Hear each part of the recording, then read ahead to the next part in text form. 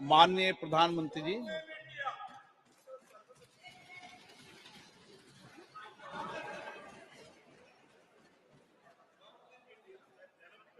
आदरणीय अध्यक्ष जी,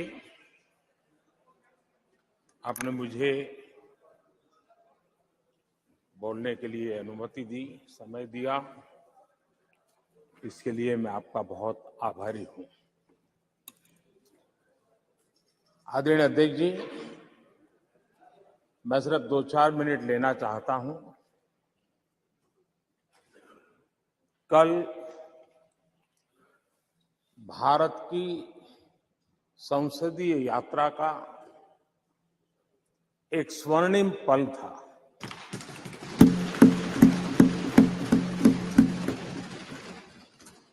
और इस स्वर्णिम पल के हकदार इस सदन के सभी सदस्य हैं।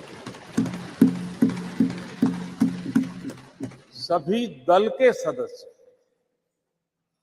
सभी दल के नेता भी हैं। सदन में हो या सदन के बाहर हो, वे भी उतने ही हकदार हैं। और इसलिए मैं आज आपके माध्यम से इस बहुत महत्वपूर्ण निर्णय में और देश की मातृशक्ति में एक नई ऊर्जा भरने में ये कल का निर्णय और आज राज्यसभा के बाद जब हम अंतिम पड़ाव भी पूरा कर लेंगे, देश की मातृशक्ति का जो मिजाज बदलेगा, जो विश्वास पैदा होगा, वो देश को नई ऊंचाइयों पर ले जाने वाली एक अकल्पनीय अप्रतिम शक्ति के रूप में उभरेगा, ये मैं अनुभव करता हूं। और इस पवित्र कार्य को करने के लिए आप सबने जो योगदान दिया है, समर्थन दिया है, सार्थक चर्चा की है, सदन के नेता के रूप में मैं आज आप सबका पूरे दिल से, सच्चे दिल से आदरपूर्वक अभिनंदन करने के लिए खड़ा हुआ हूं, धन्यवाद करने के लिए खड़ा हूं। नमस्कार। एक मिनट। सभी दलों के नेताओं ने कल समर्थन किया है। माननीय प्रधानमंत्री जी ने सबका आभार व्यक्त कर दिया। और सदन के नेता जब आभार कर दे तो पूरा सदन का आभार होता है। माननीय सदस्यगण, इसके बाद माननीय सदस्यगण, 21 सितंबर का दिन अंतर्राष्ट्रीय शांति दिवस के रूप में मनाया जाता है। सभी राष्ट्रों और लोगों के बीच शांति के आदर्शों को स्मरण और उन्हें सुदृढ़ बनाने के लिए इस वर्ष का अंतर्राष्ट्रीय शांति दिवस का विषय शांति के लिए कार्य # वैश्विक लक्ष्यों के लिए हमारी आकांक्षा। भारत विश्व शांति को प्रोत्साहित देने के लिए सदैव विभिन्न देशों के बीच सहयोग को बढ़ावा देने, परस्पर संवाद के माध्यम से आपसी टकराव का समाधान करने और वैश्विक एवं क्षेत्रीय शांति अहिंसा के आदर्शों को संरक्षित एवं संवर्धित करने के लिए प्रतिबद्ध रहा है। हमारी संस्कृति सदियों से अहिंसा की रही है। आइए हम इस अंतर्राष्ट्रीय शांति दिवस पर एक ऐसे विश्व के निर्माण के लिए संवाद, संवेदनशीलता, सहिष्णुता और सहयोग की भावना से काम करें, ताकि हम एक शांतिपूर्ण विश्व का सपना साकार कर सकें।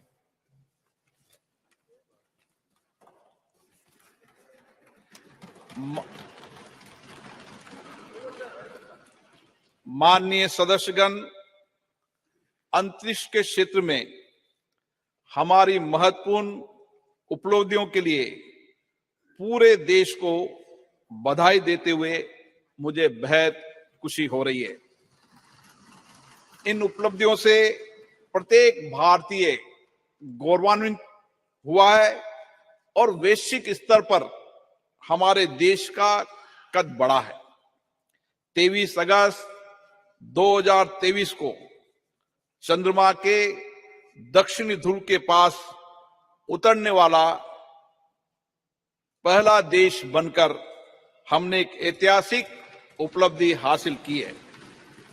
चंद्रयान-3 की मिशन की सफलता हमारे वैज्ञानिकों के अथक प्रतिबद्धता का प्रमाण है, जो निरंतर ब्रह्मांड के सुदूर क्षेत्रों तक पहुंचने का प्रयास करते आए हैं।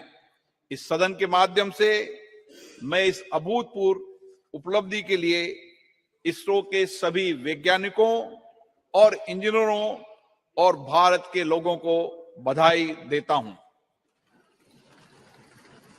भारत विश्व कल्याण के लिए अपनी सफलताओं और उपलब्धियों को दूसरों के साथ साझा करने में विश्वास रखता है। इसलिए हमने चंद्रयान-3 की सफलता को विश्व के वैज्ञानिक समुदाय और पूरी मानवता को समर्पित किया है। हमारे प्रज्ञान रोवर ने हमें चंद्रमा पर sulphur, oxygen, aluminium, calcium, iron जैसे तत्वों की मौजूदगी सहित अन्य अमूल्य जानकारी भेजी है, जिससे अंतरिक्ष के बारे में मानव ज्ञान में वृद्धि होगी और भावी अभूतपूर्व खोजों का मार्ग प्रशस्त होगा। 23 अगस्त को राष्ट्रीय अंतरिक्ष दिवस के रूप में मनाना उचित होगा। एक ऐसा दिन होगा जो हमारी भावी पीढ़ियों को जीवन में उच्च महत्वाकांक्षाएं रखने और उन्हें साकार करने के लिए कड़ी मेहनत के लिए प्रेरित करता रहेगा। मैं चंद्रमा पर चंद्रयान-2 के पद चिन्हों को तिरंगा पॉइंट और चंद्रयान-3 के लैंडिंग स्थल को शिव शक्ति पॉइंट का नाम दिए जाने का भी स्वागत करता हूं। ये नाम हमारी सदियों पुरानी विरासत के सम्मान के साथ हमारी वैज्ञानिक महत्वाकांक्षाओं और प्रयासों के प्रतीक हैं। अंतरिक्ष अन्वेषण के क्षेत्र में प्रगति जारी रखते हुए चंद्रयान-3 की सफलता के 10 दिनों के भीतर हमने 2 सितंबर 2023 को अपना पहला सौर मिशन आदित्य L1 लॉन्च किया। ये सूर्य का अध्ययन करने वाला हमारा पहला वैज्ञानिक मिशन है, जिससे सूर्य के भीतर होने वाली भौतिक प्रक्रियाओं और पृथ्वी पर उनके प्रभाव के बारे में जानकारी में वृद्धि होगी।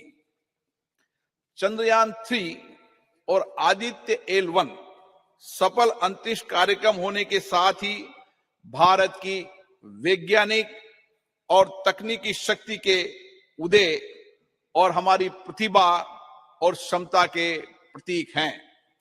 इन दोनों मिशनों में बड़ी संख्या में महिला वैज्ञानिकों ने आगे बढ़कर नेतृत्व किया है, जिससे नए भारत में महिलाओं के योगदान का पता चलता है। इन दोनों मिशनों को पूरी तरह से भारत में डिजाइन और निर्मित किया है। हमारे अंतरिक्ष कार्यक्रम की जो बात दूसरों से अलग करती है, वह हमारी सभी परियोजनाओं में कम लागत। इससे अंतरिक्ष प्रौद्योगिकी में हमारी बढ़ती क्षमताओं के साथ साथ हमारे वैज्ञानिकों की प्रतिभा का परिचय भी मिलता है।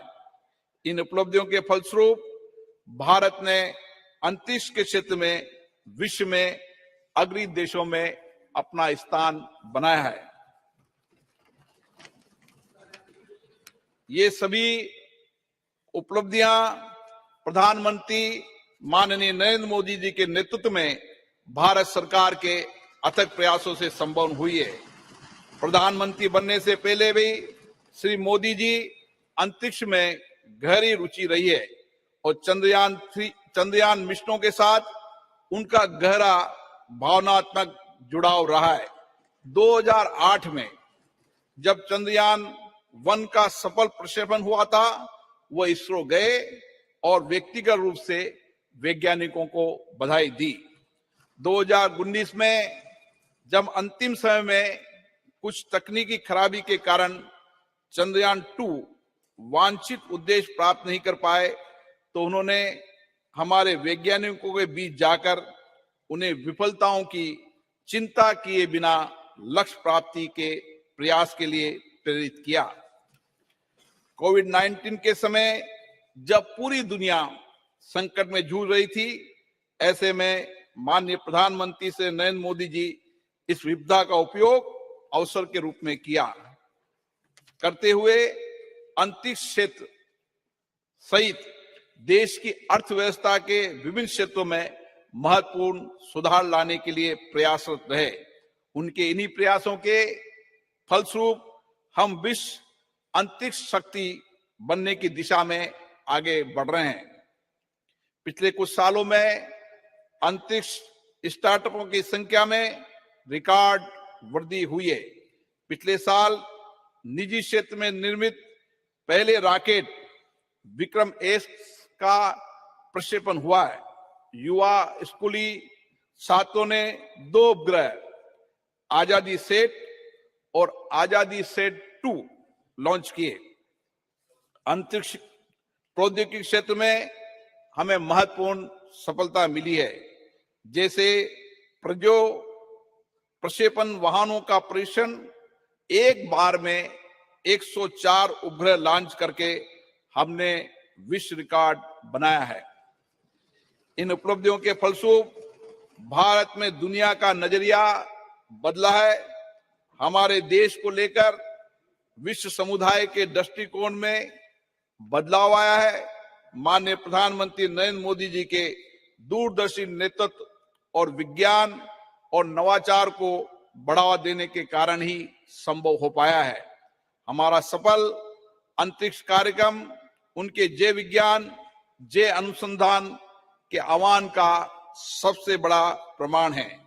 ये विज्ञान और नवाचार का सबसे अच्छा उदाहरण है, जिसमें स्टार्टअप, एमएसएमई को बढ़ावा मिला है, रोजगार अवसरों का सृजन हुआ है, हमारे विकास को भी गति मिली है। कृषि, मत्स्य पालन, संचार, नेविगेशन, राष्ट्रीय सुरक्षा सहित हमारी अर्थव्यवस्था के सभी क्षेत्रों में योगदान के माध्यम से हमारा अंतरिक्ष कार्यक्रम देश के लोगों के जीवन में गुणात्मक परिवर्तन ला रहा है। हमें विश्वास है इन उपलब्धियों में हमारी आने वाली पीढ़ियों को बड़े सपने देखने और अपने सपनों को साकार करने के लिए कड़ी मेहनत की प्रेरणा मिलेगी। सभी देशवासियों को 2047 तक एक विकसित भारत बनाने के लिए मिलकर कार्य करना होगा और अपने आप को पुनः समर्पित करना होगा। मुझे विश्वास है ये प्रतिष्ठित सदन इस ऐतिहासिक उपलब्धियों में प्रधानमंत्री मोदी जी के नेतृत्व की सराहना करने, भारत के लोगों विशेष रूप से युवाओं का उत्साहवर्धन करने तथा महिलाओं के योगदान के साथ सभी संगठनों और व्यक्तियों के योगदान की सराहना करने में मेरा साथ देगा। सभा पटल पर रखे जाने वाले पत्र। Item number 1 Shri Ashwini Kumar Choubey. अध्यक्ष महोदय, आपकी अनुमति से मैं आज की संशोधित कार्यसूची के क्रम संख्या 1 पर अपने नाम के आगे पर्यावरण, वन एवं जलवायु परिवर्तन मंत्रालय से संबंधित सूचीबद्ध विवरण सभा पटल पर प्रस्तुत करता हूं। आइटम नंबर 2 श्री कृष्णपाल जी। आपकी अनुमति से मैं आज की प्रस्तुत कार्यसूची में क्रम संख्या 2 पर अपने नाम के सम्मुख सूचीबद्ध कागजात सदन के पटल पर रखता हूं। आइटम नंबर श्री दानवे राव साहेब। अध्यक्ष महोदय, मैं आज की प्रदर्शित कार्यसूची में मेरे नाम के सामने क्रम संख्या 3 पर उल्लेखित कागजात को सभा पटल पर रखता हूं। Item number 4 Shri Pankaj Chaudhary. अध्यक्ष महोदय, मैं आज की संशोधित कार्यसूची में मत संख्या 4 पर मेरे नाम के सामने वर्णित कागजात आपकी अनुमति से सदन के पटल पर रखता हूं। Item number 5 Shri Devi Singh Chauhan, Daewoo Singh. Honorable Speaker, sir, with your kind permission, I rise to lay on the table of the House the papers mentions against my name at serial number 5 in today's revised list of business. Item number 6 doctor Bharati Pawar. Honorable Speaker, sir, with your permission, I rise to lay on the table of the House papers mentioned against my name at serial number 6 in today's revised list of business. Item number 7 doctor Sanjay Jaiswal. आज की संशोधित कार्यसूची में अपने नाम के सम्मुख यथा सूचीबद्ध प्राक्कलन समिति के प्रतिवेदन संख्या 27 हिंदी और अंग्रेजी संस्करण को प्रस्तुत करता हूं। Item number 8 Shri Vishnu Dayal Ram.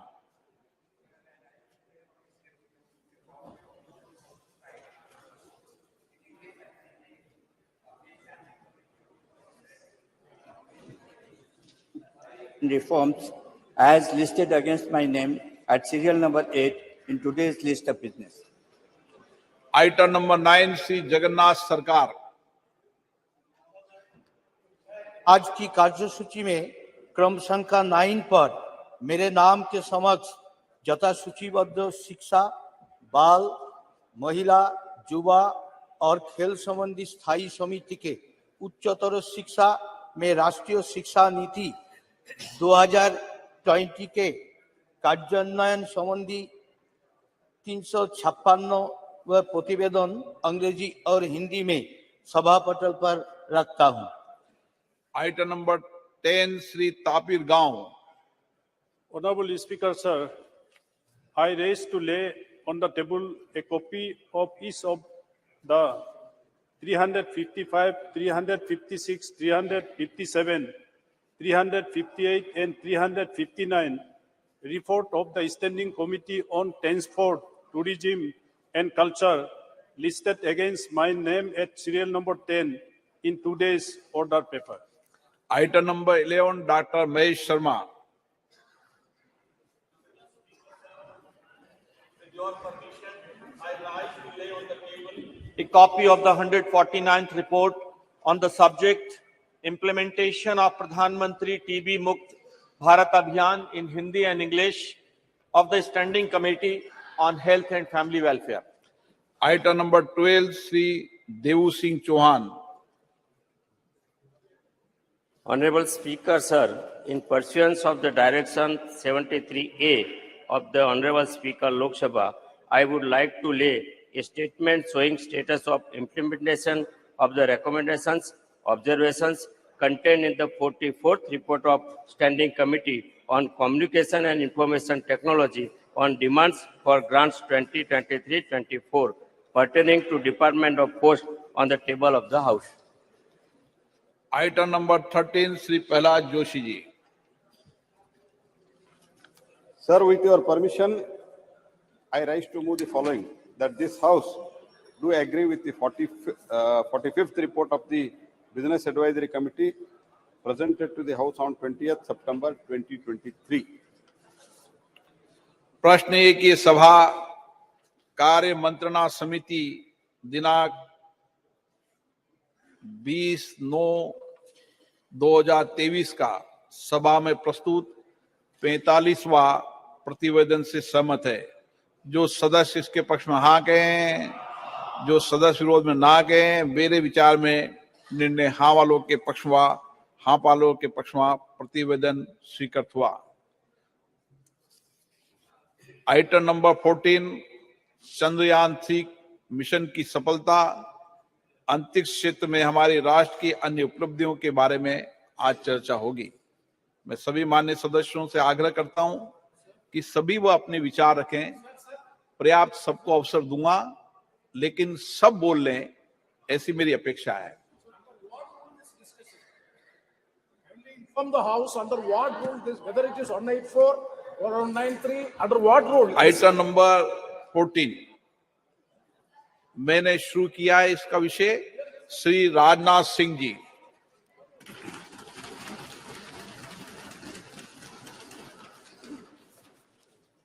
अध्यक्ष महोदय, इस गरिमामयी सदन में चंद्रयान-3 और आदित्य L1 की सफलता पर अपनी बात रखने के लिए आपने मुझे अवसर दिया है। इसके लिए मैं अपनी तरफ से आपके प्रति आभार व्यक्त करता हूं। अध्यक्ष महोदय, चंद्रयान-3 की सफलता हमारे लिए निश्चित रूप से एक बहुत बड़ी उपलब्धि है, जैसा आपने भी अभी अपने संबोधन में कहा है, क्योंकि एक तरफ दुनिया के कई ऐसे विकसित देश हैं जो हमसे कहीं अधिक साधन संपन्न होते हुए भी चांद पर पहुंचने के लिए अब भी प्रयासरत हैं, तो वहीं दूसरी तरफ बेहद सीमित संसाधनों के से चांद के दक्षिण ध्रुव पर पहुंचने वाले हम दुनिया के पहले देश बन गए हैं। अध्यक्ष महोदय, मैं मानता हूं कि यह उन सभी लोगों के लिए गौरव का विषय है जो अपने राष्ट्र और राष्ट्र की उपलब्धियों पर गर्व करते हैं। अध्यक्ष महोदय, सबसे पहले मैं इसरो के साइंटिस्ट और ब्रॉडर इंडियन साइंटिफिक कम्युनिटी को इस सफलता के लिए हृदय से बधाई देता हूं। यह हमारे इसरो के वैज्ञानिकों की बौद्धिक क्षमता, उनकी लगन और राष्ट्र के विकास के प्रति उनके समर्पण का ही यह प्रतिफल है। अध्यक्ष महोदय, ऐसा मैं मानता हूं कि हमारा राष्ट्र आज विज्ञान की दुनिया में अग्रणी राष्ट्रों की पंक्ति में आकर खड़ा हो गया है। आज केवल मुझे ही नहीं, बल्कि सरकार को ही नहीं, बल्कि सदन को ही नहीं, बल्कि पूरे राष्ट्र को अपने देश के वैज्ञानिकों पर गौरव की अनुभूति हो रही है।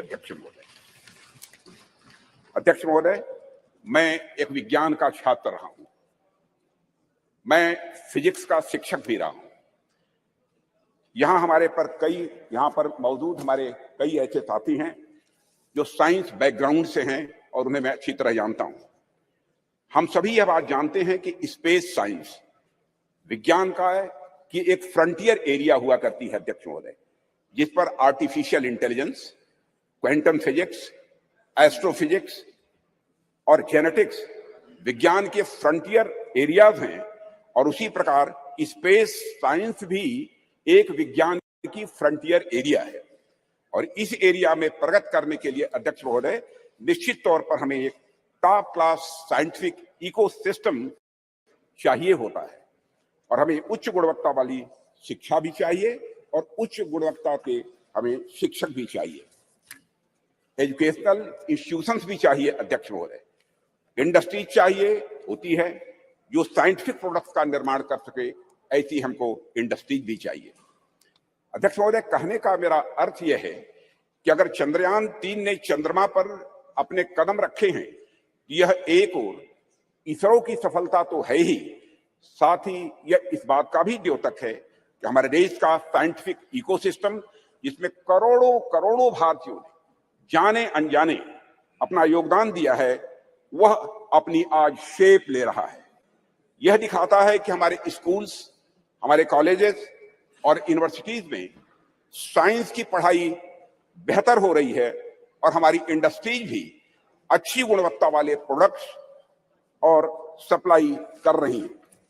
अध्यक्ष महोदय, हमें अच्छे स्टूडेंट्स, अच्छे टीचर्स और रिसर्चर्स आज मिल रहे हैं, इसलिए आज हम किसी उपलब्धि तक पहुंचते हैं तो उसके लिए वे सभी बधाई के पात्र हैं। अध्यक्ष महोदय, जिन्होंने इस यात्रा में अपना किसी भी प्रकार का सहयोग दिया है और राष्ट्र के भीतर साइंटिफिक टेम्परामेंट को जन्म दिया है। और अध्यक्ष महोदय, जब मैं यहां साइंटिफिक टेम्परामेंट की बात कर रहा हूं तो उससे मेरा मतलब कुछ वैज्ञानिक उपकरणों के, कुछ साइंटिफिक ऑपरेटर्स के केवल डेवलप कर लेने भर से नहीं है, यह हमारे कहने का तात्पर्य नहीं है। साइंटिफिक टेम्परामेंट की यदि मैं बात कर रहा हूं तो साइंटिफिक टेम्परामेंट से मेरा आशय यह है कि वैज्ञानिकता और तार्किकता ये दोनों हमारी सोच में हो, वह हमारे बात और हमारे व्यवहार में हो, और वह हमारे स्वभाव में भी हो। आवश्यक नहीं हम जब विज्ञान का विषय पढ़ें तभी हम साइंस से दो चार हों, बल्कि हम आर्ट्स, म्यूजिक और साथ ही साथ एस्थेटिक्स भी पढ़ें तो हम उसमें भी साइंटिफिक अप्रोच रख सकें। मैं इस साइंटिफिक टेम्परामेंट की यहाँ पर अध्यक्ष महोदय बात कर रहा हूं और हम सब इस संबंध में बड़े भाग्यशाली हैं अध्यक्ष महोदय कि यह टेम्परामेंट प्राचीन काल से ही हम भारतवासियों को विरासत में मिला हुआ है। आप देखें, चाहे हमारे प्राचीन ग्रंथ वेद हों या फिर उपनिषद देख लें या फिर स्मृति ग्रंथ देख लें, सर्वत्र आपको विज्ञान या फिर विज्ञान से युक्त विचारों के दर्शन करने को मिलेंगे।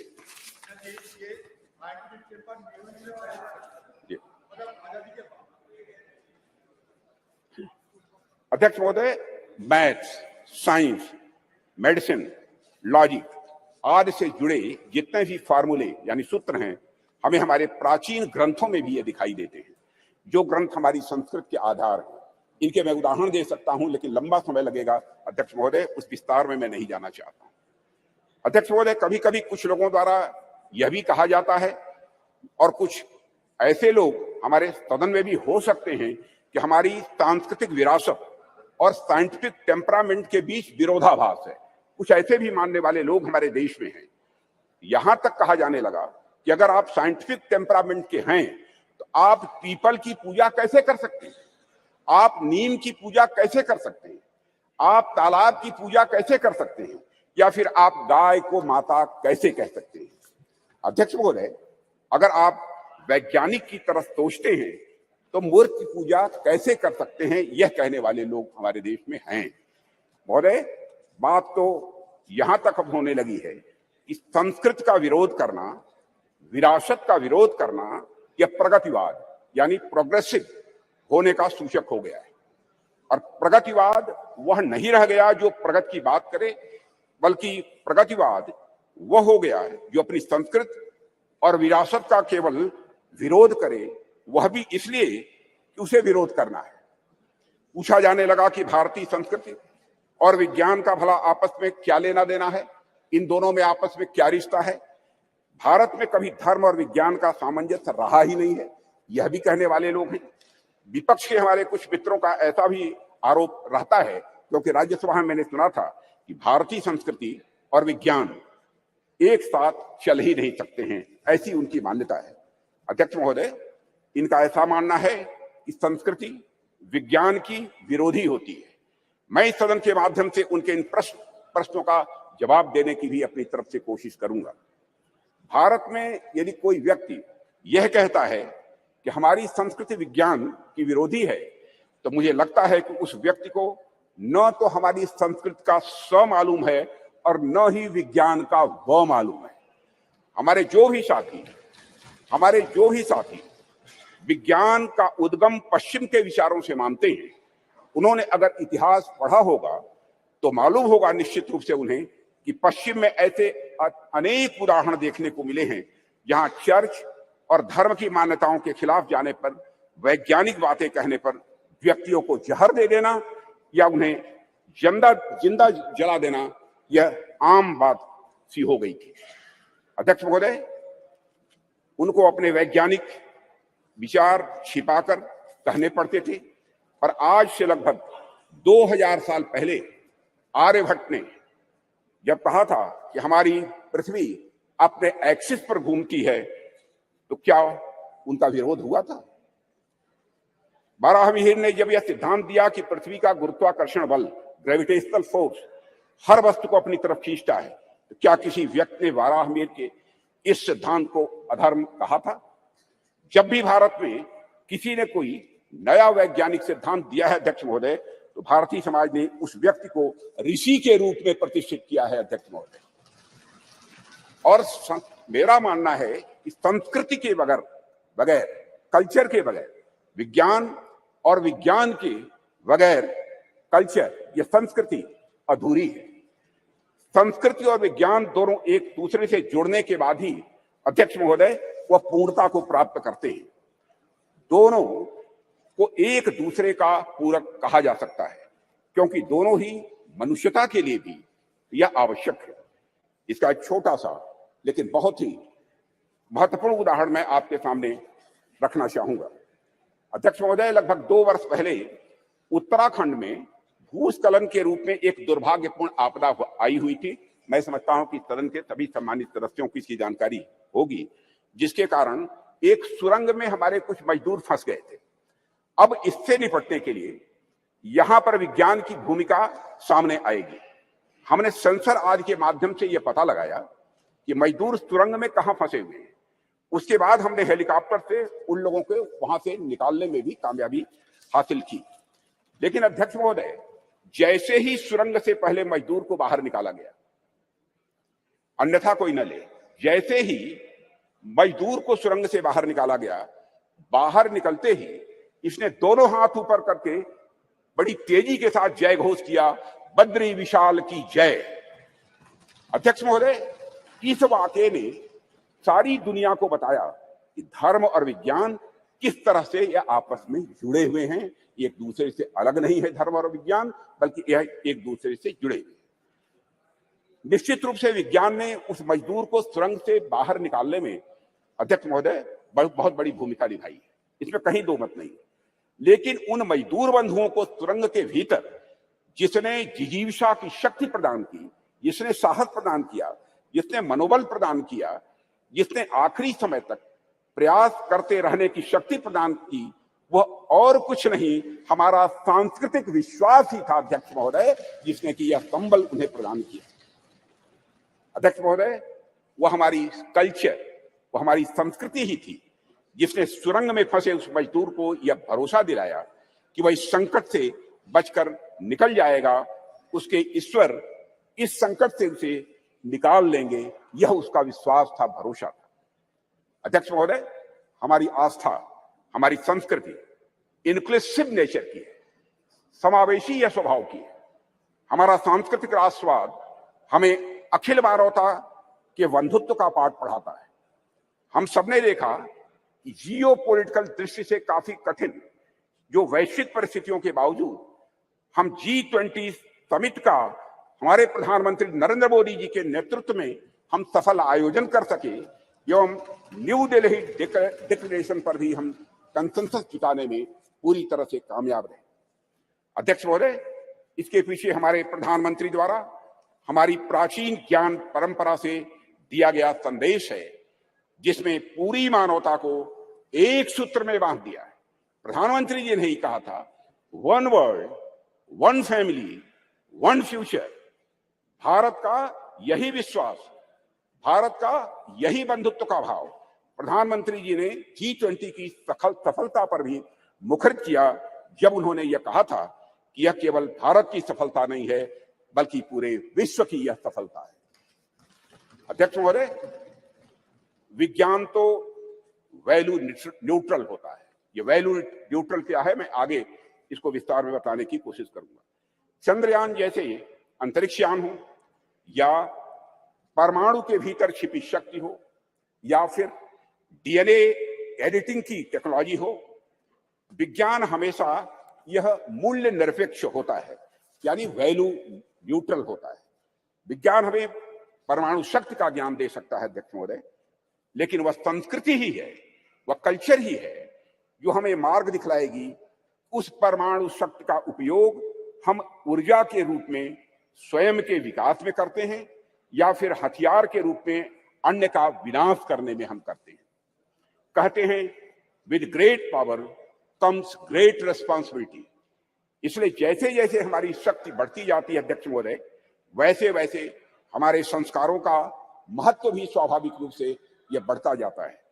प्रारंभ में मानव के पास बहुत सारे विकसित हथियार नहीं थे, ऐसे में यदि उससे कुछ नुकसान भी होता था तो बहुत बड़े पैमाने पर नहीं होता था। पर अध्यक्ष महोदय, आज जब मानव के पास परमाणु शक्ति आ गई है और मानव ने चंद्रमा तक पहुंचने के भी रास्ते खोज लिए हैं, तब ऐसी शक्तियों का दुरुपयोग भी उसी पैमाने पर संभव है।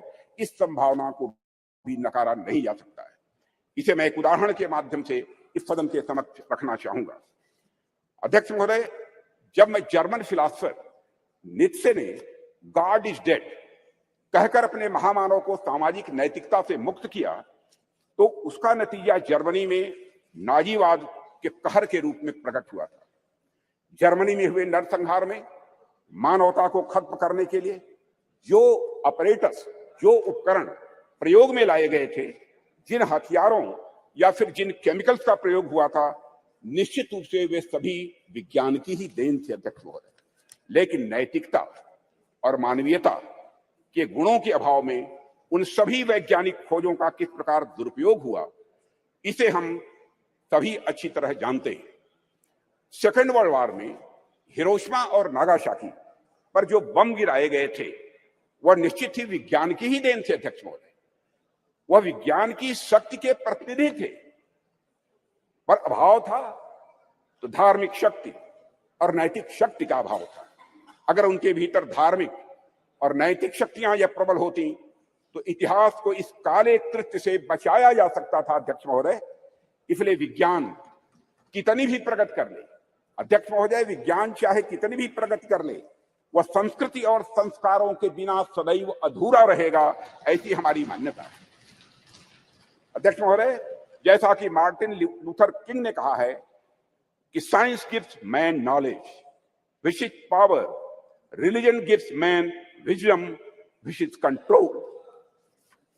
अध्यक्ष महोदय, एक बात पर मैं समझता हूं कि ध्यान देने की हम सभी को जरूरत है कि जिस टेक्नोलॉजी का इस्तेमाल वैज्ञानिक किसी यान को चांद या मंगल पर भेजने के लिए करते हैं, कमोबेश उसी टेक्नोलॉजी का इस्तेमाल मिसाइल में भी काफी हद तक किया जाता है। पहला उपयोग मानवता के विकास में होता है अध्यक्ष महोदय, जबकि दूसरा उपयोग मानवता के विनाश में होता है। पर अपना अपना सबका इंटरेस्ट है, सबकी अपनी अपनी रुचि है कि कुछ राष्ट्रों का ध्यान पहले वाले उपयोग पर अधिक होता है और कुछ राष्ट्रों का ध्यान दूसरे वाले उपयोग पर अधिक होता है। अध्यक्ष महोदय, कई बार कुछ लोगों का यह भी आरोप रहता है, अब देश में ऑलरेडी जमीनी विकास के इतने कार्य करने के लिए पड़े हैं जिसमें रिसोर्सेज की जरूरत होती है, संसाधनों की जरूरत होती है, तो ऐसे में चंद्रयान जैसे मिशन भेजने की क्या आवश्यकता है। अध्यक्ष महोदय, इन प्रश्नों का भी जवाब मैं आपकी अनुमति से इस सदन के समक्ष रखना चाहूंगा। जब हम इस प्रकार के मिशन भेजते हैं या फिर हम किसी प्रकार की वैज्ञानिक प्रगति हम करते हैं, तो इसका जमीनी विकास से किसी भी प्रकार का विरोधाभास नहीं होता है। हम यदि स्पेस रिलेटेड कोई भी मिशन भेजते हैं तो बाहरी तौर पर दिखने में सिर्फ स्पेस से रिलेटेड यह लग सकता है हम सबको, लेकिन वास्तव में उसका प्रभाव आम जनमानस पर भी पड़ता है। इस सच्चाई को भी नकारा नहीं जा सकता। अध्यक्ष महोदय, हमारे यह स्पेस प्रोग्राम्स भारत का तो नाम रोशन करते ही हैं, लेकिन साथ ही साथ इन मिशन का जो बहुआयामी उपयोग होता है उसका प्रभाव आम जनता के ऊपर भी बहुत ज्यादा पड़ता है। स्पेस मिशन हमें अनेक प्रकार से सहायता प्रदान करते हैं, जैसे यदि हम इसके माध्यम से रेनफॉल पैटर्न यानी वर्षा होने का जो पैटर्न है, इसका बेहतर प्रेडिक्शन यदि कर रहे हैं तो हमारे किसान बंधु बांधवों के लिए फायदेमंद आज हो रहा है। यदि हम इसके माध्यम से चक्रवात, साइक्लोन को यदि हम प्रेडिक्ट करते हैं तो हमारे कोस्टल एरियाज में रह रहे लोगों के लिए भी अध्यक्ष महोदय यह लाभदायक हो। इस प्रकार के प्रेडिक्शंस हमारे मछुआरों के लिए लाभदायक सिद्ध होंगे। यह तो मैंने एक दो उदाहरण केवल दिए हैं अध्यक्ष महोदय। बाकी स्पेस एप्लीकेशन से डेवलपमेंट में जो मदद मिलती है उससे भी मैं समझता हूं सदन के अधिकांश सदस्य अच्छी तरह परिचित हैं। इन सबसे भी महत्वपूर्ण बात यह होती है कि जब भी हम इस प्रकार के मिशन स्पेस में या फिर चंद्रमा और सूर्य की ओर भेजते हैं तो सुदूर गांव में बैठे किसी बच्चे के मन में साइंटिफिक टेम्परामेंट स्वाभाविक रूप से जगता है और उसके भीतर भी इस बात की अलख जगती है अध्यक्ष महोदय कि वह भी आगे चलकर कुछ ऐसे ही करेगा। उसके अंदर यह प्रेरणा आती है कि एक दिन वह भी वैज्ञानिक बनकर भारत का नाम दुनिया में रोशन करेगा, और यही कुछ करने की तमन्ना ही अध्यक्ष महोदय राष्ट्र को स्वाभाविक रूप से आगे ले जाने का काम करती है। चंद्रयान-3 की सफलता से कितने रामानुजन, कितने भाभा या साराभाई अपने लक्ष्य की ओर आगे बढ़े होंगे, यह हमें आज नहीं कुछ वर्षों के बाद यह पता लगेगा। अध्यक्ष महोदय, हमारे प्रधानमंत्री मोदी जी के नेतृत्व में हम संस्कृति और विज्ञान दोनों को समान रूप से महत्व देते हुए आगे बढ़ रहे हैं। और ऐसा बिल्कुल भी नहीं है कि यदि हम एक को महत्व दे रहे हैं तो दूसरे का महत्व कम हो जाएगा। यह कोई जीरो सम गेम नहीं हुआ करता है। अध्यक्ष महोदय, हमारे ऋषियों मनीषियों ने बरसों पहले विज्ञान को न केवल धर्म के साथ जोड़ा बल्कि लोगों को इसके व्यवहारिक ज्ञान के बारे में भी बतलाया है। उनका मानना था यदि विज्ञान को सुव्यवस्थित ढंग से संवार कर मनुष्य के वेलफेयर के लिए, उनके कल्याण के लिए लगाया जाए तो स्वाभाविक रूप से वह अपने आप धर्म बन जाता है। यही वजह है कि हमारे वेद, उपनिषद, दर्शन आदि जितने भी धर्म ग्रंथ हैं उनमें विज्ञान स्वाभाविक रूप से यह पिरोया हुआ हम पाते हैं। उदाहरण के तौर पर वैदिक रिचुअल्स में, 16 सूत्रों में ज्योमेट्री का सिद्धांत ये निहित पाए जाते हैं। जैसे मैं बतलाना चाहूंगा इस सदन को अध्यक्ष महोदय, जैसे हवन कुंड हम बनाते हैं तो वह भी हमारे प्राचीन ज्योमेट्रिक कंसेप्ट पर ही आधारित होता है। यह बिल्कुल हमारी जनता के मन में, उनकी सोच में यह पूरी तरह से रचा बसा है। और यही कारण है कि बड़े बड़े वैज्ञानिक भी सांस्कृतिक विरासत की महत्ता को अच्छी तरह स्वीकार करते हैं। अध्यक्ष महोदय, अभी चंद्रयान-3 की सफलता के नायक डॉक्टर यश सोमनाथ, जिनका पूरे सदन ने अभिनंदन किया, उनके साथ सारे वैज्ञानिकों का अभिनंदन किया, डॉक्टर यश सोमनाथ जी ने भी इस बात की ओर इशारा किया था कि वेदों में कई सारी वैज्ञानिक पृष्ठभूमि वाली बातें कही गई है। भारत के प्रसिद्ध गणितज्ञ श्रीनिवास रामानुजन का तो संस्कृत के प्रति इतना गहरा विश्वास था कि वे अपने गणित के क्षेत्र में किए गए किसी भी कार्य को स्पिरिचुअलिज्म, अध्यात्म का ही वह अंग मानते थे। और अध्यक्ष महोदय, इसीलिए जो लोग यह कहते हैं कि हमें अपनी संस्कृति से विरक्त होकर विज्ञान को अपनाना चाहिए, दरअसल उन लोगों का यह समझना पड़ेगा उन्हें कि संस्कृत और विज्ञान एक दूसरे के विरोधी नहीं है, बल्कि संस्कृत और विज्ञान एक दूसरे के पूरक है। अध्यक्ष महोदय, मैं देश का रक्षा मंत्री हूं, रक्षा मंत्रालय का दायित्व तो मेरे ऊपर है और देश की सुरक्षा का कार्यभार देख रहा हूं। जब मैं यहां आ रहा था तो मैं रास्ते मैंने सोचा कि चंद्रयान-3 की सफलता को देश के रक्षा मंत्री होने के नाते मैं किस नजरिए से देखता हूं, इस पर भी मैंने अपनी कुछ बातें आपके सामने में रखना चाहूंगा। मैं अपनी बात पर आऊं इसके लिए मैं आपको थोड़ा पीछे भी ले जाना चाहूंगा अध्यक्ष महोदय, और कुछ एक उदाहरण भी इस सदन के समक्ष आपके माध्यम से रखना चाहूंगा। आप सभी सदन के लोग अच्छी तरह अवगत हैं कि कुछ ही समय पहले हमारे प्रधानमंत्री मोदी जी ने के प्रयासों से काशी तमिल संगमम का भव्य और सफल आयोजन किया गया था। उसके कुछ समय बाद ही सौराष्ट्र तमिल संगमम का भी आयोजन उनके द्वारा किया गया था। अध्यक्ष महोदय, इसके पहले का एक और उदाहरण देखिए कि सरकार के प्रयासों से कैसे उज्जैन में बाबा महाकाल के क्षेत्र में भव्य कॉरिडोर का निर्माण किया गया। विश्व की प्राचीनतम नगरी ज्ञान नगरी काशी में बाबा विश्वनाथ धाम के परिसर के पुनरुद्धार का काम भी वहां पर किया गया। प्रधानमंत्री मोदी जी ने बाबा विश्वनाथ के चरणों में श्रद्धा के सुमन अर्पित किए अध्यक्ष महोदय। और राम मंदिर का एक और उदाहरण इसके साथ ही अध्यक्ष महोदय में देना चाहूंगा। जो रामचंद्र जी देश के जनमानस में निवास करते हैं, उन राजा जी को अयोध्या में निवास करना कितना मुश्किल कार्य हो गया था। जाने कितनी पीढ़ियां इस प्रतीक्षा में ही निकल गई कि रामलला के मंदिर का निर्माण कभी होगा कि नहीं होगा। सैकड़ों वर्षों से राम मंदिर बनने का सपना पाले बैठे उन भक्तों ने इसे बस एक सपना भर ही मान लिया था, कभी न पूरा होने वाला सपना ऐसा मान लिया था। पर माननीय प्रधानमंत्री जी के नेतृत्व में सरकार का प्रयास देखिए अध्यक्ष महोदय कि आज अयोध्या में राम मंदिर के निर्माण का कार्य बड़े जोर शोर के साथ चल रहा है। और अध्यक्ष महोदय, राष्ट्र में सांस्कृतिक उत्कर्ष, राष्ट्र में सांस्कृतिक उत्कर्ष के एक नए युग का प्रारंभ हुआ है। राष्ट्र के प्रयासों से भगवान राम अपने नए अवतार में जल्द ही जनता के सामने होंगे और यह भारतवासियों की, मैं समझता हूं, एक बहुत बड़ी, बहुत शानदार यह उपलब्धि होगी। अध्यक्ष महोदय, इस प्रकार के कुछ और उदाहरण देखिए। गंगा जैसी अनेक नदियों का पुनरुद्धार किया गया।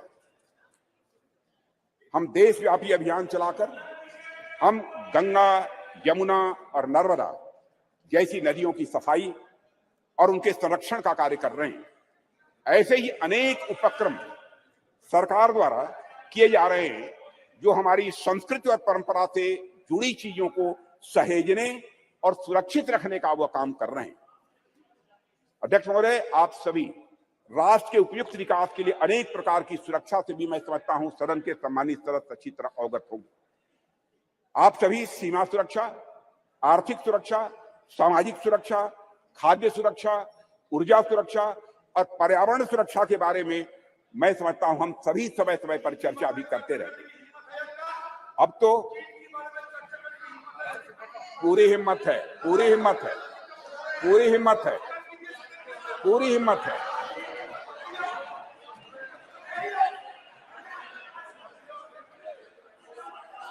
पूरी हिम्मत है,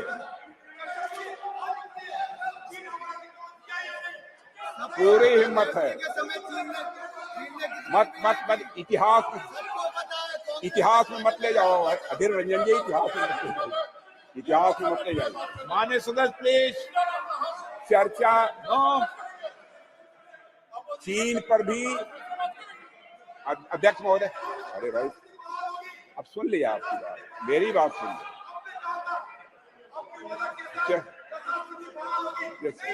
माननीय सदस्य आपको मौका देंगे जब आप बोलना, सबको पर्याप्त समय, पर्याप्त अवसर मिलेगा।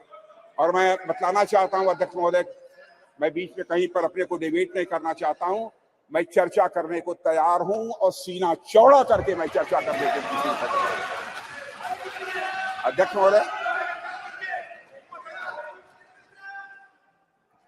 महोदय, आप सभी राष्ट्र के उपयुक्त विकास के लिए अनेक प्रकार की सुरक्षा से हमारे सदन के सम्मानित सदस्य अवगत होंगे। आप सभी सीमा सुरक्षा, आर्थिक सुरक्षा से अवगत होंगे। आप सभी सीमा सुरक्षा, आर्थिक सुरक्षा, सामाजिक सुरक्षा और खाद्य सुरक्षा, ऊर्जा सुरक्षा और पर्यावरण सुरक्षा के बारे में भी अवगत होंगे। अब तो स्पेस और साइबर सुरक्षा, स्पेस और साइबर सिक्योरिटी जैसे नए नए डायमेंशन की जुड़ गए हैं अध्यक्ष महोदय। पर इनके साथ ही अध्यक्ष महोदय, सिक्योरिटी का एक और भी आयाम है जिसमें सुरक्षा उतनी ही आवश्यक है जितनी बाकी सब में है, और वह डायमेंशन है हमारी संस्कृति का, हमारी कल्चर का। और इसे मुझे कोई नाम देना हो तो उसे मैं सांस्कृतिक सुरक्षा और कल्चरल सिक्योरिटी का नाम यहां देना चाहूंगा।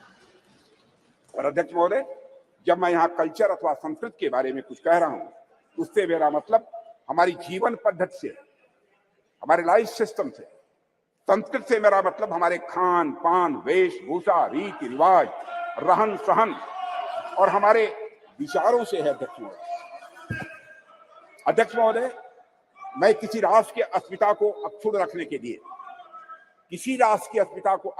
के लिए जिस तरह से वहां की सीमाई सुरक्षा और बाकी अन्य चीजों की सुरक्षा आवश्यक होती है, उसी प्रकार उसकी अस्मिता को बनाए रखने के लिए वहां की संस्कृति की सुरक्षा भी उतनी ही आवश्यक होती है।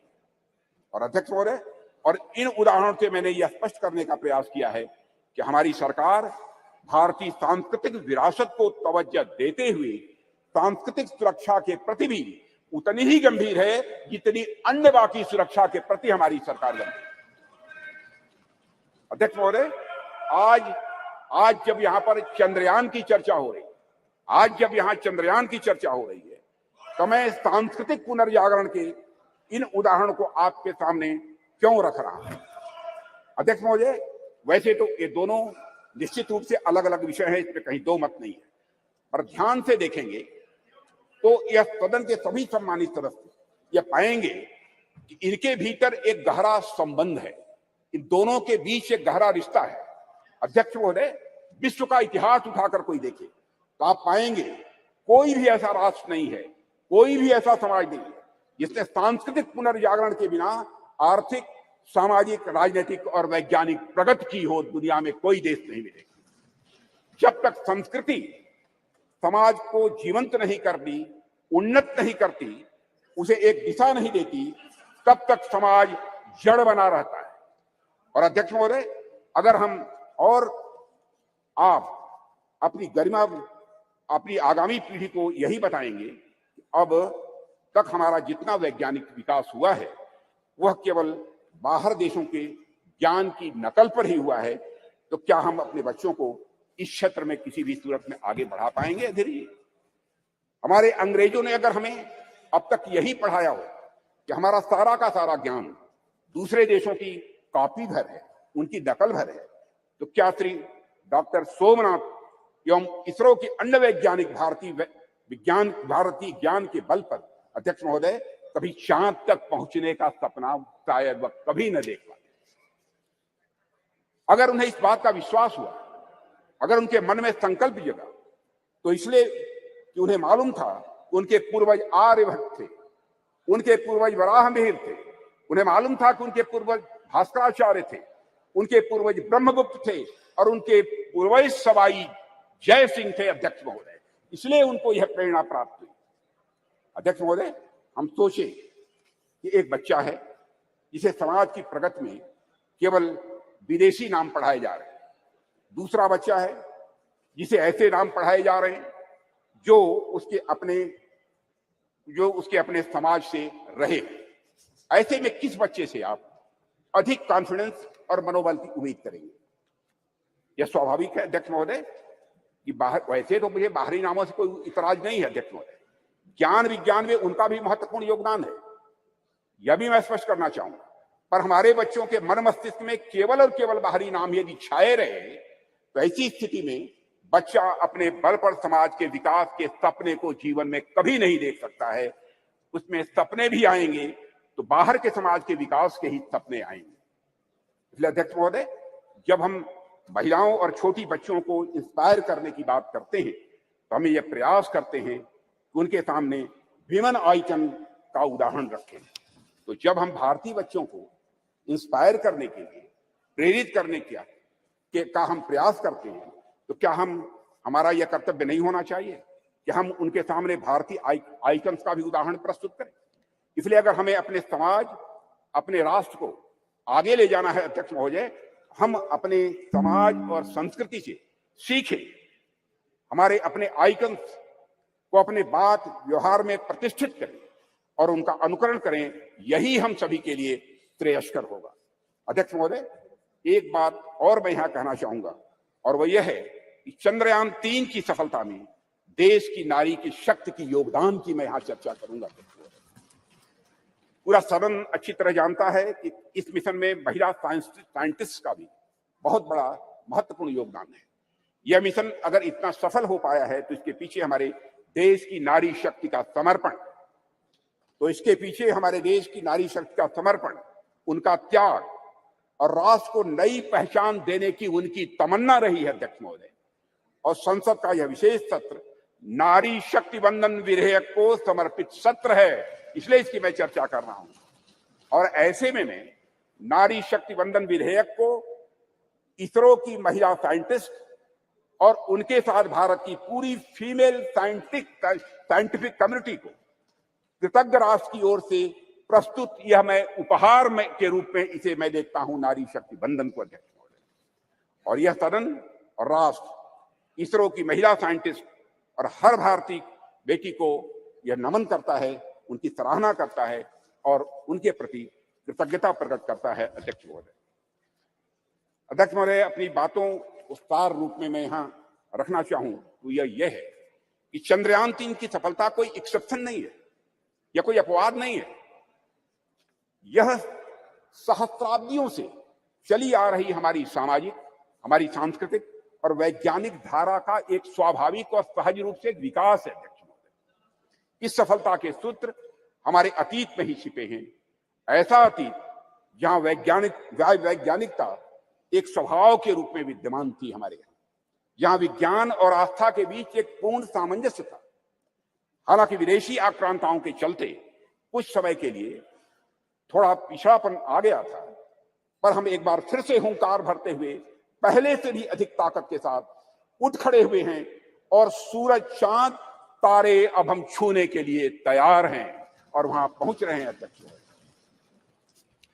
अध्यक्ष महोदय, जिस देश में बुद्धि के देवता श्री गणेश प्रथम पूज्य, ओम श्री गणेशाय बोलकर ही हम कोई काम प्रारंभ करते हैं, एवं विद्या की देवी सरस्वती प्रथम आराध्या हो, वह देश तो स्वाभाविक रूप से साइंटिफिक टेम्परामेंट को आत्मसात करते हुए सदैव एक नॉलेज सोसाइटी रहा है।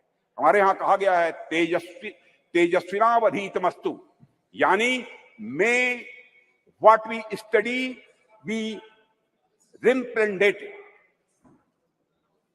कि प्रार्थना करने वाले भारतीयों को सिर्फ चंद्रयान तक ही नहीं रुकना है अध्यक्ष महोदय, बल्कि उसके आगे जाना है। अभी अंतरिक्ष में अनेक लक्ष्य हमारा इंतजार कर रहे हैं। अभी हम भारतीयों को कई मानदंड यहां स्थापित करने हैं। अध्यक्ष महोदय, मैं अपने वैज्ञानिकों की कामयाबी की एक दो और चर्चा करके अपनी बात यहां समाप्त करना चाहूंगा। अध्यक्ष महोदय, भारत द्वारा, हमारे वैज्ञानिकों का करिश्मा देखिए, भारत द्वारा अब तक लॉन्च किए गए 424 विदेशी उपग्रह, इनमें से 389, 424 में से 389 आउट ऑफ 424 जितने भी हमारे विदेशी उपग्रह हैं, उसमें 389 प्रधानमंत्री श्री नरेंद्र मोदी के नेतृत्व वाली सरकार के पिछले 9 वर्षों में लॉन्च किए गए हैं अध्यक्ष। और विदेशी उपग्रहों के सफल प्रक्षेपण के साथ भारत का अंतरिक्ष क्षेत्र दुनिया में बहुत तेजी से एक प्रमुख स्थान हासिल कर रहा है। भारत द्वारा अब तक लॉन्च किए गए 424 विदेशी उपग्रहों में से 389 प्रधानमंत्री श्री नरेंद्र मोदी की नेतृत्व वाली सरकार के पिछले 9 वर्ष में लॉन्च किए गए थे। इसके अलावा अध्यक्ष महोदय, 174 मिलियन अमेरिकी डॉलर में से 157 मिलियन की कमाई पिछले 9 वर्षों में हुई, और इसी तरह अब तक की अर्जित 256 मिलियन यूरो में से 223 मिलियन मोदी शासन के 9 वर्षों के दौरान आए हैं। अध्यक्ष महोदय, यह भी मैं सदन की जानकारी में यहां लाना चाहता हूं।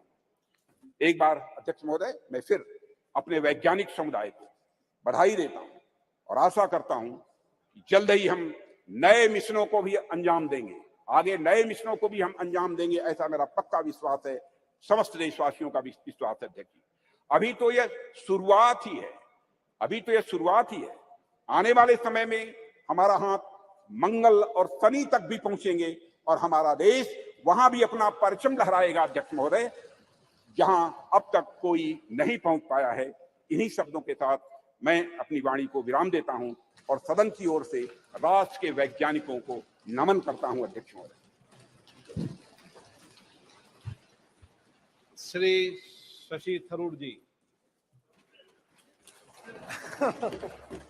Thank you very much, Honorable Speaker. I'm honored, really, to stand before this House and to speak on behalf of my party on a matter of great pride for Indians everywhere in the world, the success of our lunar mission, Chandrayaan-3, and according to the topic you've given us in the revised list of business, success of Chandrayaan-3 mission and other achievements of our nation in the space sector. I think my respected friend, Sri Rajnath Singh, treated us to a lecture on a slightly different subject. But on August 23rd, Mr. Speaker, we scripted history as our unmanned moon mission's lander module made a flawless soft landing, making us only the 4th country to achieve this feat and the first to reach the uncharted south pole of Earth's only natural satellite, the moon. It is fitting, sir, that as you proposed, we observe August 23rd as National Space Day in future. How far we have come since the late 1950s, when a classic photograph by Henri Cartier-Bresson showed Indian rocket parts being transported on a bullock cart. Let me take you back, sir, nonetheless, to when our nation's scientists, led by Dr. Vikram Sarabhai, began to develop the contours of India's nascent space program in the early 1960s. Back then, the coastal village of Thumba, in the outskirts of Thiruvananthapuram, was identified as an ideal location, given its latitude and natural geological features, to allow for rocket launches and allied research. Imagine, friends in this house, a sleepy village with golden beaches and palm-fringed coconut trees, populated largely by an overwhelmingly Catholic community of fisherfolk. The catch, however, was that the community of scientists had identified a piece of an area of land, which housed in Thumba the Saint Mary Magdalene Church and the residence of the bishop himself, Peter Bernard Pereira, his own official residence. Now, in any other community or any other part of the world, even, the matter might have been put to rest right there. After all, the idea, the thought of displacing an active spiritual establishment would certainly have evoked outrage and fury, especially in today's India. But in this relatively obscure part of India near Thiruvananthapuram, where a decision of national importance and scientific progress presented itself, the community chose to make a remarkably patriotic choice, a choice for development and progress. When initial conversations with politicians and bureaucrats made little headway, something special happened. One day, when Bishop Pereira was sitting in his little office in the church, he heard a knock on the door. He said, "Who is this?" And a man in a white suit came and said, "I'm Dr. Vikram Sarabhai." Dr. Sarabhai explained the importance of this area to India's scientific research in space. The bishop understood the proposed mission of the scientists, and he told Dr. Sarabhai, "Come to my church on the following Sunday." So during the Sunday service, Dr. Sarabhai was there, and Bishop Pereira presented a proposition before the congregation. "My children," he said, "I have a famous scientist with me who wants our church and the place I live in for the work of space science research. Dear children," he said, "science seeks truth by reasoning. In one way, science and spiritualism seek the same divine blessings for doing good for the people. My children, can we give God's abode for a scientific mission?" The answer from the congregation was quite literally a resounding amen. The church and the bishop's house, as well as other neighboring inhabited areas, were handed over without protest to Dr. Sarabhai and his team. Thus was established in 1962 the Thumba Equatorial Rocket Launching Station, or TERLS, which would later be renamed Vikram Sarabhai Space Center after the death of the legendary Dr. Sarabhai 9 years later. A year after TRLS was established, India launched its first two-stage rocket, our first foray into space, from Thiruvananthapuram. As our late president, Dr. APJ Abdul Kalam, who was part of the original launch team in 1963, and he went on to work from the church building himself, he wrote later, looking back at this remarkable episode, "Today among us, Professor Vikram Sarabhai is not there, Reverend Dr. Bernard Peter Pereira is not there, but those who are responsible for the creation and make the flower and blossom will themselves be a different kind of flower, as described in the Bhagavad Gita," he said. And he quotes the Gita, "See the flower, how generously it distributes perfume and honey. It gives to all, gives freely of its love. When its work is done, it falls away quietly. Try to be like the flower, unassuming despite all its qualities." That is what a lot of ISRO's foundations have been, sir. Unassuming, but with the power to change the world. One of the world's oldest and most ambitious, it arose from the physical research laboratory established in Ahmedabad in 1947, the year of our independence and the brutal partition with Pakistan.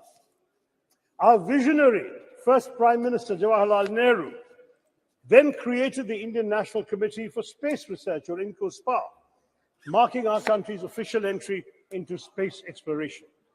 This committee was set up on the recommendation of the Scientific Advisory Committee to the Cabinet for the promotion and exploration of space, and its utilization for peaceful purposes, a committee led by the legendary Homi Bhabha. Then in 1962, as we've seen, TRLS was established.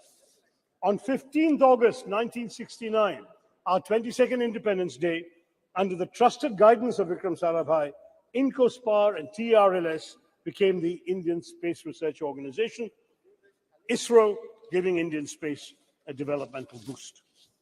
There was a tragic setback, as I mentioned, when Dr. Sarabhai died suddenly of a heart attack at the age of just 52.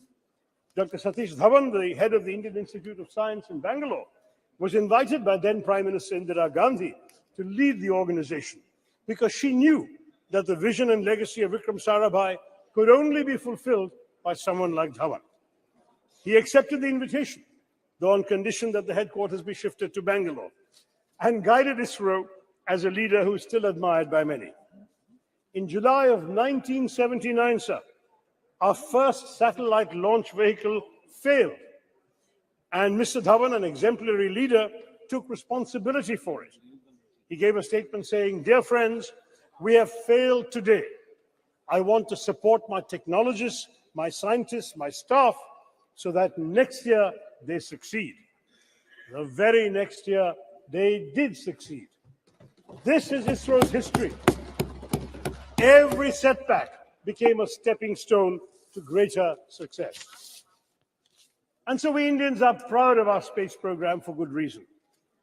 Since then, ISRO has undertaken missions to the moon, Chandrayaan-1, 2, and 3, and the failure of 2 became a stepping stone to the success of 3, to Mars, the Mangalyaan Mars Orbiter mission. And we have created our own launch vehicles and satellites. Moreover, of course, as the Speaker has said, India launched the Solar Observatory Aditya L1 this month and aims to put 2 or 3 people into low Earth orbits by the end of this year to emulate the legendary Rakesh Sharma, who orbited the planet on a Soviet spacecraft in 1984. Notably, Indian space research is the only program which has been a civilian program from the very beginning. We are focused on the development angle, like the use of space for rural development, weather forecasting, and communication, in addition to high-end research. And this year is just the beginning. India's space program is set literally to skyrocket. Experts predict that India could account for at least 10% of the global space economy in the next decade, up sharply from 2% currently. India's space program bolsters our development, having made important contributions even in seemingly unrelated areas such as disaster management, education, healthcare, agriculture, fisheries, and urban planning. Moreover, it serves India's global diplomacy as well, sir, enhancing our credibility and influence. Those who once scoffed at the idea that a poor developing country aspired to send rockets into space must concede that India is now a technological force to be reckoned with in the world. To my mind, there is yet another sterling triumph within India's Chandrayaan movement. It has become a good occasion to recognize the alumni of unsung engineering colleges everywhere in India. Indians are rightly and justifiably obsessed with the IITs, but Chandrayaan-3's landing, especially 4 years after the failure of Chandrayaan-2, was attributable to many, many scientists from far less glamorous educational backgrounds. While the ISRO chairman, S. Somnath, is a product of TKM College of Engineering in Kollam, represented by my friend Premachandran, at least 8 of his other colleagues graduated from the College of Engineering, CET, Thiruvananthapuram. Somnath Institution was founded in 1956 by a successful Muslim cashew merchant, Tangal Kunju Musliar, abbreviated soon enough to TKM, and has gone on to establish a stellar local reputation, while CET in my constituency, established in 1939 as the first engineering college in then Travancore state, retains its record and repute as the premier engineering college in the state of Kerala. Yes, at least 7 more engineers from CET were involved in the Chandrayaan-3 success, and there were others, alumni from small engineering colleges in Tamil Nadu, in small towns throughout India, we've had graduates of these small colleges contributing to ISRO, because let's face it, we must, yes indeed, it was in the very first launch, Dr. Abdul Kalam. We must proudly salute these alumni of unsung engineering colleges, because they serve the public sector with dedication and are the backbone of national enterprises like ISRO. As I wrote on social media at that time, if IITians went to Silicon Valley, CETians took us to the moon.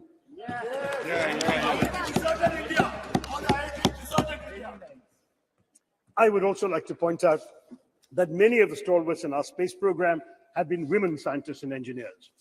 Some 20% of ISRO's key personnel are women. And as women increasingly excel in science and technology studies, this number may only go up. And unlike in our parliament or legislative assemblies, they won't even need reservations either, sir.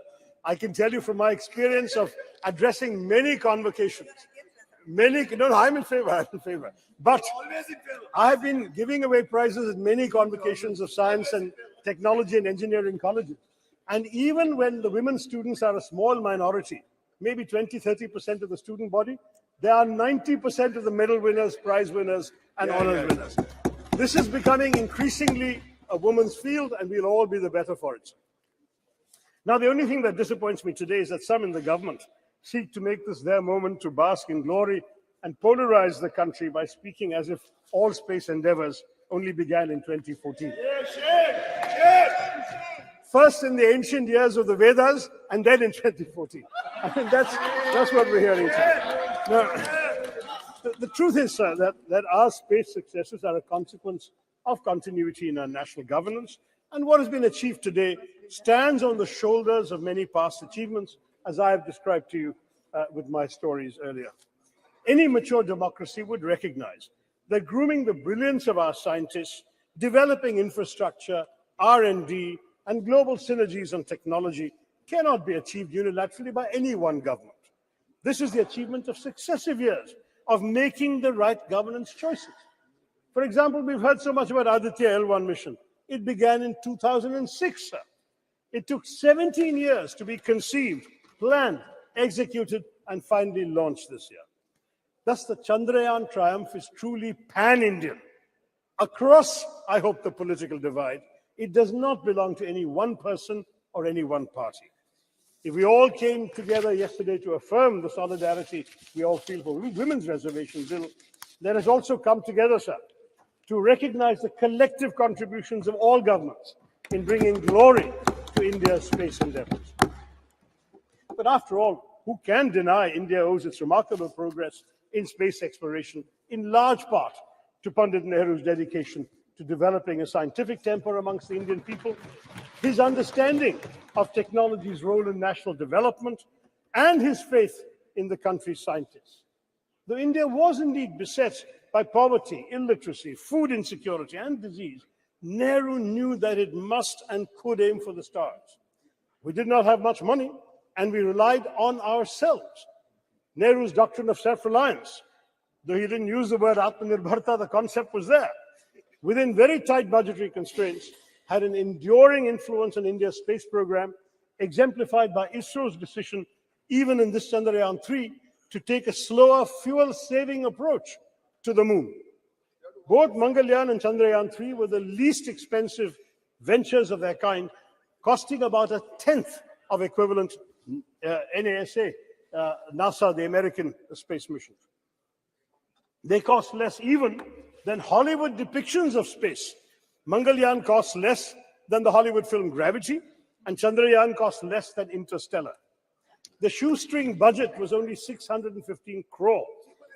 Not just, much cheaper than G20, what our government spent on it. But this is not just a small fraction of what the US spent, but not even 1/3 of China's budget for its own moon mission. ISRO's last 40 years spending is equivalent to NASA's 6 months of expenditure. That is the history we have to understand, sir. But they should not be punished for it. I'm looking at my good friend Jitendra Singh there. The Department of Space's budget has shockingly been slashed by 8%, down to 12,552 crore from the 13,700 crore that we were all presented in the budget estimates, sir. The cuts are highest in space technology, including the Human Spaceflight Center, as well as developmental and operational projects involving satellite launch vehicles. And space science, including space missions, has been cut by 32%. Why? NASA, sir, has been allocated $25.4 billion in 2023, and ISRO has the equivalent of $1.5 billion. That is the situation, sir. Our government needs to be more generous. Now, I want to stress that ISRO's strengths extend well beyond frugality. With Chandrayaan-3, India has also demonstrated familiarity with the major types of interplanetary spacecraft: orbiters, landers, rovers. The Chandrayaan-3 rover is rudimentary, but it speaks to an important focus area for the Indian space program, the planning and implementation of high-tech scientific missions. The data from Chandrayaan-3's scientific instruments will be crucial because the mission will be the first to physically, chemically, and thermally characterize the soil, subsoil, and air near the moon's south pole on location. No other country has done this. India has some measure of technological superiority now compared to most other spacefaring countries, and it should press the advantage by going to more places in the solar system. And of course, we must conduct stellar science. The better space-based scientific instruments currently operated by India are largely concerned with Earth observation and remote sensing. With a focus on indigenous development of technologies and techniques, we have become a premier manufacturer of both launch vehicles and satellites and a sought-after provider of low-cost launch services to other countries. Our Polar satellite launch vehicle with 24 successful flights has a proven track record, and the world record that has been mentioned of the launch of 104 satellites in one go has already been applauded by the Honorable Speaker. So we have all of this to talk about. Chandrayaan-3's success strengthens the confidence with which India faces the world. The country has spent the year, as we all know, presiding over the G20, though as has been pointed out by my colleagues, we spent much more on it than we did on ISRO or on the Chandrayaan mission. But it is an influential voice for the global south. This adds to our prestige and our clout. We are also playing leading roles in other international bodies. How these relationships and how our global role generally, more broadly, will evolve remains to be seen. We're having unfortunate controversies going on this week with Canada. But nonetheless, the country's achievements in space undoubtedly strengthen our diplomatic hand, not least because of the respect they inspire in other countries. Thank you. I'll just take 2-3 minutes, sir. Among the foreign countries that have used India's space program to launch their own satellites and benefit from space cooperation include France, a space partner since 1964, which has supported India's development of launch vehicle satellites, applications, and spaceflight, has also launched several satellites using our PSLV and GSLV. Russia, another long-term collaborator on various aspects of space exploration, including some of these same things, and Russia supplied key components for the crew module of Gaganyaan, and the US, with which India has a strategic partnership in space, covering areas such as Earth observation, satellite navigation, space science, planetary exploration, launch services, and human spaceflight. So France, Russia, and the US are all involved with us. And ISRO tells us that India has pursued bilateral and multilateral relations with space agencies and space-related bodies, with the aim also of strengthening existing ties with these countries, taking up new scientific and technological challenges, refining our space policies, and defining international frameworks for exploitation and utilization of outer space for peaceful purposes. This is the diplomatic strength I'm talking about. So the US, Israel, Singapore, Canada, Germany, Indonesia, Japan, Luxembourg, the Netherlands, South Korea, the UK have all launched their satellites using our Indian PSLV and GSLV. And as a result, the government has earned $174 million from these launches alone. It's all the more a pity that our government has trimmed the budget for space education and research between last year and this one, even though on the whole our expenditure on space has gone up, and I know Jitendra will tell us that. Educating the next generation of Indian space pioneers ought to receive more funding. I'll conclude, sir, by recalling the proud moment when India's lander touched down on the moon and Prime Minister Narendra Modi wisely resisted parochial triumphalism of the kind we've seen later, and he hailed the achievement as a victory for all of humanity. But he also correctly noted that the achievement mirrors the aspirations and capabilities of 1.4 billion Indians. By showcasing its technological prowess, India's space program reminds the world not only of our innovative capabilities, but also of our capacity to help shape solutions to global challenges in other areas, from cyberspace regulation to peacekeeping. Looking up at the sky after Chandrayaan-3, Indians can contemplate a glorious global future. We are showing the world that India can be a standard setter rather than just a follower of rules made by developed countries. New horizons beckon, for the world is now our canvas, or should I even say, the whole universe. Jai Hind. Thank you very much. कुछ आपको कहना है क्या? Okay. It's We not are my at home speech. now. We are Have at some home patience. now. It's Please. not my speech. Okay. So, She's member also. no, I'm just wanting to intervene for a minute. It's just an intervention. Have patience. Have patience. Just something very No, important. please. Sir, I want to make an observation, sir. Dr. Shashi Tharoor ji, you're a very learned and senior member. It's very enriching to listen to his ideas every time he participates in the debate. So you said a lot of good things, sir. But I didn't want to disrupt him in the middle of his speech, but I hope I heard you correctly. You said something in between which I don't much agree to. So you mentioned, if I heard you correctly, I repeat, that there are lots of women, there are lots of girls who are entering the field of science and technology, and hopefully we would see many of them working under our space programs. So unlike our parliament, they wouldn't need reservation to be a part of the space program. I don't much agree to this, sir. It's not very appropriate. Okay. Please take it in a healthy light, sir. Okay. Yesterday, no, listen to me, sir. Let me complete. Just yesterday, we passed a very historic bill providing reservation to women Shri inside Raja, the parliament. Ji. So it doesn't sound very appropriate because, women don't just आप बैठो, women आप तो have बैठिए. reached here because of their he be done. आप तो बैठिए. competence, ji, and please. we should never. नहीं, ये इस ढंग से डिबेट तो नहीं चल सकती. No. Please sit down. हाँ. जा बस quick. आप बैठ तो जाइए.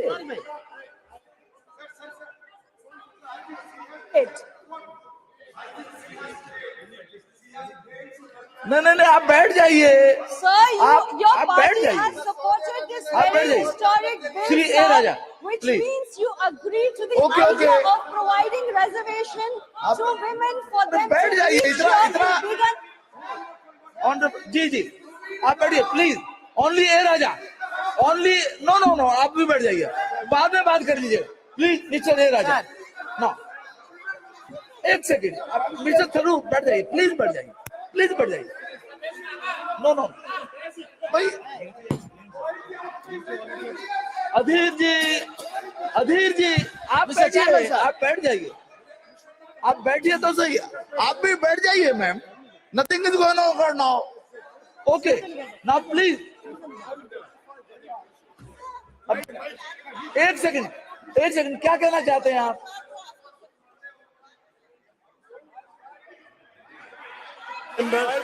अरे आप बैठिए ना. I would like to clarify, since the Honourable Minister, who's also a good friend, appears to have misunderstood the thrust of my remarks. I would like to clarify that I meant no disrespect to either women in general or the very many honourable women in this House who have been elected without any benefit of reservation for all these years. Okay. We have said, sir, that we need reservation because the numbers are not enough. And that is why we passed the Women's Reservation Bill yesterday. I'm saying that in science and technology, we already have 20% in ISRO and the numbers are going up, sir. That's my point. That's it. Thank you. जी. Sir हो गया. कुछ कहना है आपको क्या? Sir अध्यक्ष महोदय, मुझे लग रहा है we need not carry this further because I'm very sure and I trust my friend Shashi ji has never been anti-woman.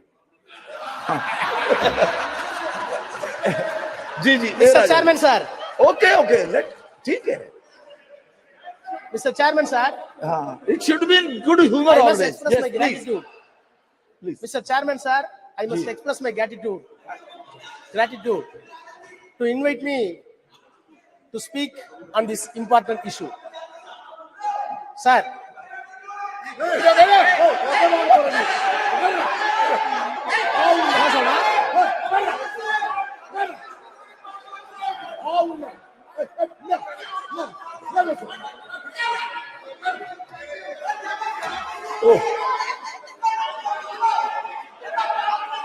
चंद्रमा पर इतना हल्ला गुल्ला नहीं होना चाहिए. हाँ जी प्लीज.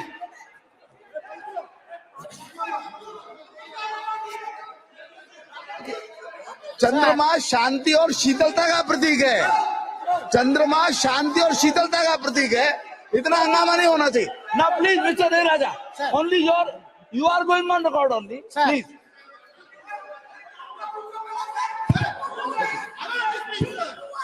आप बोलिए ना. Sir how can you speak sir? अरे नहीं, यू कैन स्पीक. आप बोलिए. House must come for order. बैठिए. आप बैठ जाइए please. You are not helping the chair. आप बैठ जाइए प्लीज. बैठ जाइए. बैठ जाइए. हाँ प्लीज. सर. अरे भाई. सर. सर. बैठ जाइए ना please. Mister A Raja. Mister A Raja बैठिए आप. ये अनावश्यक है. नो नो नो प्लीज बैठ जाइए. आप बोलिए.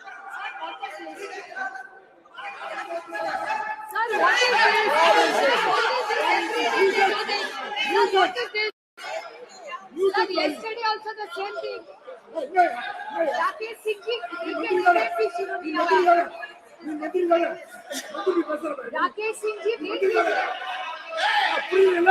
Singh ji, what?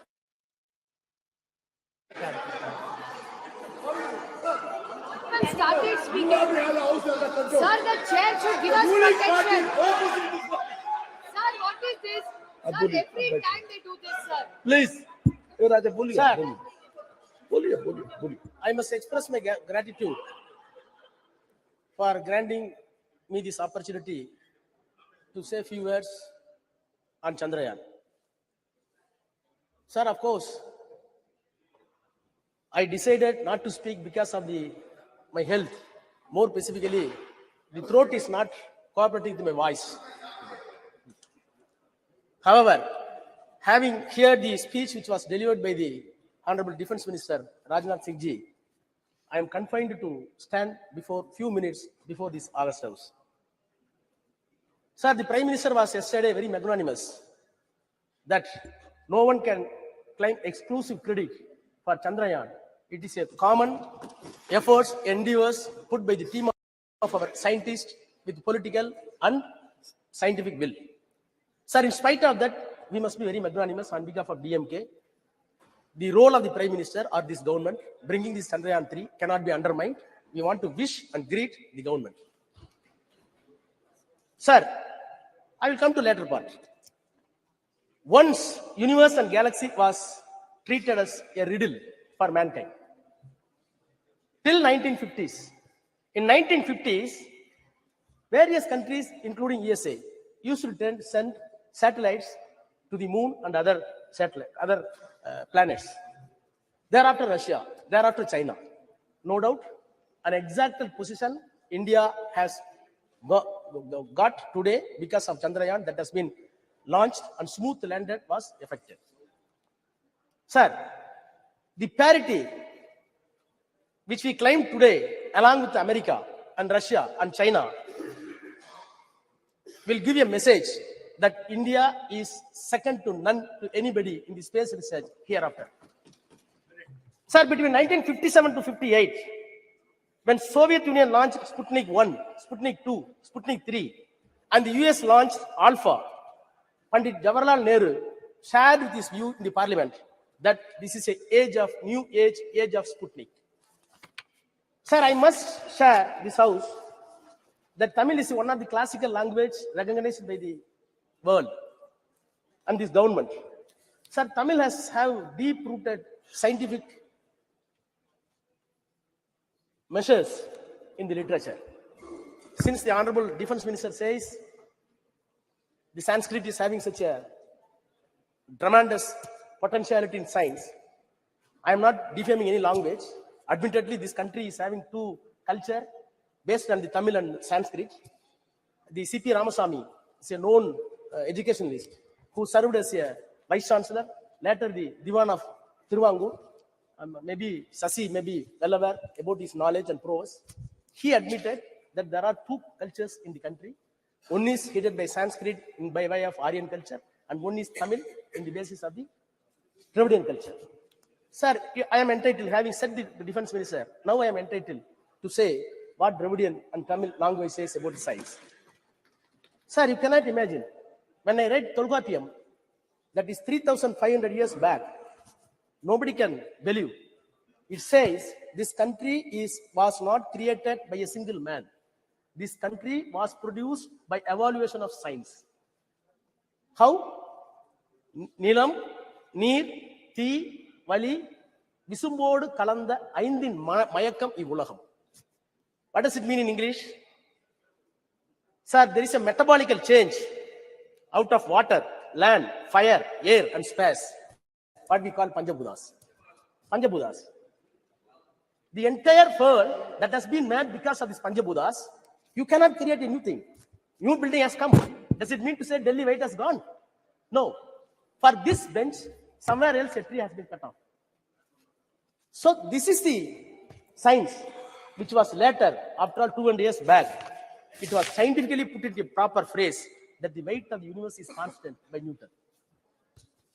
300 years back, English law says by Newton that the weight of the universe is constant. But whereas 3,500 years back, Nilam, Thi, Neer, Vali, Visumbu, Aindodu Kalanda Mayakam, metabolical change of the water, land, space, everything. So, are we not entitled to have tried for 3,000 years back? You should be. Yes. Sir, Tiruvalluvar.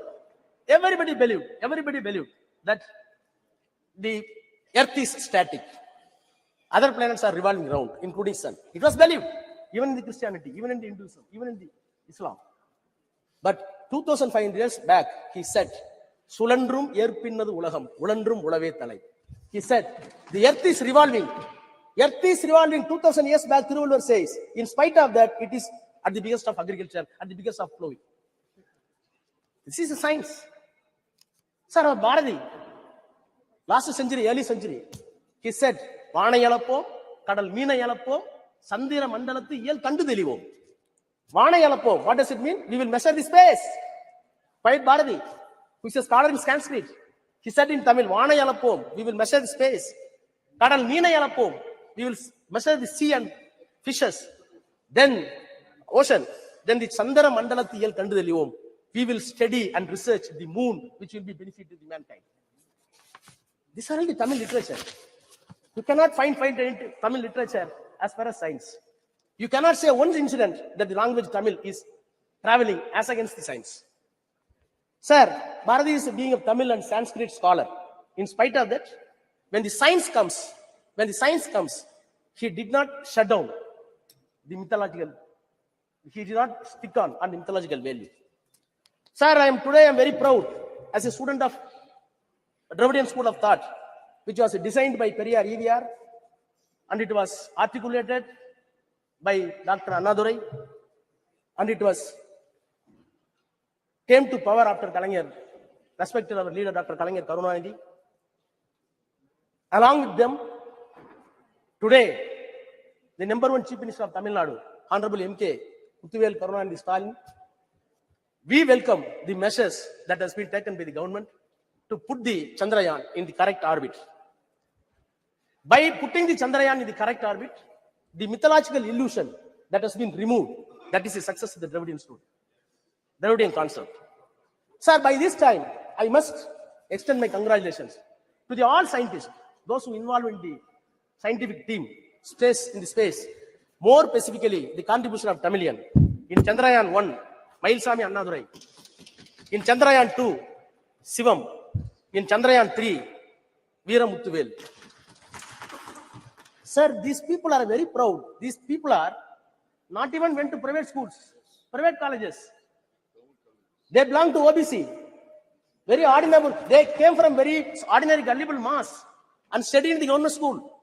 In spite of that, they contributed that India has reached the moon because of not the students from convent, not from the students of any other exalted institution abroad, by the government colleges and government schools.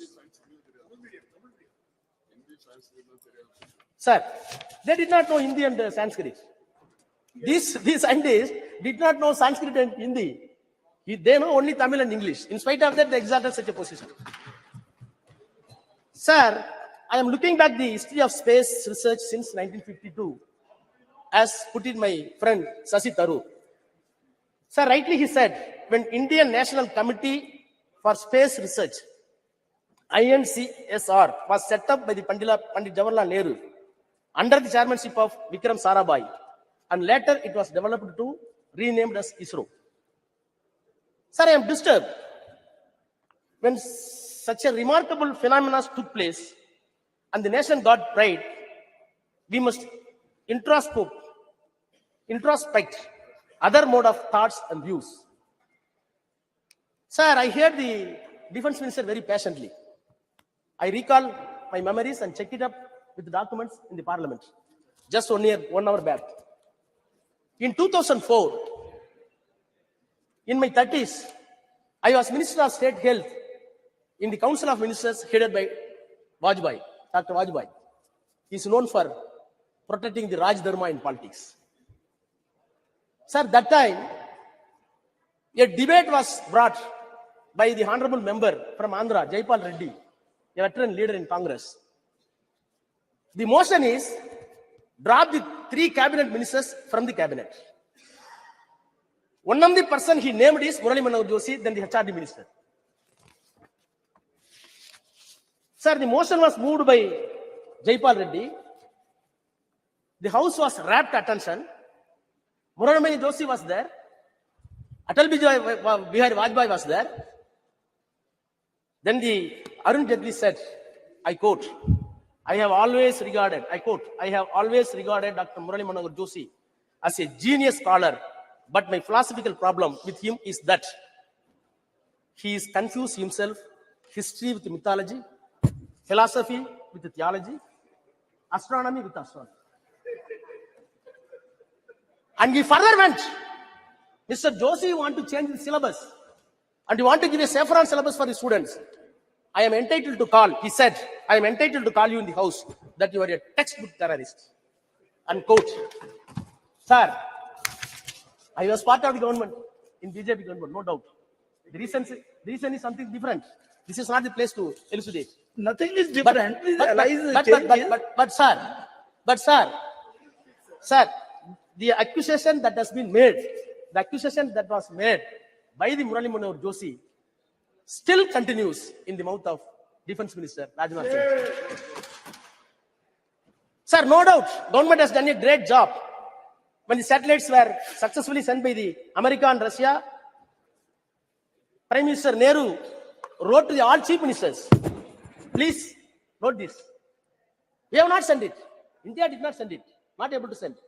But in spite of that, Prime Minister wrote letter to all the chief ministers, I quote, intrusion of the man into outer space, and unquote. Letter further says, it is very important. Our narrow world, we are entangled with all kinds of rivalries in the name of caste, greed, and religion, and national conflicts, which have no meaning in this new age of science and space, unquote. Sir, when the Chandrayaan sent to the moon, naturally your mind and heart must enlarge.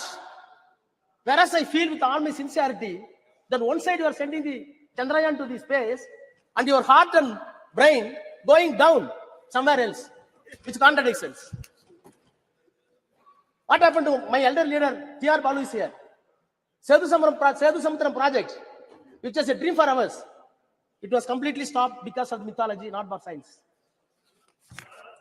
Sir, among the Chandrayaan celebration. Sir, it is very painful. No, sir, nothing. क्या point of order? Indian Constitution, Sir, I will finish Article 1 minute. 25. No. Some point of order is there. Mr. Raja, some point of order is there. It should be listened. आप बैठ जाइए ma'am. आप बैठिए. Article 25 जी जी. भारत का संविधान 25 sir, वो कहता है कि कोई भी आदमी किसी भी धर्म को मानने के लिए स्वतंत्र है और किसी आदमी को यह आजादी नहीं है कि वो उसके धर्म के आस्था के ऊपर जो अटैक करे. ये भारत का संविधान कहता है. ये बार बार जो है हमारे ऊपर अटैक कर रहे हैं. हम सनातन को मानते हैं, हम हिंदू हैं और आपको कोई राइट नहीं है हमारे ऊपर अटैक करने के लिए. बैठिए. ओके. देख लेंगे इसको, देख लेंगे. बैठ जाइए. जी. बैठिए. Mr. Raja, please. Mr. Raja, now please continue. Continue. And be careful. Sometimes mythology and history, they are mixed. They can't be separated altogether. You please take care of those things. Please. Okay. No. Please, बैठ जाइए. Mr. Raja, only Mr. Raja. Yes, please. Okay, his point is taken here. आप सभी बोलिए. Please, continue, please. Sir, Okay.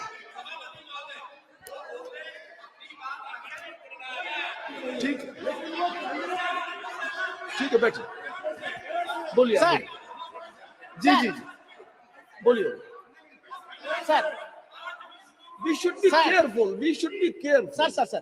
I am repeating the Sir. words. Sometimes mythology Sir, and history, amongst they are the- mixed. sir. They are mixed. Yes, sir. Sir, I am not doing anything. Sir, I am not. In our nation, in our country. No. Sir. It is a tradition Sir. to tell the history through mythology. It is also a tradition Sir. there. Please now. Sir, without any Balu sahab, reservation. you are very senior, sir. Sir, Please. without any reservation, cutting across the political parties, we are ready to shower encomium upon this government, the Prime Minister, no doubt. But am I not entitled to say the other side also? Sir, Chandrayaan went successfully to the moon.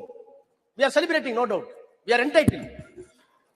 The world should know that where India is going as a superpower of fourth place after USA, after Russia, after China, no doubt. I am also Indian. I am having my own pride towards the country, towards the Prime Minister, towards the ministers. But, sir, my heart is, sir, my heart is bleeding. Sir, my heart is bleeding. One side, Prime Minister was jubilant for Chandrayaan-3. Other side, Prime Minister was very proud to launch Vishwakarma scheme. For what purpose? At the age of 18, boys, you want to launch a scheme to enslave a barber as barber ever. To enslave a shoemaker as a shoemaker ever. To enslave a goldsmith as a goldsmith ever. No. To enslave a carpenter as a carpenter No. ever. Please. आप बैठिए. बालू साहब, please come to the Chandrayaan only. Vishwakarma Yojana here is not to be discussed now. Please. You repel it. No. You repel it. There could be different interpretation repel also. it. Mr. Raja, there could be different Sir. interpretation also. Please Sir. don't go into those details. Please. This is a minute problem for our. Sir, No. sir, when I am seeing, sir, the advertisement came. The advertisement came in the newspaper. You see the photograph. The man is chewing the shoe, and another man is moving the gold. Is there scientific? No, Mr. Raja, please. Sir. No. Sir. It doesn't mean like that. No, Sir. please. Sir. It doesn't mean like that. To help Sir, some sir, barber. sir. To help some. No. Austin will. Okay. Sir. Ji. Sir. नहीं. अब बैठिए. देखिए ये एक second. Austin. No. मैं मेरा एक आपसे Sir, निवेदन है. I will complete after that. You can. जी. चलिए. Sir, the Nehru's political and scientific temper was assessed by one David Michael. He said, I quote, "The arrival of humanity on the moon was interpreted by Nehru as an opportunity to emancipate humanity in India from all shackles. Unquote. So, how we are viewing this Chandrayaan? It is not a mere scientific glory. Other side, it should give equal sociological effect to the common people to maintain equality and give all accessible science to everybody. Sir, finally, sir, I plead, government, don't give any unscientific color to Chandrayaan. Yes.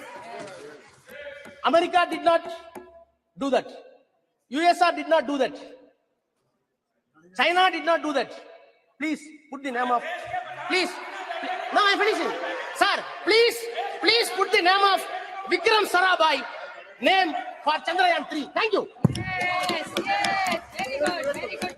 Shri Saugat Rai ji. Sir, I rise to speak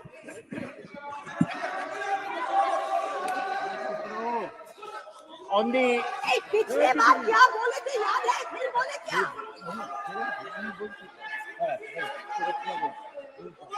Sir, I rise to speak on the success of the Chandrayaan. I congratulate S. Somnath and all the scientists of ISRO. देखिए एक second जब आपका बोलने का सुनिए आपकी कोई चीज रिकॉर्ड में नहीं जा रही है. Please listen. आपकी कोई चीज रिकॉर्ड में नहीं जा रही है. आपको अवसर मिलेगा बोलने का. माननीय शांत बैठिए बिजोड़ी जी. नो, बैठ जाइए आप. आपको जब अवसर मिलेगा अपनी बात कहिएगा, अपना तर्क रखिएगा. अभी जो बात कही जा रही है उसको सुनिए आप please. Sir, please. I congratulate Somnath and all the scientists of ISRO. I may mention. अब बोलिए. I want to mention that there are many Bengali scientists from Bengal in the Chandrayaan project. Hey, तुम बैठो तो, फालतू आदमी बैठो तुम. ताला बोल नहीं, भाषण दो ना. नहीं प्लीज. अगर सकते हो तो भाषण दो. They are scientists from Bengal, from Tamil Nadu, from Kerala, from other states, but they all are Indian scientists. Please. Up to Dada, you know the delicacy of the thing. Now please, आप बैठिए. He doesn't need your support. Please, Sagadda. Every scientist from any region, any part of India, he was Indian scientist. Ji, please. When we are seeing Okay. Chandrayaan soft landing on the moon, in front of the TV, we saw Chandrayaan, then suddenly the Prime Minister's photograph came. The whole country wanted to see the soft landing. They saw the Prime Minister photograph. Why should this happen? Chandrayaan is not the result of one particular individual's effort. It is the result of 50 years of scientific work done by hundreds of scientists throughout the country. Sir, I was very pleased to hear Rajnath Singh speak on scientific temperament. The man who spoke of scientific temperament in this country was Jawaharlal Nehru. Scientific temperament means you do not accept anything without experiment, without logic. Science is knowledge which is certain and systematic. I am like Rajnath Singh, former professor of physics. But in my physics, while speaking on Chandrayaan, I don't bring Ram Mandir like Rajnath Singh. There's no connection between the two. Sir,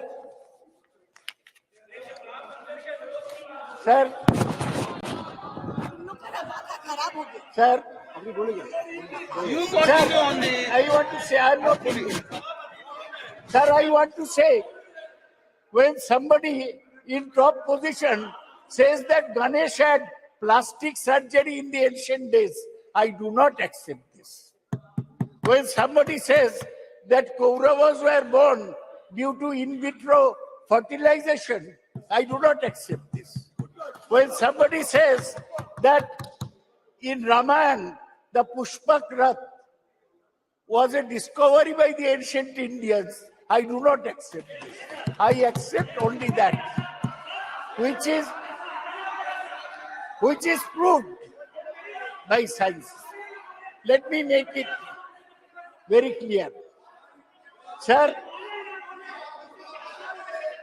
let me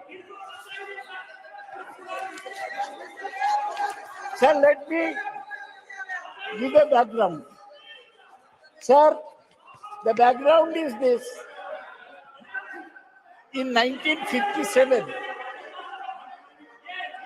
the Soviets sent the Sputnik to the space. In 1961, Yuri Gagarin became the first person in space. In 1963, Valentina Tereshkova became the first woman in space. It was at this time that Jawaharlal Nehru felt that we must go into space science. In 1962, he set up the INCOSPAR, Indian National Committee for Space Research, headed by Dr. Vikram Sarabhai, a cosmic ray physicist. Nehru died in 1964. In 1969, when Indira Gandhi was Prime Minister, the ISRO was set up. And in 1972, when Indira Gandhi was still Prime Minister, the Department of Space was set up. So whatever is happening today is continuation of what Dr. Vikram Sarabhai started in 1962. His legacy. He unfortunately died in 1971 in Thumba, the space which he liked so much. So now, India has. Arey, chup karo. Sir, chup karo. Sir, India got the first success in Aryabhatta, which was completely designed and fabricated in India and launched by a Soviet Cosmotos 3M rocket from Kapustin on 19th April 1975. ISRO has successfully launched almost 150 satellites since 1975. Sir, ISRO has established major space systems for communication, television broadcasting, meteorological services, resources monitoring and management, space-based navigation services. ISRO has its headquarters in Bengaluru. Its facility spreads across various centers. Launch vehicles are built at Vikram Sarabhai Space Center, Thiruvananthapuram. Satellites are designed and developed at U.R. Rao Satellite Center, Bengaluru. Integration of launching of satellites and launch vehicles are carried out from Satish Dhawan Space Center in Sriharikota, Andhra Pradesh. Development of liquid stages, including cryogenic state, very cold state, is done in Liquid Propulsion Laboratory at Bengaluru. ISRO has carried out 125 spacecraft missions and planned several missions, including Gaganayan, an interplanetary mission, such as Chandrayaan, Lupex, Shukrayan, and Mangalayan, MOM-2. Sir, ISRO, our own organization, it has surpassed NASA in efficiency, resourcefulness, and cost effectiveness. In 2005, NASA lost the solar mission that cost $550 billion. Now ISRO is planning to launch the similar solar mission, Aditya L1, at a cost of $55 million only. That is 1/10 of the cost of NASA. There are 4 types of satellites sent by ISRO. One is communication satellites, which helps our communication system. 2 is Earth observation satellite, which take the pictures of the Earth. 3 is navigational satellite, and 4 is astronomical satellite. These works are going on. What is great about Chandrayaan, that so far we are using rockets to send satellites around the Earth. They are called either geosynchronized satellites, that means speeding at the same speed as Earth, or the polar satellite launch vehicles, which are fixed in the poles. Now, for the first time, sir, we have gone that from a satellite, our rocket has taken a lander mission, lander and a rover onto the surface of the moon. We failed in Chandrayaan-2. Our lander crash landed, but this time there was no crash. The lander landed very softly. For one day, it sent the messages from moon, but then it had to be jettisoned. We are very happy, all of us, that India has achieved this. But we must have things in perspective. We are talking of a moon, not a moon landing, sending a lander in moon. There is a propulsion module and there is a landing module. Propulsion module takes it from the Earth orbit into the moon. Then landing module goes to the moon surface. Sir, I must remind you, आपको याद दिलाने चाहता हूं कि 57 में मैं बोला Soviet Sputnik भेजा, हम अभी मून में एक सॉफ्ट लैंडर भेजा 1969 में. आज से 54 साल पहले Neil Armstrong stepped on the moon as a man. Stepped on the moon. He said, it's a small step for me, but a giant step for mankind. Giant leap for the mankind. So, हम लोग 54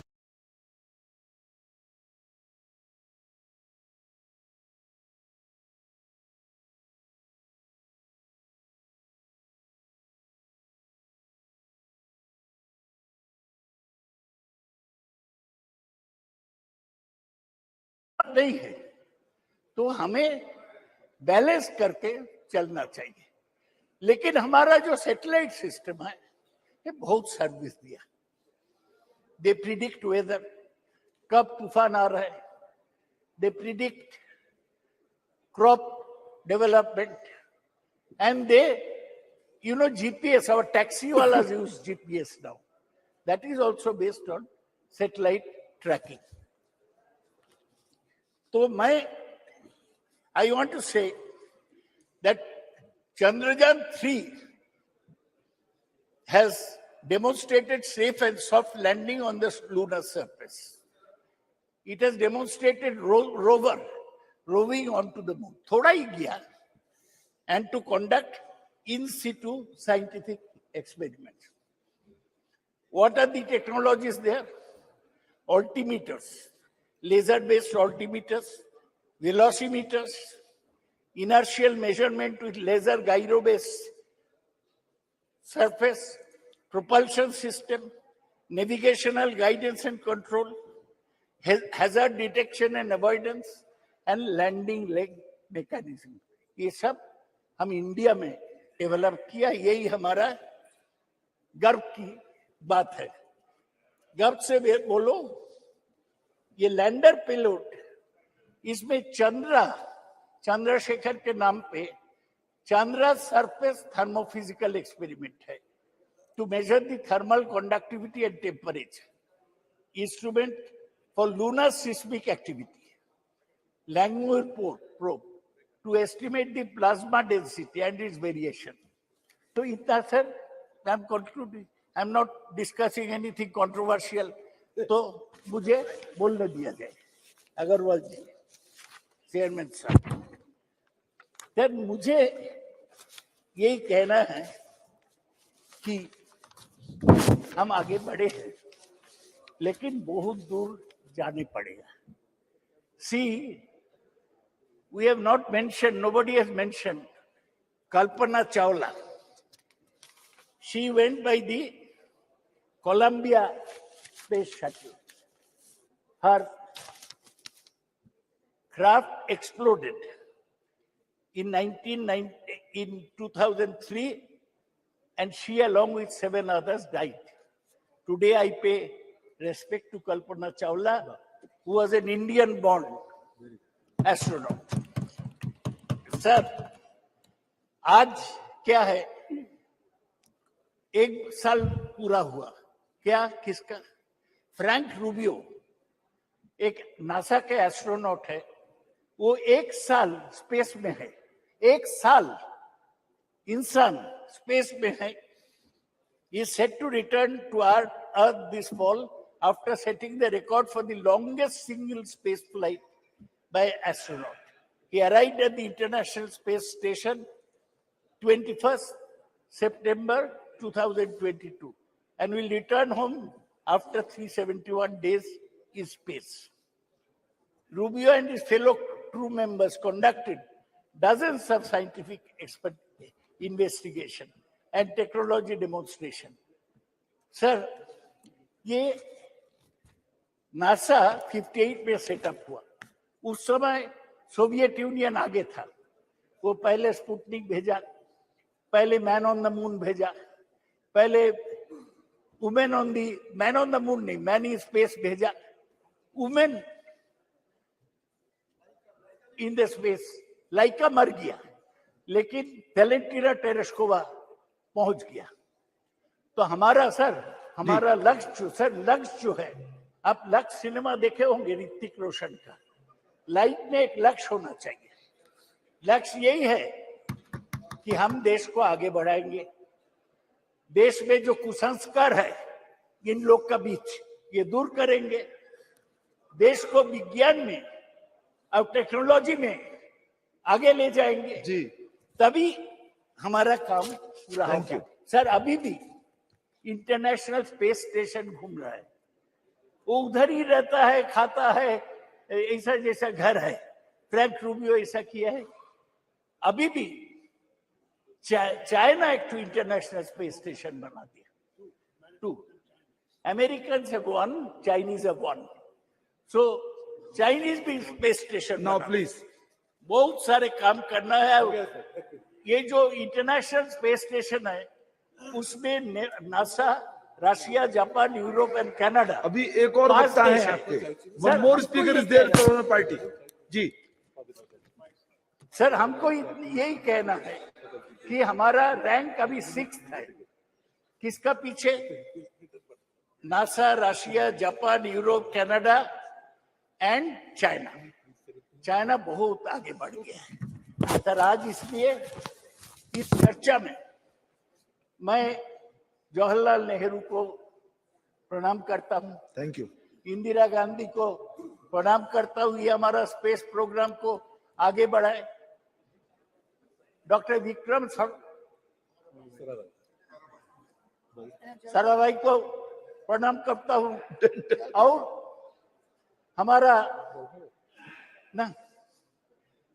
हमारा सतीश धवन और युवा राव, इन लोगों को प्रणाम करता हूं.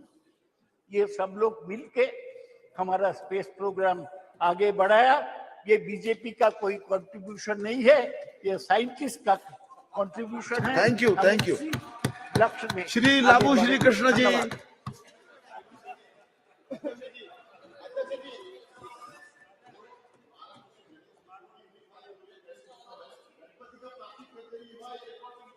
चलिए चलिए अब बैठिए।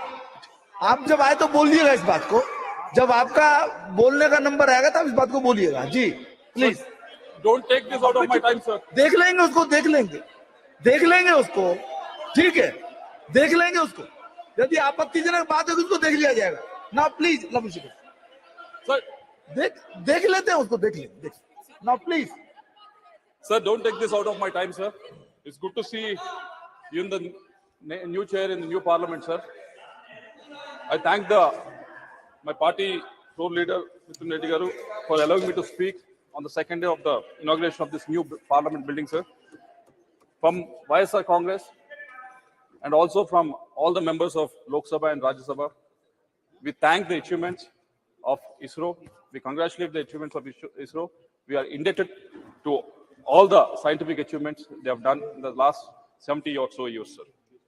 When I was asked to speak on this subject, the first quote that came to my mind was of Isaac Newton, sir, when he said, "I was able to see further because I was standing on the shoulders of the giants, sir."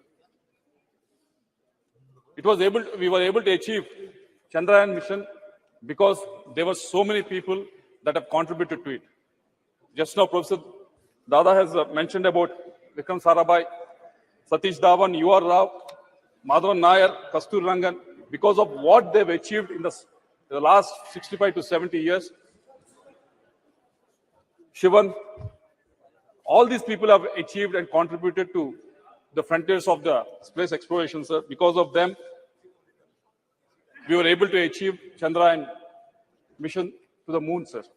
And I also congratulate Somnath and his team, who was able to place a lander on the far side of the moon, sir. When I was watching it as a tech geek, like all of us, I was so happy for three different reasons, sir. The first one was, it was launched from Sriharikota, Andhra Pradesh. It's my Telugu land, sir. And it has been found to be lucky for all the launches, and they've all been successful, sir. And the second reason that I'm really happy was because of when I was going through the profiles of all the contributors for this success, all the scientists who were involved in this, majority of them came from state universities, sir, or engineering colleges run by state governments, sir. It was a great achievement. They didn't come from any IITs or NITs, sir. They just came from the state-run universities, sir. Third thing that we all should be happy is the participation of women in this endeavor, sir. They all dressed in country sarees very beautifully, but they were having that vigor to make sure that our Chandrayaan mission was very successful, sir. But there are a lot of questions raised, not in the Western media, sir, why India is doing this activity when there's so much poverty in the country. For them, sir, there are three reasons. The first one being, we want to cross the frontiers of the science and space exploration, sir. It won't happen just like that, sir. Take, for example, as Dada was mentioning earlier, in 1965, we were human was able to land on the moon, sir. But from the last 50 or 55 years, the space exploration of most of the countries has actually gone back, sir. We think just because we have something like an iPhone in our hand, iPhone 1 to iPhone 15 actually accidentally happens, but it doesn't happen like that, sir. Unless some sort of impetus is given, some sort of iteration is given at some point of time, it doesn't happen just accidentally, sir. That's what has been happening in the space exploration. And as a country that is growing, as a country that is in the top 5 of the economies, this is a time to actually push those boundaries, sir. And second reason being, we have to dream big for the next generation. And we have to prove to the next generation that anything can be possible in India, sir. But I, being the member of Standing Committee on Education, I was able to go through the funding that was available to most of the colleges that people like Somnath has gone through, sir. Like TKM College, which was there in Prem Chandra's constituency, sir. There's a funding called RUSA, which was given to the state university, sir. Allocation was around 8,120 crores, sir. It was almost the same for the last 4 or 5 years. If you look at the spending, it's not even 60% of the spending is happening, sir. This spending is expected to take these state universities, state-run universities, from where the scientists who are working in ISRO are coming from, sir. But somehow this funding is not able to reach them. The reasons, whenever we ask them, the state is not contributing 30% or 40%. That is the reason that they always come up with, sir. But who is the person that are actually losing, sir? It's the scientific community of this country. So I hope the minister was here, but I hope the point is taken so that this scheme can be altered, so that the maximum amount of funds can be utilized by all the state universities and state governments, sir. And coming to the women participation, Shashi Tharuji has mentioned about it, and there were some comments on the other side also, sir. There's 20 to 25% of the women participation in ISRO, which has a workforce of almost 16,000, sir. And if you look at the STEM graduates from India, women STEM graduates who are pursuing science, technology, and engineering in India, 43% of them are women, sir. When you compare to US, it is only 34%. When you compare to the developed countries like Canada, it's only 31%. Even in UK, it is only 38%, sir. We are far, far, far ahead, sir.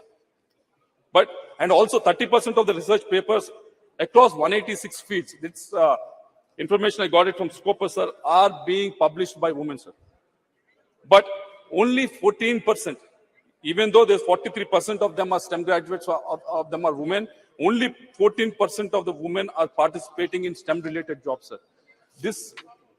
Yesterday we were very proud that we have passed the women reservation bill, sir, but these people are putting the effort for almost 15 to 16 years to graduate, coming out with these degrees, but not able to participate in this workforce, sir. Unless we come up with new schemes to encourage them, unless we place the money where we talk, this situation is not going to increase, sir. And third, Minister Jitendra Singh ji is also here, sir. It is regarding National Research Foundation, sir. I wish somehow every Friday the House gets adjourned, sir, and he always gets the time. We always get the time to ask him the question only on the Friday, but somehow it gets adjourned and we never get to ask the question. But National Research Foundation has been envisaged almost 4 years back with the outlay of 50,000 crores that has been mentioned. And until now, not a single rupee has not been, correct me if I'm wrong, but not been actually given out to any of these IITs or NITs or any of the state-funded universities, sir. For the last 4 years, that all these institutes have been actually waiting for it, sir.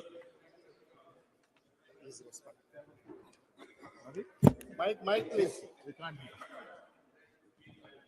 Yeah. Mike, sir, Mike. Because it's still being structured. So when my turn comes to speak, I'll elaborate on that. Yes, sir. I'll also elaborate on, because out of this 50,000 crores, we thought it's all coming from the state government, sir. But we have been told that 36,000 crores are supposed to be mopped up from the private. Yes. If you can give us the modalities of how you're going to raise it. I don't want to interrupt you, no. So I'll elaborate when my turn comes. Yes, because you're right. Almost 36,000 will be from non-government sources. That's the difference now. Because Yes. Dada, please. Dada, Bede, please. Because we are actually at one of the lowest globally, sir, with respect to the spending on the research. Only 0.7% of the GDP is spent on the research, sir. So that's why I expect the minister to answer it when elaborate it when you're speaking of it, sir. And the other point being, I've been speaking to a lot of the startups who are in the space exploration, sir, and most of them have come up with a request. You are doing PLI, Professional Linked Incentive Scheme, for all the industries, coming from food sector to steel and every other industry. But somehow this PLI scheme is not being implemented for the space technology, sir. So if the minister can actually take it up.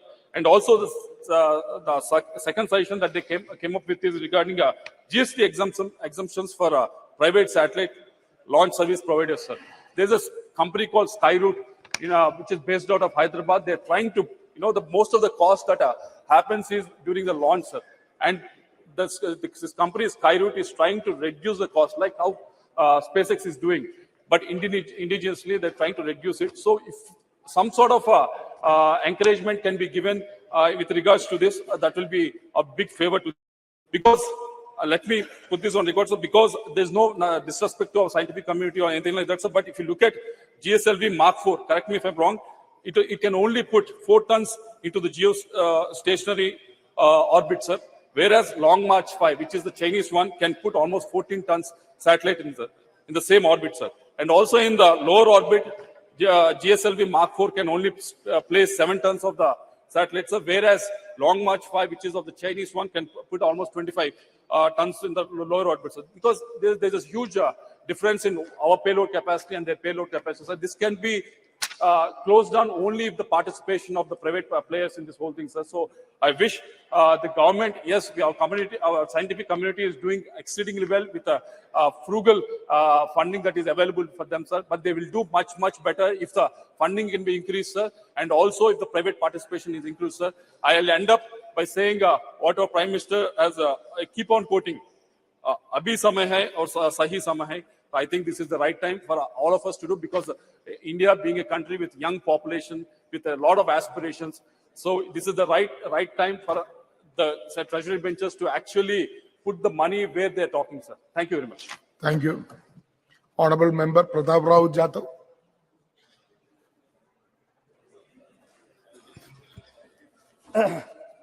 धन्यवाद अध्यक्ष जी। आज यहाँ पर जो हो रही है चंद्रयान 3 की चर्चा पर मुझे बोलने का अवसर दिया। अध्यक्ष जी, भारतीय अंतरिक्ष अनुसंधान संगठन का गठन 15 अगस्त 1969 में ग्रहों की खोज और अंतरिक्ष विज्ञान अनुसंधान को आगे बढ़ाने के राष्ट्रीय विकास में अंतरिक्ष प्रौद्योगिकी विकसित करने में और उपयोग करने के दृष्टि से किया गया था। मेरे पहले बहुत सारे सदस्यों ने यहाँ पर बहुत सारे बातें यहाँ पर कही, मैं उसको दोहराऊंगा नहीं।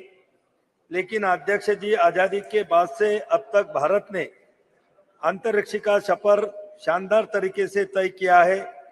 साइकिल व बैलगाड़ी से शुरू हुई हमारी अंतरिक्ष की यात्रा मंगल और चांद तक पहुंच गई है और सूरज के तरफ भी हम निकल चुके हैं। आज भारत मानव को अंतरिक्ष में भेजने की तैयारी भी कर रहा है। अध्यक्ष महोदय,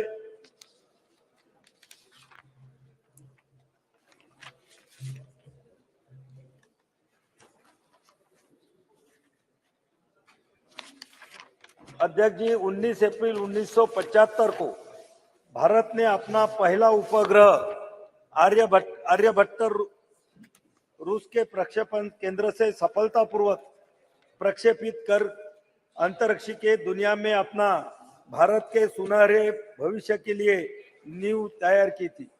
आर्यभट्ट उपग्रह का निर्माण इसरो के लिए बड़ी चुनौती थी, क्योंकि उस समय न तो भारतीय वैज्ञानिकों के पास आधारभूत सुविधाएं थी और न ही पर्याप्त संसाधन थे। लेकिन भारतीय वैज्ञानिकों ने जज्बे के आगे समस्याएं छोटी हो गई और इसरो के तत्कालीन अध्यक्ष प्रोफेसर सतीश धवन के मार्गदर्शन के युवा टीम ने आर्यभट्ट का निर्माण किया था। अध्यक्ष जी, हमारे वैज्ञानिकों ने 22 सितंबर 2008 को 1380 किलोग्राम का चंद्रयान-1 भेजा, जो 14 नवंबर 2008 को चंद्रमा की सतह पर पहुंचा। चांद पर तिरंगा लहराते ही भारत चंद्रमा पर अपना झंडा लगाने वाला चौथा देश बन गया। अध्यक्ष जी,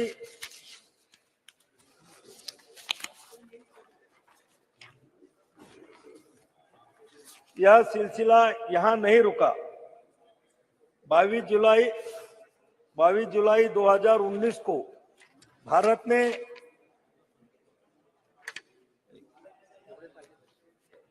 अध्यक्ष जी, माननीय प्रधानमंत्री श्री मोदी जी की नेतृत्व में नेविगेशन के कार्यक्रम में भी बहुत तेजी आई।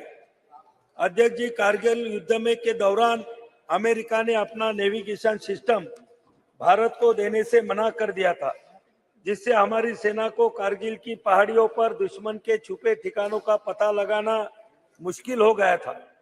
लेकिन हमारे सैनिकों के अदम्य साहस का परिचय दिया और कारगिल युद्ध में विजय प्राप्त की। तत्कालीन प्रधानमंत्री श्रद्धेय अटल बिहारी वाजपेयी जी ने ठान लिया था कि भारत अपना नेविगेशन सिस्टम तैयार करेगा। अध्यक्ष जी, माननीय प्रधानमंत्री मोदी जी के नेतृत्व में 11 अप्रैल 2018 को इसरो ने नेविगेशन उपग्रह IRNSS लॉन्च किया। यह स्वदेशी तकनीक से निर्मित था और इसके साथ ही भारत के पास अब अमेरिका के GPS सिस्टम की तरह अपना नेविगेशन सिस्टम है। अध्यक्ष जी, 27 मार्च 19 को इसरो ने एक और बड़ी उपलब्धि हासिल की थी। इन दिनों सैटेलाइट से एक लाइव भारतीय सैटेलाइट को नष्ट करने में सफलता मिली। अंतरिक्ष में सैटेलाइट को मार गिराने वाला भारत चौथा देश बना। इतना ही नहीं, 1 अप्रैल 2019 को इसरो ने इलेक्ट्रॉनिक इंटेलिजेंस उपग्रह समेत 29 उपग्रहों को एक साथ प्रक्षेपित किया। इसमें 28 विदेशी उपग्रह शामिल थे। पहली बार इसरो ने एक ही मशीन से 3 अलग अलग कक्षाओं में उपग्रहों को स्थापित किया। अध्यक्ष जी, इसरो के समक्ष बहुत चुनौतियां थी, जैसे कि अंतरिक्ष यात्रियों की प्रशिक्षित करने और मानव अंतरिक्ष उड़ाने के लिए लॉन्च व्हीकल की उन्नत तकनीक भी कमी थी। श्रीहरिकोटा स्थित सतीश धवन अंतरिक्ष केंद्र में तकनीकी दक्षता का अभाव, निजी क्षेत्र की सीमित भूमिका, परियोजना का धीमा कार्यान्वयन, सरकार द्वारा पर्याप्त समर्थन नहीं होना, बजट की कमी। लेकिन जब केंद्र में माननीय श्री मोदी जी के नेतृत्व में NDA की सरकार आई, परियोजनाओं के क्रियान्वयन में तेजी आई और बजट की कमी भी दूर हुई। अध्यक्ष जी, चंद्रयान-2 से मिली सीख और राष्ट्रीय स्तर के विशेषज्ञों द्वारा दिए गए सुझावों के आधार पर चंद्रयान-3 पर भी काम किया और सफल प्रक्षेपण किया। अंतरिक्ष विज्ञान के क्षेत्र में मिली लंबी छलांग लगाई। इसरो ने वैज्ञानिकों की इस बड़ी कामयाबी से देश भर में खुशी की लहर आई और दुनिया ने भारत की बड़ी उपलब्धि को खुले दिल से सैल्यूट किया। अध्यक्ष महोदय, मुझे यहाँ बताने में बहुत गर्व महसूस हो रहा है कि जिस लोकसभा क्षेत्र बुल्ढाना से मैं आता हूँ, वहां से चंद्रयान मिशन में जो सिल्वर स्टर्लिंग ट्यूब लगी है, वह मेरे लोकसभा क्षेत्र बुल्ढाना के खामगांव तहसील से बनाई गई थी और महाराष्ट्र के हिंगोली भूमि में एक शुष्क हिस्सा दुनिया के सबसे महत्वाकांक्षी विज्ञान कार्यक्रम में से एक गुरुत्वाकर्षण तरंगों का अध्ययन करने के लिए LIGO वेधशाला का स्थल बनने जा रहा है। यह साधारण प्रयास वैज्ञानिक अनुसंधान और नवाचार के लिए सरकार के दृढ़ समर्थन का एक चमकता उदाहरण है। प्रधानमंत्री नरेंद्र मोदी जी के नेतृत्व में भारत ने अभूतपूर्व वैज्ञानिक अन्वेषण का एक युग देखा है, जिसने हमारे देश को वैश्विक वैज्ञानिक उपलब्धि में सबसे आगे खड़ा कर दिया है। अध्यक्ष महोदय, हिंगोली के परिदृश्य को सुशोभित करने के लिए तैयार LIGO इंडिया प्रोजेक्ट अंतरराष्ट्रीय वैज्ञानिक सहयोग के शिखर का प्रतिनिधित्व करता है। यह प्रधानमंत्री मोदी जी के दृढ़ नेतृत्व द्वारा समर्थित ब्रह्मांड के रहस्यों का पता लगाने के हमारे देश के संकल्प का प्रतीक है। अध्यक्ष महोदय, यहाँ पर बहुत सारी बातें यहाँ पर कही गई, ब्रह्मांड के बारे में भी यहाँ पर बोला गया, लेकिन अध्यक्ष महोदय, हमारे जो सनातन हिंदू धर्म के जो ग्रंथ है, वो ग्रंथ में भी ब्रह्मांड में जो ब्रह्मा विष्णु महेश को हम मानते हैं और कुछ लोग ब्रह्मा विष्णु महेश का जो कार्य है उसको अंग्रेजी में गॉड कहते हैं। अध्यक्ष महोदय, मैं 2 मिनट में खत्म करूंगा। 1 मिनट। जो ब्रह्मा विष्णु महेश को जो कार्य है उसको गॉड मानते हैं, उसको गॉड बोलते हैं। गॉड जी बोले तो जनरेट करना, वो बोले तो ऑपरेट करना, और डी बोले तो डिस्ट्रिक्ट करना, बोले तो ब्रह्मांड का निर्माण, ब्रह्मांड की रक्षा और ब्रह्मांड की समाप्ति, ये तीनों हमारे ब्रह्मा विष्णु महेश में समाई गई है। अध्यक्ष महोदय, मैं ये वैज्ञानिक को इसका श्रेय देते हुए हमारे ग्रंथ लिखने वाले ऋषि मुनियों को भी मैं इसका श्रेय दूंगा कि जिन्होंने अपने ग्रंथों में पुराने जो 5000 ने कई हजार साल पहले हिंदू धर्म के जो हमारे ग्रंथ है, वो ग्रंथ में ये सभी चीजों का उल्लेख वहां पर क्या है। आज चंद्रयान का जो उल्लेख यहाँ पर हो रहा है, अध्यक्ष जी, हम बचपन में जब हमको समझ भी नहीं थी तो तब हमारी माँ, हमारी नानी, हमारी दादी हमको चंद्रमा की लोरिया सुना कर वहां पर हमको सुलाती थी, खाना खिलाती थी। और आज वो चंद्रयान की जो उत्सुकता थी हमारे दिल में पहले से मौजूद थी, और आज हमें यह भी महसूस हो रहा है कि हमारा देश और हमारा देश का तिरंगा वो चंद्रमा पे जाके लहरा रहा है। मैं हमारे वैज्ञानिकों को और उनको पूरा सपोर्ट करने वाले हमारे एनडीए सरकार को, आदरणीय नरेंद्र मोदी जी को बहुत बहुत धन्यवाद देता हूं और मैं मेरी भाषण समाप्त करता हूं। धन्यवाद। ऑनरेबल मेंबर दिनेश कामित जी। माननीय सभापति महोदय, आपने मुझे चंद्रयान-3 की सफलता पर बोलने का मौका दिया, इसके लिए बहुत बहुत धन्यवाद। महोदय, मैं सबसे पहले भारतीय वैज्ञानिकों का आभार प्रकट करता हूं कि उन लोगों के प्रयास से हमारा देश का नाम गौरवान्वित हुआ है। सभी भारतवासियों के लिए एक बड़े हर्ष गर्व की बात है कि भारतीय वैज्ञानिकों ने चांद पर अपना यान भेजा है। अब हम सभी देशवासियों को यह उम्मीद रखनी चाहिए कि हमारे वैज्ञानिकों की मेहनत सफल हो। जैसा कि हम जानते हैं, भारत में सबसे पहली बार 2008 में चांद पर अपना यान भेजा था। उसके बाद 10 से 15 साल की मेहनत के बाद दोबारा यह समय आया है कि हमारा यान फिर से चांद पर अपना कदम रखा है। महोदय, चंद्रयान-3 का लॉन्च सतीश धवन अंतरिक्ष केंद्र श्रीहरिकोटा से 14 जुलाई 2023 शुक्रवार को भारतीय समय अनुसार दोपहर 2:35 बजे हुआ था। यह यान चंद्रमा के दक्षिण ध्रुव के पास की सतह पर 23 अगस्त 2023 को भारतीय समय अनुसार सायं 6:04 के आसपास सफलतापूर्वक उतर चुका है। इसी के साथ भारत चंद्रमा के दक्षिण ध्रुव पर सफलतापूर्वक अंतरिक्ष यान उतारने वाला पहला और चंद्रमा पर उतरने वाला चौथा देश बन गया है। इसके अलावे भारत एवं भारतीय वैज्ञानिकों के अंतरिक्ष के क्षेत्र में एक नई पहचान प्राप्त हुई है। अब हम सभी देशवासियों को अपने वैज्ञानिकों का समर्थन करना चाहिए। हम सभी को उनके द्वारा किए गए इस कार्य के लिए उनको प्रोत्साहित करना चाहिए। महोदय, चंद्रयान-3 के मिशन का उद्देश्य चंद्रमा की सतह पर सुरक्षित लैंडिंग का प्रदर्शन करना, चंद्रमा पर रोवर के चलने का प्रदर्शन करना और इन सीटू यानी चांद की सतह पर ही वैज्ञानिक प्रयोगों का संचालन करना है। मिशन के उद्देश्यों को प्राप्त करने के लिए लैंडर में कई उन्नत प्रौद्योगिकी मौजूद हैं, जैसे कि लेजर और RF आधारित अल्टीमीटर, वेलोसीमीटर, प्रोपल्शन सिस्टम आदि। ऐसी उन्नत तकनीकों को पृथ्वी की स्थितियों में सफलतापूर्वक प्रदर्शित करने के लिए कई लैंडर विशेष परीक्षण जैसे integrate core test, integrate hot test और लैंडर लैंग मैगजीन प्रदर्शन भारत परीक्षण की योजना बनाई गई है और इसे सफलतापूर्वक किया गया है। महोदय, चंद्रयान-3 के माध्यम से भारत का लक्ष्य अपनी तकनीकी कौशल, वैज्ञानिक क्षमताओं और अंतरिक्ष अन्वेषण के प्रति अपनी प्रतिबद्धता को प्रदर्शित करना है। यह सफलता अंतर्राष्ट्रीय अंतरिक्ष समुदाय में भारत की स्थिति को और मजबूत करेगा।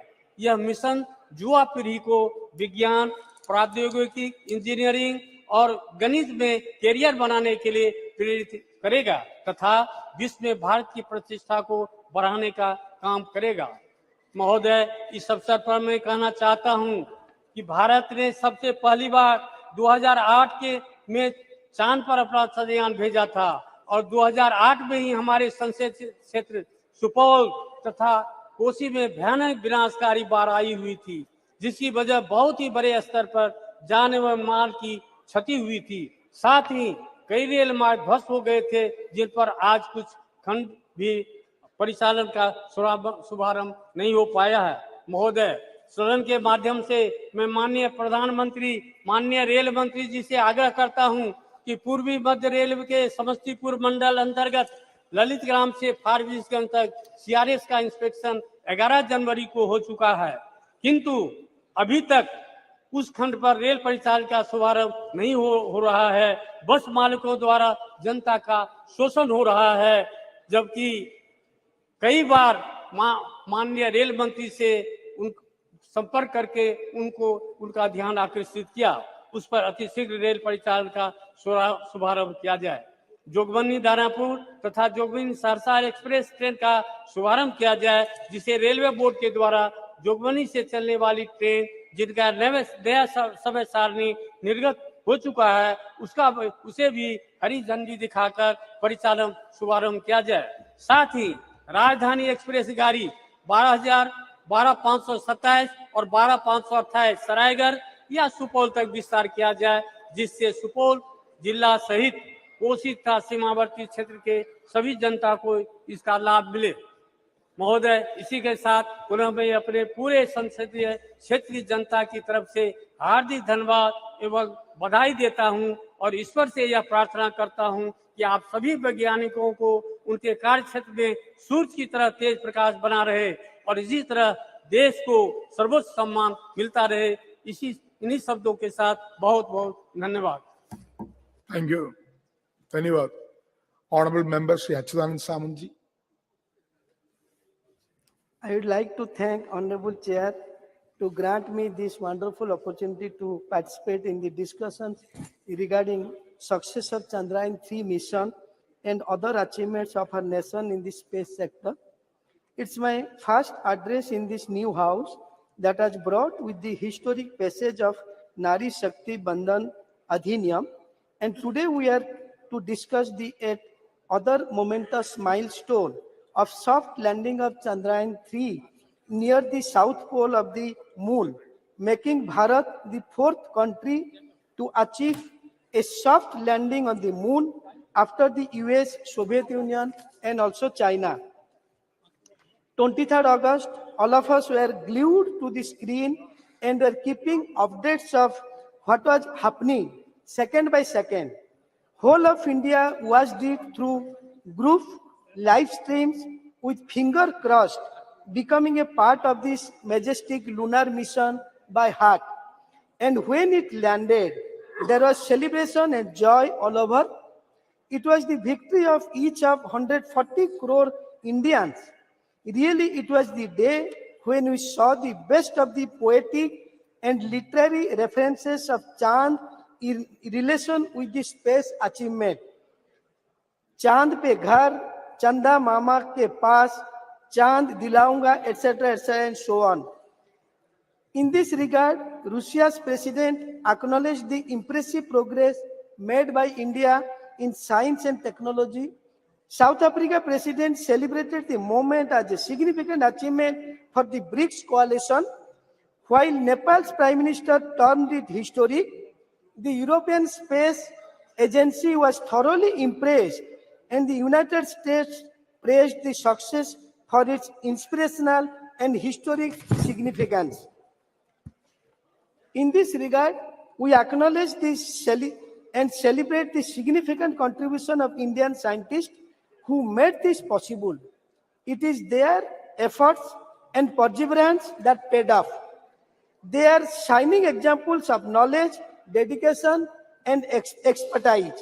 The exceptional analytical abilities of our scientists, their steadfast commitment to exploration, and relentless drive to overcome challenges consistently places India at the forefront of global scientific achievements. Their quest for excellence and curiosity not only solidify our global reputation, but also inspire others to dream big and contribute to the world's knowledge.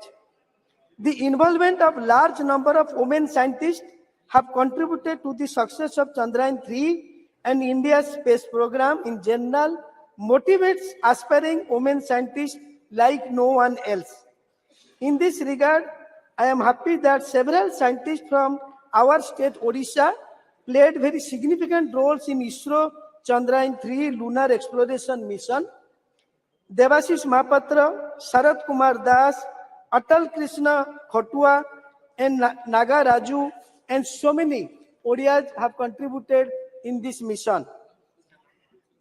I have to congratulate Honorable Prime Minister Shri Narendra Modi ji, his visionary and exemplary leadership to inspire India's space program for human welfare and scientific progress. He has always encouraged science and innovation. Under his leadership, a series of reforms have been ushered which have made research and innovation easier. This celebration of 23rd August as the National Space Day is an example of his love, respect and belief in Indian space program Chandrayaan-3 Trimpu serves as a remarkable affirmation of Prime Minister Narendra Modi's resounding message, Jai Vigyan, Jai Anusandhan. I have to express my thanks for his leadership of including common man, everyone in the process, whether it is sports or space launch or G20. Thanks for Jan Bhagidari. Similarly, it has huge impact.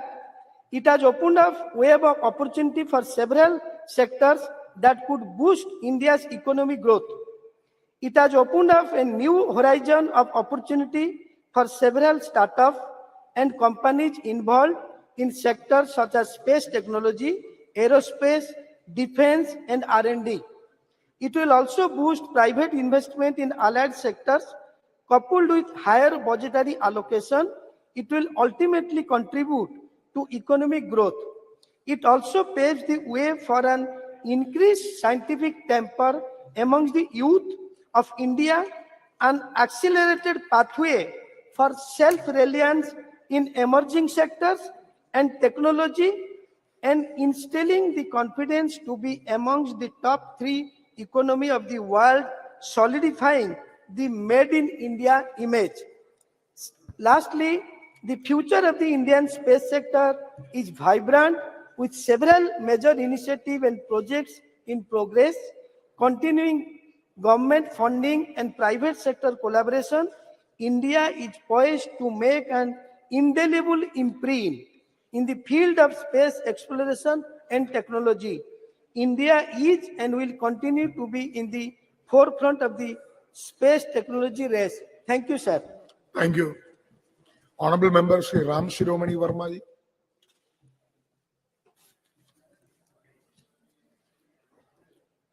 अध्यक्ष महोदय, आपने मुझे महत्वपूर्ण विषय चंद्रयान की सफलता पर अपने विचार रखने का मौका दिया। हम आपका हृदय से धन्यवाद देते हैं। मुझे गर्व है कि इस नए सदन में अपनी पार्टी की तरफ से बोलने का पहली बार मौका मिला है। इसके लिए हम अपनी पार्टी की राष्ट्रीय अध्यक्ष बहन कुमारी मायावती जी का दिल से आभार व्यक्त करते हैं। महोदय, चंद्रयान-3 की सफल प्रक्षेपण में अपना पूरा देश गर्वान्वित महसूस कर रहा है। अब हम वैश्विक मानचित्र पर अपना स्थान रॉकेट प्रक्षेपण के संदर्भ में अंकित हो चुके हैं। इस सफल प्रक्षेपण हेतु मैं इसरो के वैज्ञानिकों, इंजीनियरों सहित उक्त चंद्रयान के लिए काम करने वाले समस्त कर्मचारियों को भी, जो दिन रात मेहनत करके चंद्रयान-3 को सफल बनाया है और आज विश्व में भारत पहले स्थान पर अंतरिक्ष प्रक्षेपण के मामले में पहुंच चुका है। मैं और मेरी बहुजन समाज पार्टी और देश के सभी सम्मानित नागरिकों की तरफ से इसरो के सभी वैज्ञानिकों को दिल से धन्यवाद देते हैं और विश्वास करते हैं कि समय समय पर देश की जनता की मांग को देखते हुए नित्य प्रतिदिन हमारे वैज्ञानिक अपनी लगन, परिश्रम और मेहनत से सफल अंतरिक्ष प्रक्षेपण करते रहेंगे। इसी के साथ अपने लोकसभा क्षेत्र श्रावस्ती की सम्मानित जनता जनार्दन की तरफ से भी समस्त वैज्ञानिकों को बधाई देता हूं। बहुत बहुत धन्यवाद।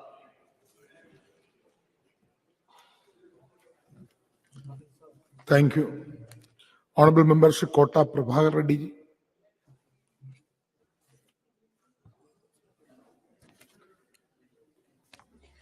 नया सदन में पहली बार बात करने का मौका मिला, बहुत बहुत धन्यवाद स्पीकर जी। I extend my heartfelt congratulations to all of us on the notable achievement of the Chandrayaan-3. Today, as a stand here, I want to reflect on the ISRO's history, which started from teeny outwise in the great scientist Sarabhaji ji and becoming the powerful counterpart of the elite international space agencies of the world. As we know, Pandit Jawaharlal Nehru and scientist Sarabhai are considered among the founding further Indian space program ISRO, which today I know for its unique and cost-effective technologies. In this regards, we express our heartfelt gratitude to all the Honorable Prime Minister standing with the Nehru ji to our current Prime Minister in the Narendra Modi ji for the invaluable contribution of the transforming ISRO's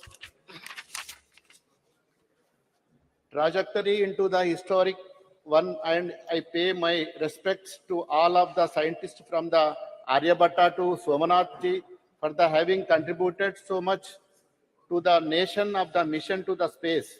ISRO, through its hard work and the achievements, becomes a great role model, not just for the other countries, but also amongst the private companies invested in the space exploration, which ISRO was set up in the 1960s. Moon and Mars missions were not too in the agenda. Even in the for future, the aim was the initiate the space exploration, the expeditions to learn more about the world's space for the benefit of our people. With such clear objective, even in time when in the country was still struggling with issues of poverty and the limited resources, ISRO leaders developed in the style and the products exam maximum benefits within the minimum of efforts. We are very grateful to contributions of our brilliant scientists and leaders of ISRO. Since its inspection, the journey of ISRO from the 1960s to the today has simply been remarkable. Sir, Chandrayaan successful landing in our south pole of the moon was a joyous and a historic moment of the country. The country joined in the elite club of the countries to soft land and on the moon.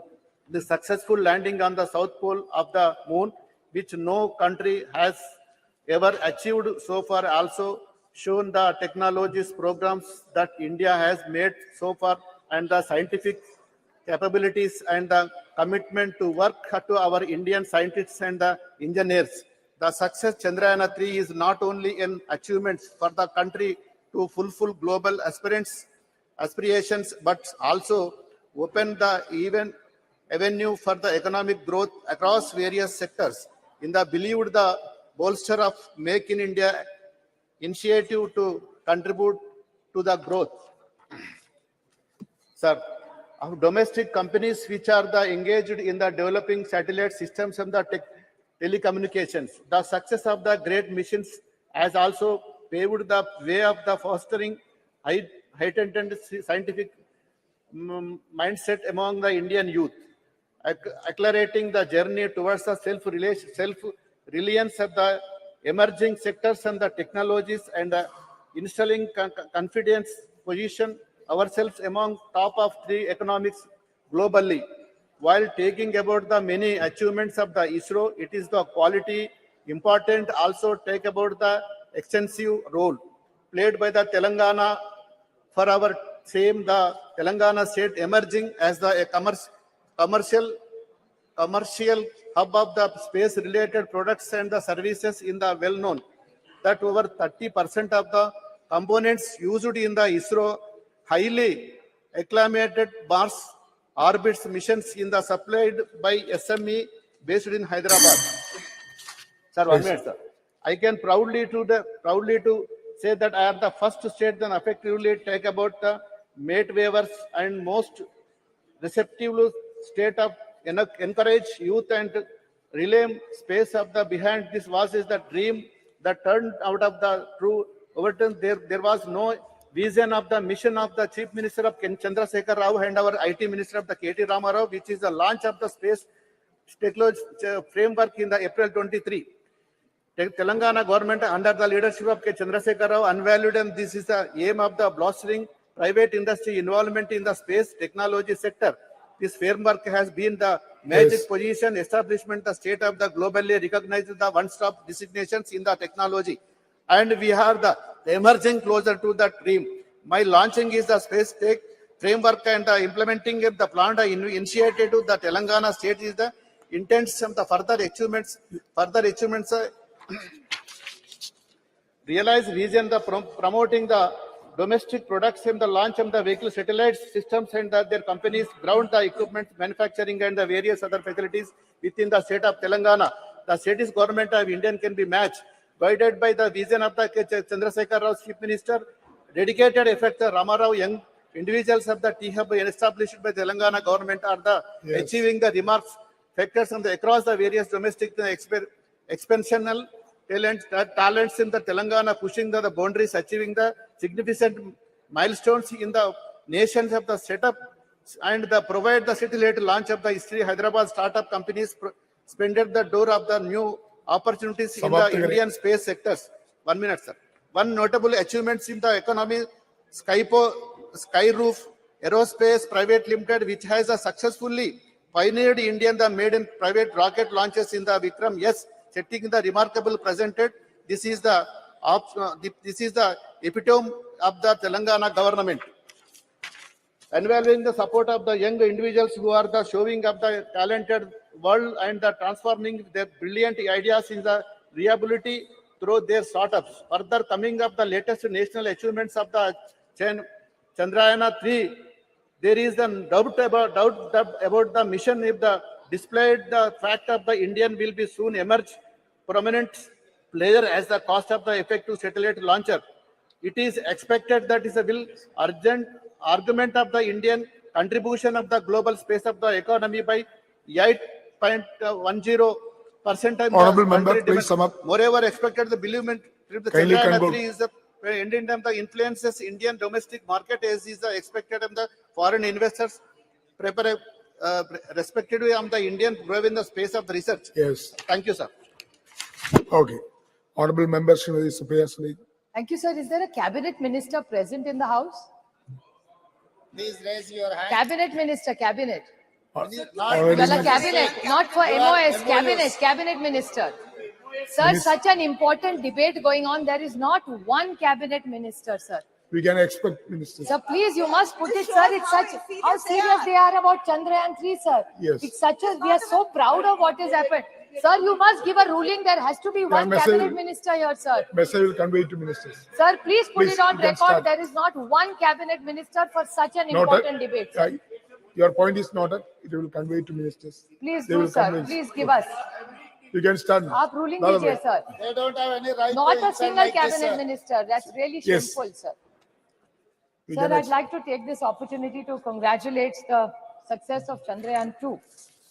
Every scientist and technocrat that has contributed in this 60-year journey. So I would like to congratulate everybody who has contributed in their way. Success of Chandrayaan is about competencies, capabilities, and capacities of people who have contributed in 60 years. Sir, I was very fortunate enough to grow in a city of Mumbai, which had Nehru Science Center and Nehru Planetarium. And I was brought up completely with a scientific temper. I see this whole debate actually with absolute respect to Rajnath Singh ji, who we always look up to. So today in his speech, I had a slight disappointment in his speech because I was expecting him to give us the vision of tomorrow, Chandrayaan 4, 5, 6, Aditya L1 further. But that really lacked, so I was a little disillusioned today. And I am very strong about tradition, about values, about culture and heritage. These are all the things we are all brought up with.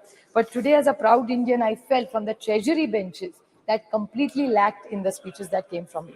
I will not repeat the points about Dr. Tharoor and Dr. Roy said, but I would definitely put it on record that it was like Pandit Jawaharlal Nehru and Dr. Sarabhai, who we grew up learning and reading about. It was Dr. E.V. Chitnis also, who substantially contributed in the growth story of ISRO. And it was, of course, Professor Dhawan, Dr. Brahman Prakash, who was one of the best metallurgists India has ever had. U.R. Rao, Dr. Nair, Dr. Kasturanga, Dr. Krishna, Dr. Shivam, and now Dr. Somnathan, who have contributed to the growth of ISRO where we are today. Sir, the Honorable Prime Minister always talks about indigenous growth of India. I would like to put it on record that I was very fortunate enough to get elected from a constituency called Baramati in Pune district in Maharashtra, sir. I'm very proudly happy to share with you, sir, there's an industry over 100 years started by Walchand Hirachand. It's called the Walchand Nagar Industries, which 100 years ago started innovation under that leadership, and the entire Doshi family and the Lalchand Walchand family today have contributed to the growth of that area, which is Indapur, which is in my constituency, Walchand Nagar, sir. And they have made immense parts to this entire Chandrayaan जो बना है sir, उसमें वालचंद नगर की और इंदापुर की बहुत बड़ी then है, और ये सब वालचंद हीराचंद ग्रुप ने बनाया है. तो 100 साल से फैक्ट्री इसमें एक काम कर रही है, और मैं I would like to put it on record कि इन्होंने 100 साल में जो काम किया, इंडिजिनियस जो कहते हैं, आत्मनिर्भर भारत, तो ये वालचंद ग्रुप का बहुत बड़ा योगदान. इसरो के जो पार्ट्स बनते हैं वो मेरे निर्वाचन क्षेत्र है, कि मेरा भाग्य कैसे निर्वाचन क्षेत्र से मैं चुन के आती हूँ सर.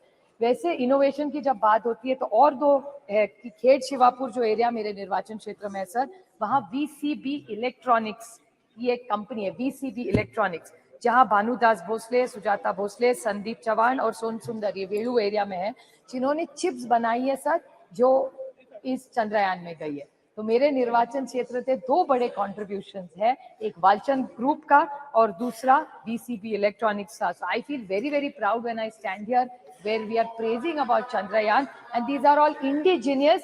और ये सारी कंपनियां सर 2001 तो 100 साल पुरानी है और दूसरी 15-20 साल पुरानी है. So I just would like to put on this record straight. And there are other companies which are doing wonderful work in my constituency, like the hydrogen technology, sir, software, be it Wipro, be it KPIT, Tata's, Mahindra's, they've all contributed to all these works that are going on, sir, in the new development of the new India.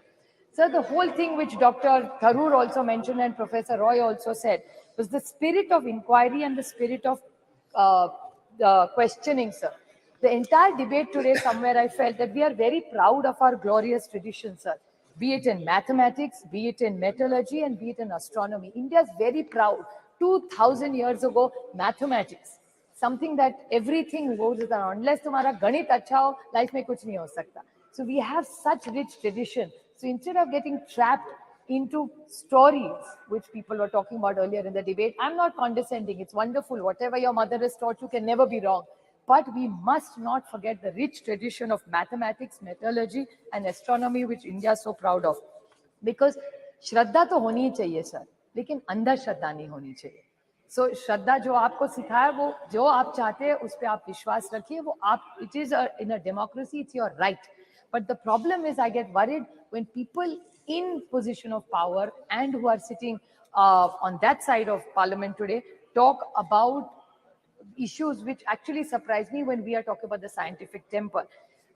मेरे महाराष्ट्र में sir पिछले हफ्ते एक doctor आया था जो blankets डालता है लोगों पे, और ब्लैंकेट डालने के बाद वो बोलता है कि आपकी तबीयत ठीक हो जाएगी. सर आप सोचिए, एक तरफ हम लोग चंद्रयान-3 की बात करें और दूसरे जगह एक भारतीय जनता पार्टी का MLA बोल रहा है कि ब्लैंकेट डालिए आपकी तबीयत ठीक हो जाएगी. ये कैसे चलेगा? तो श्रद्धा जरूर होनी चाहिए, लेकिन अंधश्रद्धा नहीं होनी चाहिए. आपको याद होगा sir, B Ed Sri Dabolkar, Sri Gauri Lankesh, Govind Pansare and Kalburgi ji. What were they? How did they die, sir? Because this was whole conflict which we are. And I think this was a debate where we only should discuss about scientific temper. तो श्रद्धा होनी चाहिए, लेकिन अंधश्रद्धा के खिलाफ महाराष्ट्र में भी बहुत बड़ा दाभोलकर जी ने बहुत मूवमेंट चलाया था। हमारे यहाँ बिल भी है कि अंधश्रद्धा के खिलाफ सबने एक्शन लेना चाहिए, और जहां पार्लियामेंट में अंधश्रद्धा के बारे में कहा जाता है, so somebody like me who believes in questioning and wants the next generation, तो इन चंद्रयान बैठ के हमारे बच्चों को हम अंधश्रद्धा सिखाएंगे तो देश आगे कैसे जाएगा sir? So we have to have a scientific temper, and I would like to quote Dr. APJ Abdul Kalam ji when he said, "Dreams are not those which come while you are sleeping." Sir, dreams are not those which you come into reality while you're sleeping, but dreams are those when you don't sleep before fulfilling them. So I pay a rich tribute to every scientist and technocrat in this country who have contributed in the last 6 decades to make Chandrayaan-3 a reality. Thank you very much. Thank you very much. Shri Prince Raj ji. धन्यवाद अध्यक्ष महोदय जी। आज आपने मुझे चंद्रयान-3 की सफलता और space sector में भारत की उपलब्धियों पे बोलने का मौका दिया। मैं अपने और अपने पार्टी की तरफ से आपका धन्यवाद व्यक्त करता हूं। सर, आज इस नए सदन में प्रथम भाषण देते हुए काफी खुशी और काफी गर्व महसूस हो रहा है। आज का विषय कोई पॉलिटिकल विषय तो नहीं है सर, और ना इस पे पॉलिटिक्स करनी चाहिए, लेकिन कल जैसे राज्यसभा में इस पे डिस्कशन हो रहा था और आज लोकसभा में हो रहा है। कई माननीय सदस्यों को हमने सुना, जैसे कल लोकसभा में महिला बिल पर चर्चा हो रहा था और आज चंद्रयान-3 पे हो रहा है, तो कुछ माननीय सदस्य के भाषण से लगा कि ये क्रेडिट टेकिंग मूवमेंट बन गया है कि जब बिल लाया गया उसमें कहा गया ये बिल हम पहले लेके आए, जब चंद्रयान-3 पे बात हो रही है तो कहा जा रहा है कि इसरो की स्थापना हमने की। तो हमें लगता है इस तरीके की पॉलिटिक्स आज नहीं होनी चाहिए और आज मुक्ता हमें अपने विषय पर रहना चाहिए। आज इस मंच के माध्यम से अध्यक्ष महोदय जी, हम अपने वैज्ञानिकों का, इंजीनियर्स का, रिसर्चर्स का और उन सभी कर्मचारियों को हम बधाई देते हैं और उनका धन्यवाद करते हैं कि उन्होंने भारत देश का नाम पूरे दुनिया में रोशन किया। और आदित्य-1 L1 की जो सफल लॉन्चिंग हुई है उसके लिए भी हम उन्हें बहुत बहुत शुभकामनाएं देते हैं। सर, यह स्पेस मिशन सिर्फ एक स्पेस मिशन नहीं है, ये आत्मनिर्भर भारत की ओर एक बहुत बड़ा कदम है।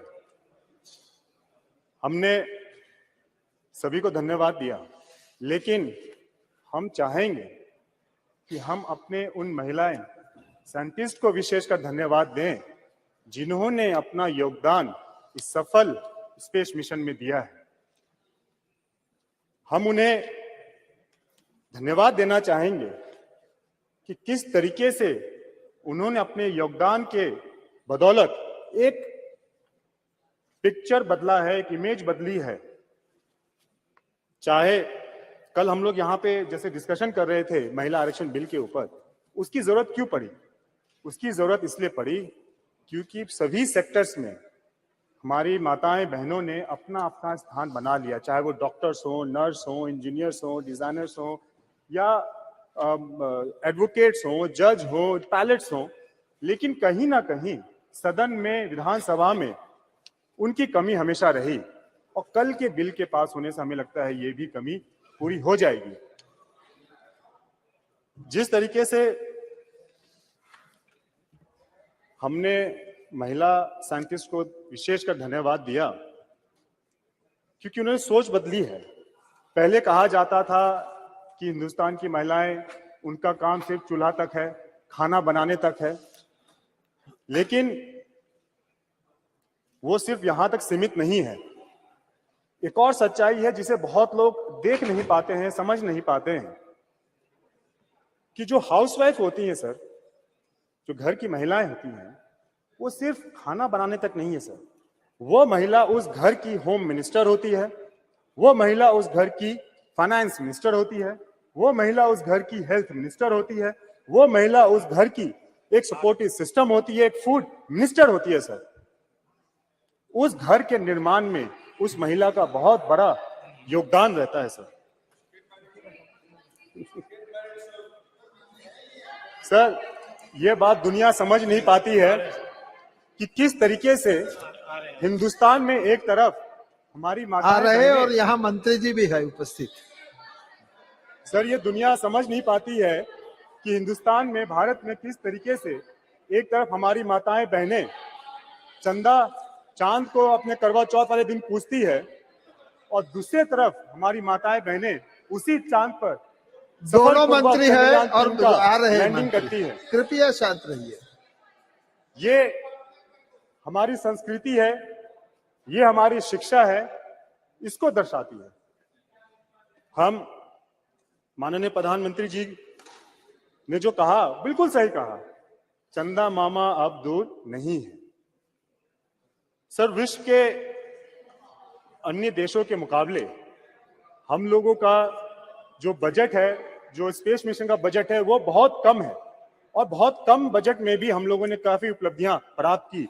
अगर हम देखें, अन्य देशों ने भी प्रयास किया, लेकिन भारत ही एक प्रथम ऐसा देश है जो कि दक्षिण ध्रुव में पहला सफलपूर्वक लैंडिंग उन्होंने किया।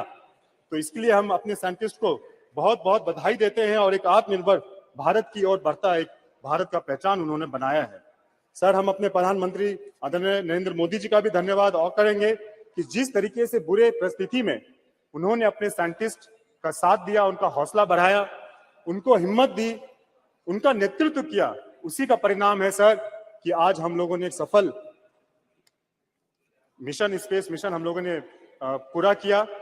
हमें पूर्ण विश्वास है सर कि उनके कौशल नेतृत्व में जिस तरीके से कोरोना काल में हम लोगों ने देखा कि देश ने एक स्वदेशी वैक्सीन का निर्माण किया, जिस तरीके से आज देश डिफेंस सेक्टर में सर इक्विपमेंट्स बना रहा है, इसको एक्सपोर्ट कर रहा है, हम लोग देख रहे हैं, हम लोग वहां गए थे, देखे भी थे।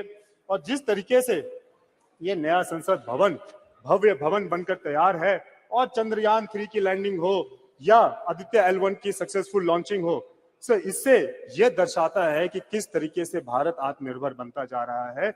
और सर वो दिन दूर नहीं है जब आदरणीय प्रधानमंत्री की सोच 2047 में एक विकसित भारत अपने पूरे देश की सूची में अपना नाम दर्ज कराएगा। वो दिन दूर नहीं है सर।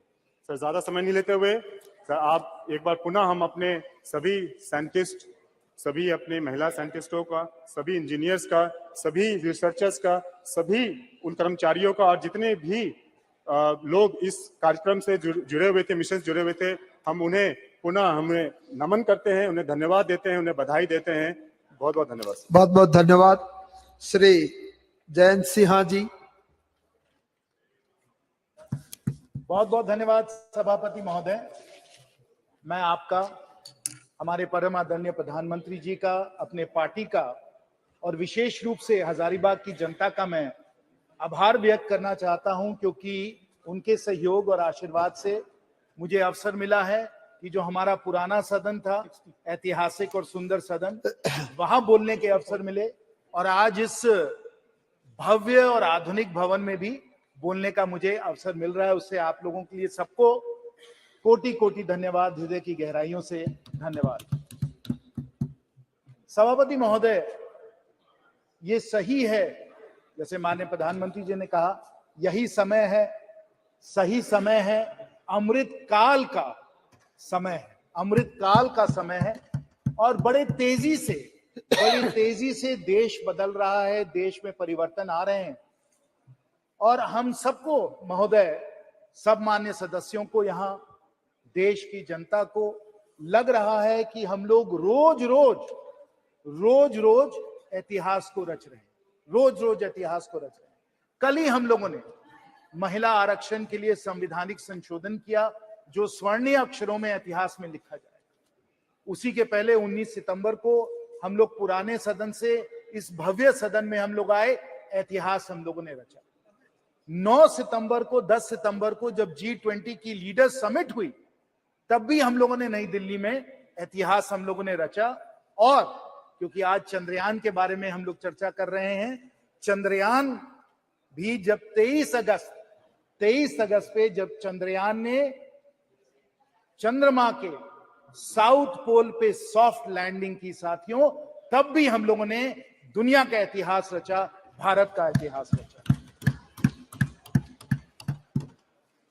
और इस कारण, क्योंकि इतना हम लोग यहां अपना योगदान दे रहे हैं, इतिहास रच रहे हैं,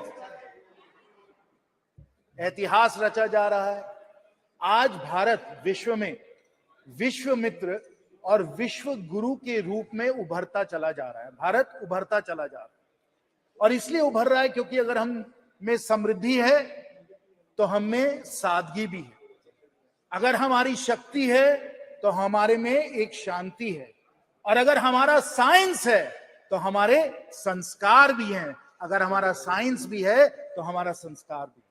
और अगर कोई समझता है कि हम अगर संस्कार की बात करें तो हम साइंस की बात नहीं कर रहे हैं, विज्ञान की बात नहीं कर रहे हैं, तो ये बिल्कुल गलत बात है। कई मेरे विपक्ष के साथियों ने कहा कि हम लोग संस्कार की थोड़ी ज्यादा बात करते हैं और साइंटिफिक टेम्पर की बात थोड़ा कम करते हैं, ये उनका मानना था। लेकिन हम लोगों के इतिहास में प्राचीन समय से एक संतुलन रहा है, संस्कार में भी और साइंस में भी। और अगर हम अथर्ववेद में जाएं, मंडपा उपनिषद में जाएं, तो वहां से जो मूल मंत्र निकल के आया वो आज हमारे राज्य का मूल मंत्र है, सत्यमेव जयते। अगर हम किसी चीज से भी प्रेरित हैं तो हम सत्यमेव जयते से प्रेरित हैं, ट्रूथ अलोन ट्रायम्फ्स। और अगर विज्ञान कुछ भी है तो वो सत्य है, वो ट्रूथ है। और जो भी कोई, और मैं खुद विज्ञान का स्टूडेंट हूं, इंजीनियर हूं, तो मुझे तो कहना पड़ेगा कि अगर हम लोग साइंस में कोई भी तलाश करते हैं, प्रोफेसर साहब बैठे हुए हैं, वो भी साइंटिस्ट है, उनको मालूम है कि जो साइंटिफिक मेथड है, जो साइंटिफिक टेम्पर है, that is a process of discovery of the truth, और वो हम लोगों के संस्कार में लिखा हुआ है। और इसलिए आज अगर हमारी साइंस जो है वो चंद्रमा में पहुंची है, क्योंकि हमारे संस्कार हम लोगों को ये प्रेरणा देते हैं, सत्यमेव जयते। और हमें, जैसे अभी बहुत वक्ताओं ने कहा है और मैं भी अपनी बात उसमें जोड़ना चाहूंगा, कि अगर हम इस साइंस की बात करें तो साइंस में हमारे बहुत सारे लोगों ने योगदान दिया है। और अगर ये योगदान है तो उसे हम 1962 या 1960 से हम लोग नहीं उसे आरंभ करें, हम अपने संस्कार के बारे में, अपने इतिहास के बारे में भी सोचे, जहां विश्व को, प्राचीन समय विश्व को आर्यभट्ट जैसे, भास्कर जैसे, ब्रह्मगुप्त जैसे, वरमहीर जैसे वैज्ञानिक थे, जिन्होंने विश्व को गिनती सिखाई, विश्व को ट्रिग्नोमेट्री सिखाई, विश्व को एस्ट्रोनॉमी सिखाई। और प्रोफेसर साहब और सब जो मेरे यहाँ साइंटिफिक जो हमारे सब यहाँ साथी हैं, उनको अच्छी तरीके से मालूम, ये हमारे संस्कार हैं, ये हमारे साइंटिफिक संस्कार हैं। और उससे जुड़े हुए उसके बाद पीढ़ी दी पीढ़ी, कड़ी दे कड़ी जो चलती आई, उसमें ये सही है कि पंडित नेहरू जी का भी योगदान है। पंडित नेहरू जी का भी योगदान है। 1960 में, फिर 1962 में उन लोगों ने इसरो को आरंभ किया। उसके बाद सब माननीय प्रधानमंत्रियों जी का सहयोग है, इंदिरा गांधी जी का सहयोग है। उन्होंने सतीश धवन जी को वापस बुलाया, कैलटेक में वो पढ़ रहे थे, उनको उन्होंने वापस बुलाया, इंडियन इंस्टीट्यूट ऑफ साइंस से जाकर वो इसरो गए, उनका बहुत बड़ा योगदान था।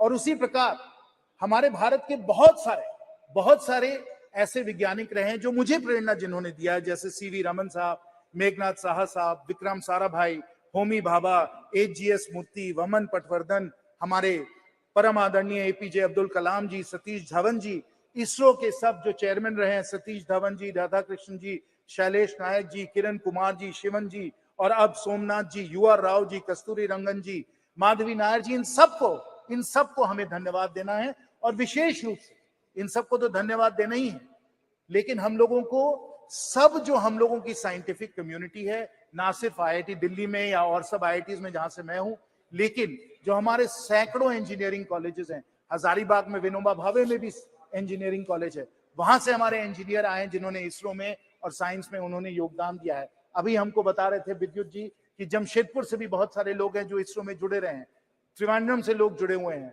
चेन्नई से लोग जुड़े हुए हैं। पूरे हमारे महान इस भारत से हमारे इतने सारे साइंटिस्ट और इंजीनियर हैं जिनके योगदान, जिनके सहयोग समर्थन के कारण ये हमारा जो पूरा अब आते हैं।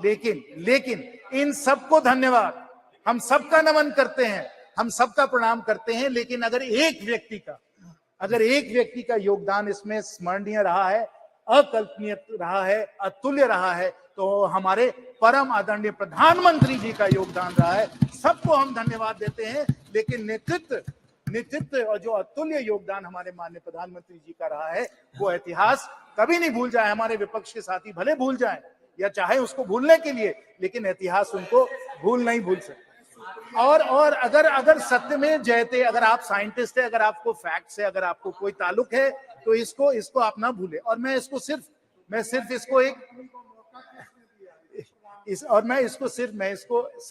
ऐसे ही राजनीतिक तौर से मैं नहीं कह रहा हूं, मैं तर्क और तत्वों के आधार पे कह रहा हूं कि अगर योगदान विशेष और अकल्पनीय रहा है प्रधानमंत्री जी का, क्यों रहा है, मैं आपको बताता हूं।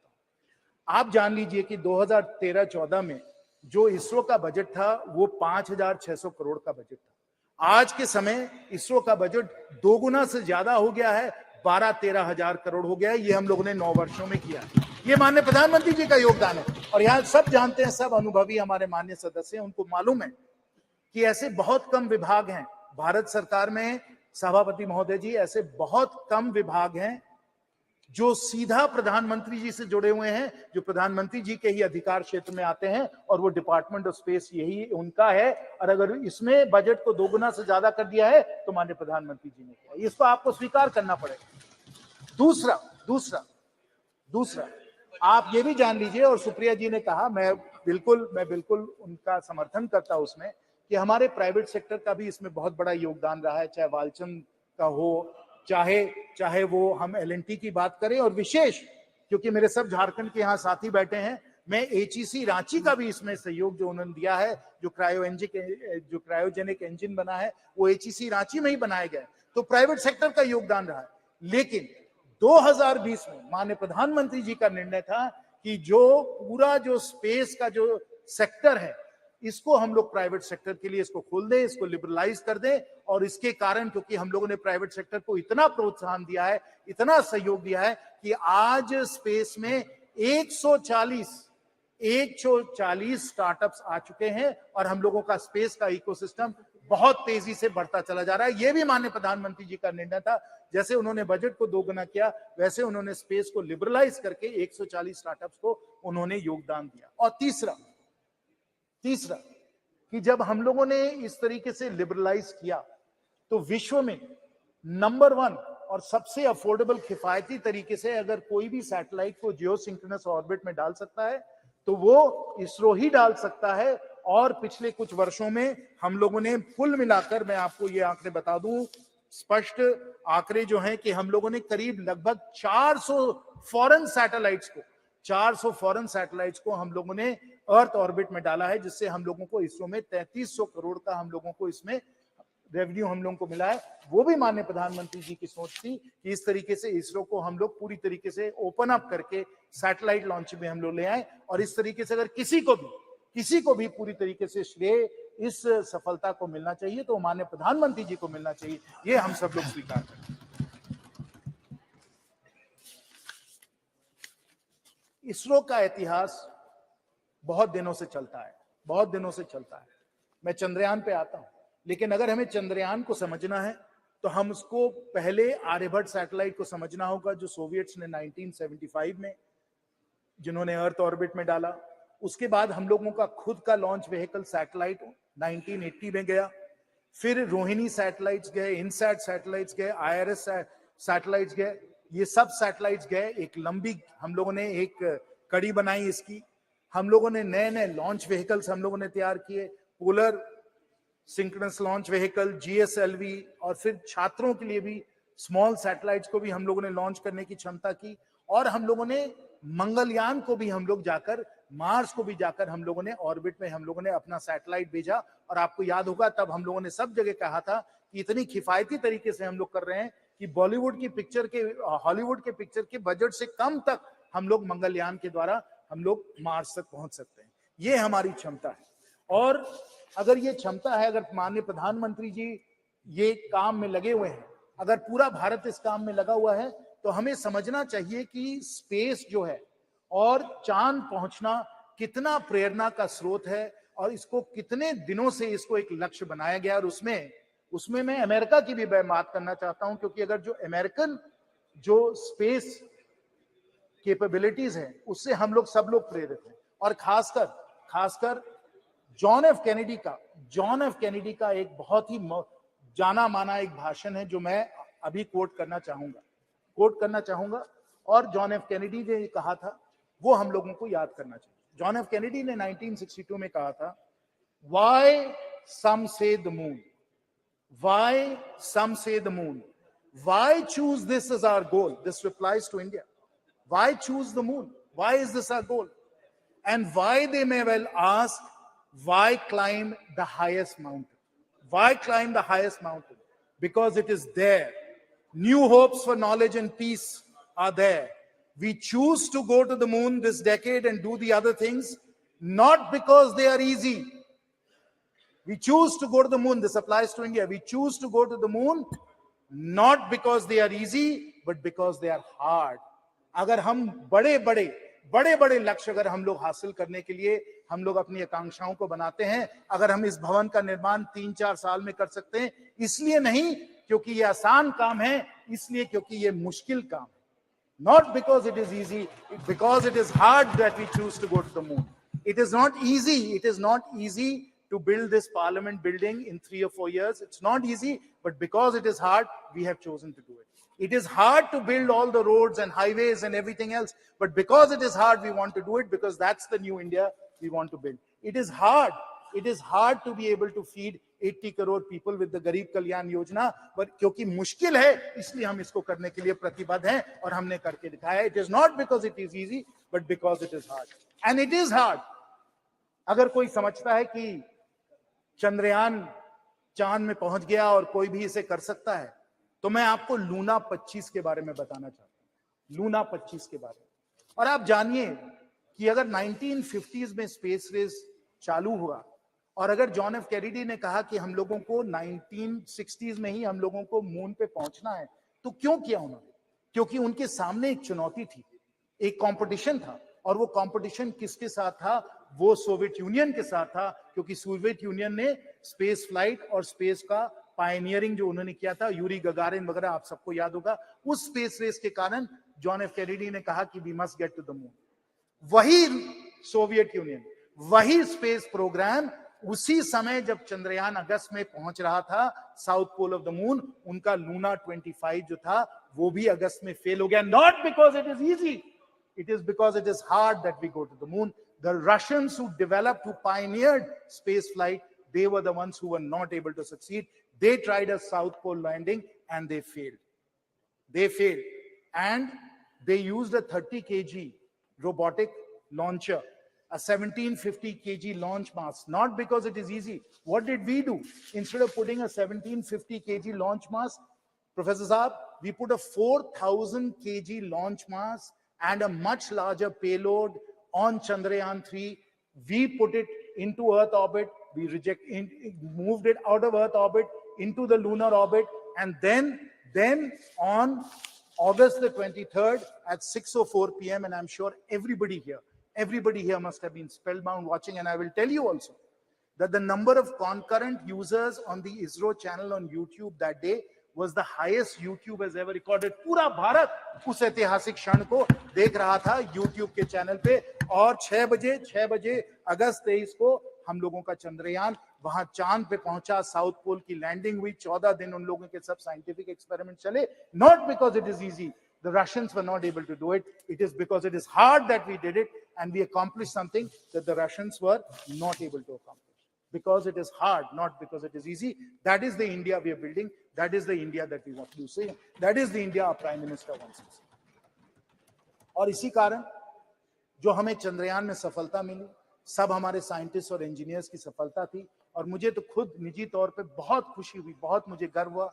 हजारीबाग के भी कई लोग उससे जुड़े हुए थे, मेरी फोन पे भी उनसे बात हुई. और जब आप उनसे बात करें, हर से वो गदगद थे कि इतना बड़ा लक्ष्य हम लोगों ने हासिल किया. लेकिन ये तो एक और ही कड़ी है. अभी हमें और बहुत दूर जाना है. चांद पे तो हम पहुंच ही गए, फिर आदित्य L1 तो हम लोगों को सूरज तक ले गया. और सूरज पे जो हम लोगों ने एक्सपेरिमेंट्स किए, जो कोरोना पे जो एक्सपेरिमेंट्स हो रहे हैं, जो कोरोना का स्टडी हो रहा है, वो भी बहुत ही ऐतिहासिक है. लेकिन आपको मालूम है कि हम लोगों की सोच ये है कि हम लोग जल्द ही हम लोग गगनयान के द्वारा, और मैं आपको बता दूं कि इसकी ट्रेनिंग हमारे एस्ट्रोनॉट्स वगैरह की हो गई है, हमारे पास वो पेलोड कैपेसिटी है हमारे रॉकेट्स की, लॉन्चर्स की, कि हम लोग कुछ लोगों को हम लोग 400 किलोमीटर सैटेलाइट के पार हम लोग स्पेस में ले जाना चाहते हैं। गगनयान के द्वारा मैन्ड स्पेस फ्लाइट भी यहां भी हम लोग जाना चाहते हैं। तो ये लक्ष्य, ये हमारा लक्ष्य है, यहां हम लोग पहुंचना चाहते हैं। और इसके द्वारा जो हम लोगों का स्पेस का इकोसिस्टम बन रहा है उसे भी हमें समझना चाहिए। ये हमारे माननीय प्रधानमंत्री जी की दूरदर्शी सोच है कि हमें सिर्फ ये मिशन जो है इसमें हमें सफल नहीं होना है, हमें मिशन से और आगे बढ़कर पूरा स्पेस का एक इंडस्ट्री, पूरा स्पेस का एक इकोसिस्टम भी हम लोगों को बना देना है। और क्यों हमें इस तरीके से बनाना है? क्योंकि जब स्पेस का इकोसिस्टम बनता है तो बहुत सारे एडवांस टेक्नोलॉजीज भी हम लोग उसके द्वारा उसमें बहुत आगे बढ़ जाते हैं। और ये एडवांस टेक्नोलॉजीज, क्योंकि हम लोग डेवलपमेंट के तौर पे इन एडवांस टेक्नोलॉजीज पे हम लोग अपना कंट्रोल हासिल करना चाहते हैं, ये बहुत ही जरूरी है। और इसमें मैं हमारे भारत रत्न पूर्व राष्ट्रपति श्री अब्दुल कलाम जी का मैं एक कोट आपको बताना चाहता हूं। ISRO's vision was clear. If Indians were to play a meaningful role in the community of nations, they must be second to none in the application of advanced technologies to real life problems. That is our Honorable Prime Minister's vision. We use the space ecosystem to develop the knowledge and the ability and the capabilities to deal with these advanced technologies, whether they pertain to material science, whether they pertain to telecommunications, whether they pertain to remote sensing, weather forecasting, all of these different advanced technologies in computing, in semiconductors, all of them will come within our capability set if we are able to push the space ecosystem. And I will conclude, Sabhapati Mahoday, with the vision that we take our 140 startups, they become thousands of startups, we generate tens of unicorns, and they become among the world's leading space companies, pushing these advanced technologies, taking India not just to the moon, not just to the sun, but to the stars. That is the new India that we are building, not because it is easy, because it is hard, and we want, as Thank you very much. progress. Thank you very much. Sri Karti Chidambaram ji.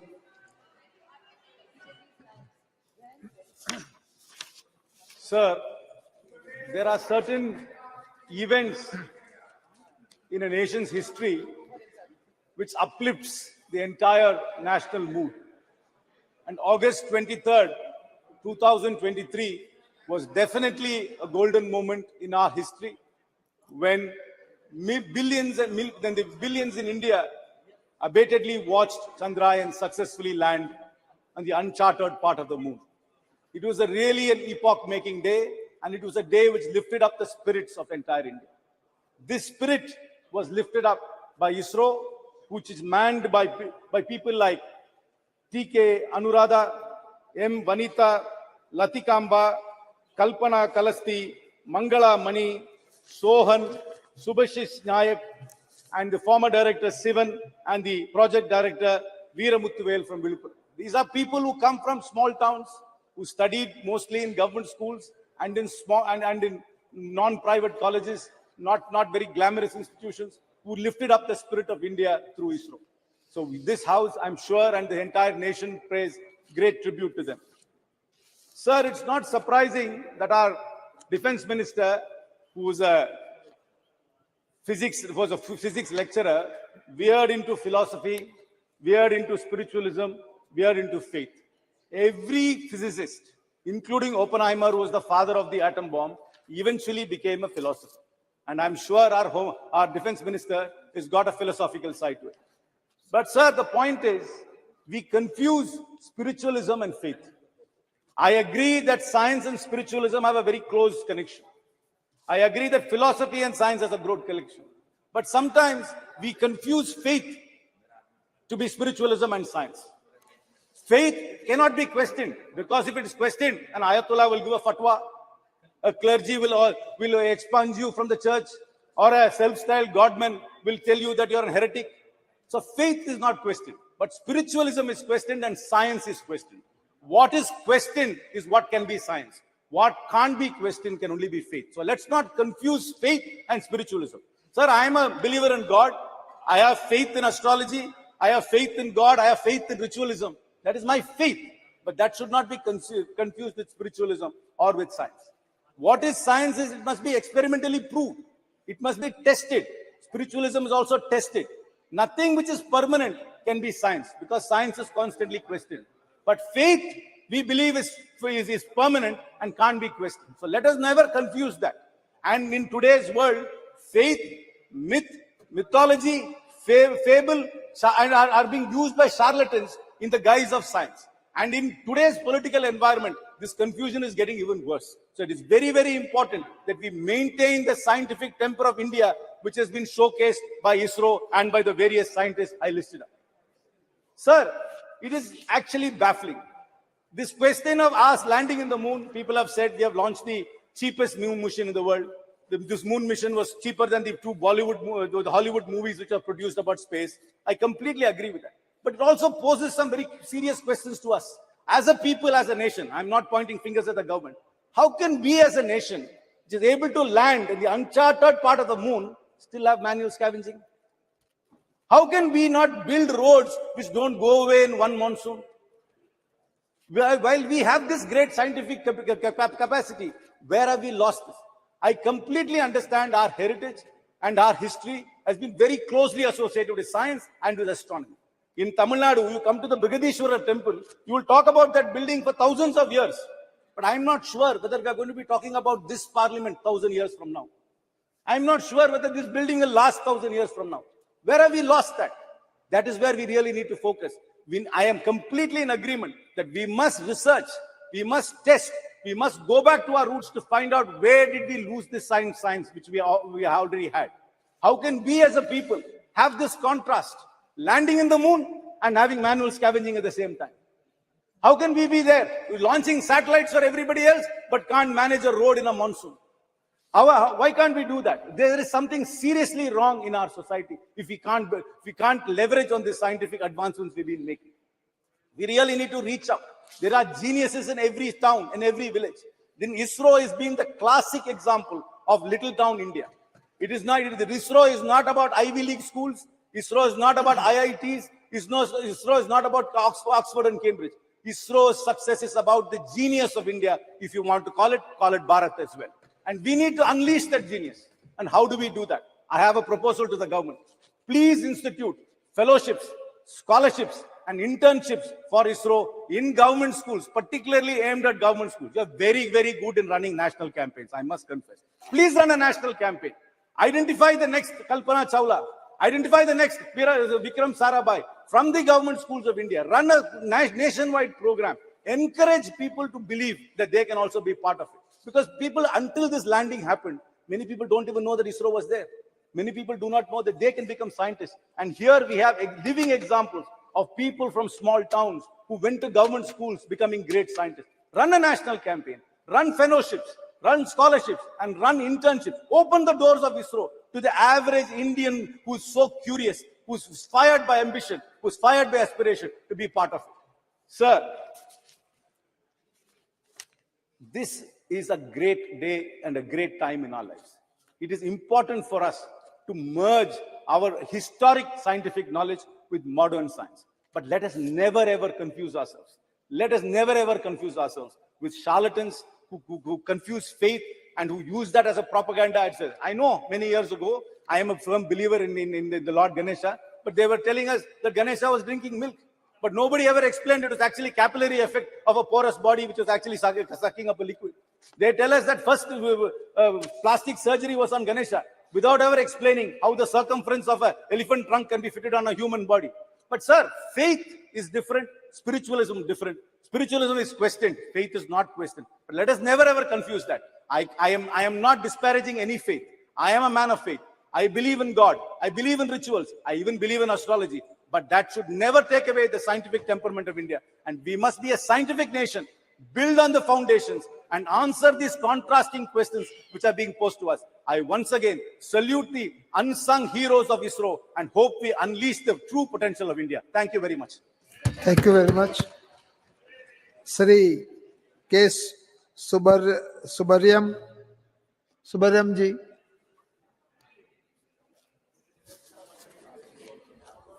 Speaker sir,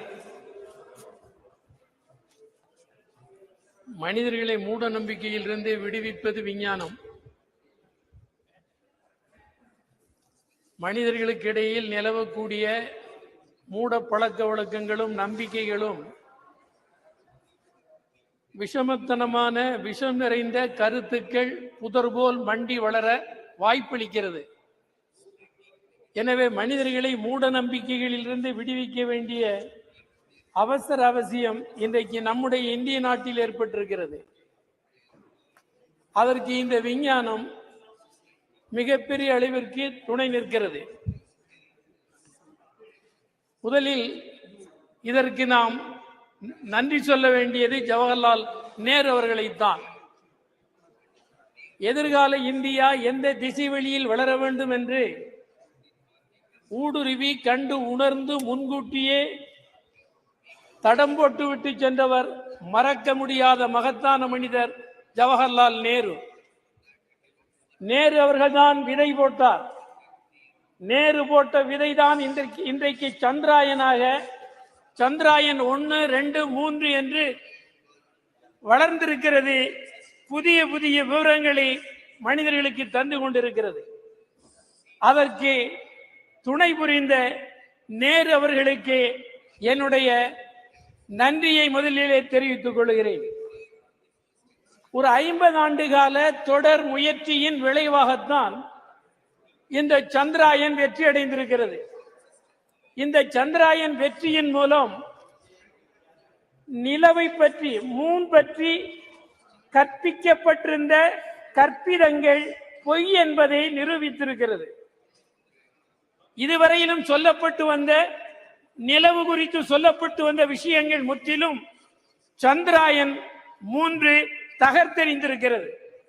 இந்த மூட கருத்துக்கு முற்றிலும் தவறு என்று உணர்த்தப்பட்டிருக்கிறது. அதற்காகவும் விஞ்ஞானிகள் முதல் சாமானிய வேலைகளை செய்து உதவிய அனைவருக்கும் நெஞ்சம் நிறைந்த நன்றிகளை வாழ்த்துக்களை தெரிவித்துக் கொள்ள விரும்புகிறோம். சயின்டிபிக் டெம்பர் என்பதுதான் அரசியல் சட்டம் முன்வைத்திருக்கிற ஒன்று. ஆனால் சயின்டிபிக் டெம்பர் வலியுறுத்தப்பட்டுள்ள அரசியல் சட்டத்தினால் உறுதிமொழி எடுத்து பதவியேற்றுக் கொண்டவர்கள் தவறான கருத்துக்களின் அடிப்படையில் தவறான கருத்துக்களை மக்களுக்கு ஊட்டி தவறான திசை வழிக்கு அழைத்து சென்று கொண்டிருக்கிற விபரீதமான போக்கு இங்கே வளர்ந்து வருகிறது இந்தியாவில். இவையெல்லாம் கவலையோடு கவனிக்கப்பட வேண்டிய விஷயங்களாகும். இதற்கு விஞ்ஞானத்தின் துணை கொண்டுதான் நாம் தீர்வளிக்க வேண்டும். அதற்குரிய நடவடிக்கைகளை மேற்கொள்ள வேண்டியிருக்கிறது. உலக அளவில் விஞ்ஞான வளர்ச்சியில் குறிப்பிடத்தக்க வெற்றியை இன்றைக்கு இந்தியா பெற்றிருக்கிறது. இந்தியர்கள் என்று சொல்லுவதில் நாம் பெருமை கொள்ளுகிறோம். இந்த மகத்தான வெற்றியை நமக்கு ஈட்டி தந்தது ஜவஹர்லால் நேரு அவர்கள் போட்ட விதை என்பதை நாம் மீண்டும் நன்றியோடு நினைத்து பார்க்க வேண்டும். அதனுடைய விளைவாகத்தான் இன்றைக்கு ஒரு நல்ல நிலை ஏற்பட்டிருக்கிறது. அரசியல் சட்டம் குறித்தும் கவலையோடு நாம் பார்க்க வேண்டும். அரசியல் சட்டத்தில் வலியுறுத்தப்பட்டுள்ள அறிவியல் பூர்வமான கருத்தோட்டம் இந்தியர்களுக்கு கொண்டு செல்லப்படவில்லை. அறிவியல் பூர்வமான கருத்தோட்டம் இந்தியர்களுக்கு கொண்டு செல்லப்படுகிற போதுதான் இந்தியர்கள் மூட கருத்துக்களிலிருந்து வெளியிலே வந்து உண்மை என்ன என்பதை புரிந்து தெளிவடைவார்கள். அதற்காக அறிவியல் பூர்வமான வளர்ச்சியை நாம் ஊக்குவிக்க வேண்டிய அவசியம் ஏற்பட்டிருக்கிறது.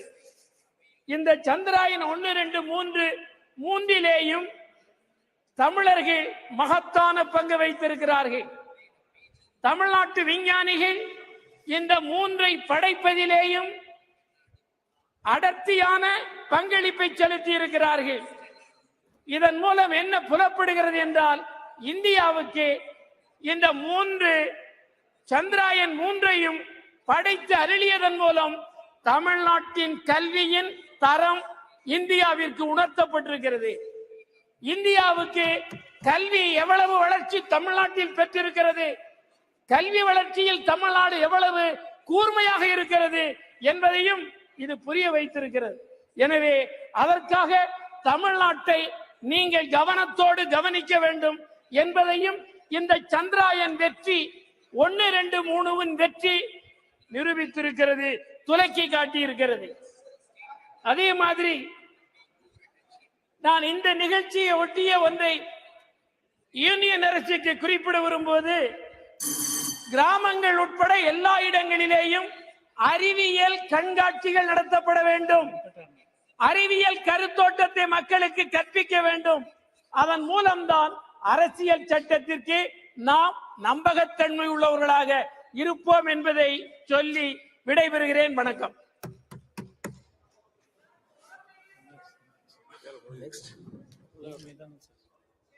Honorable Member Sumidanand Saraswati.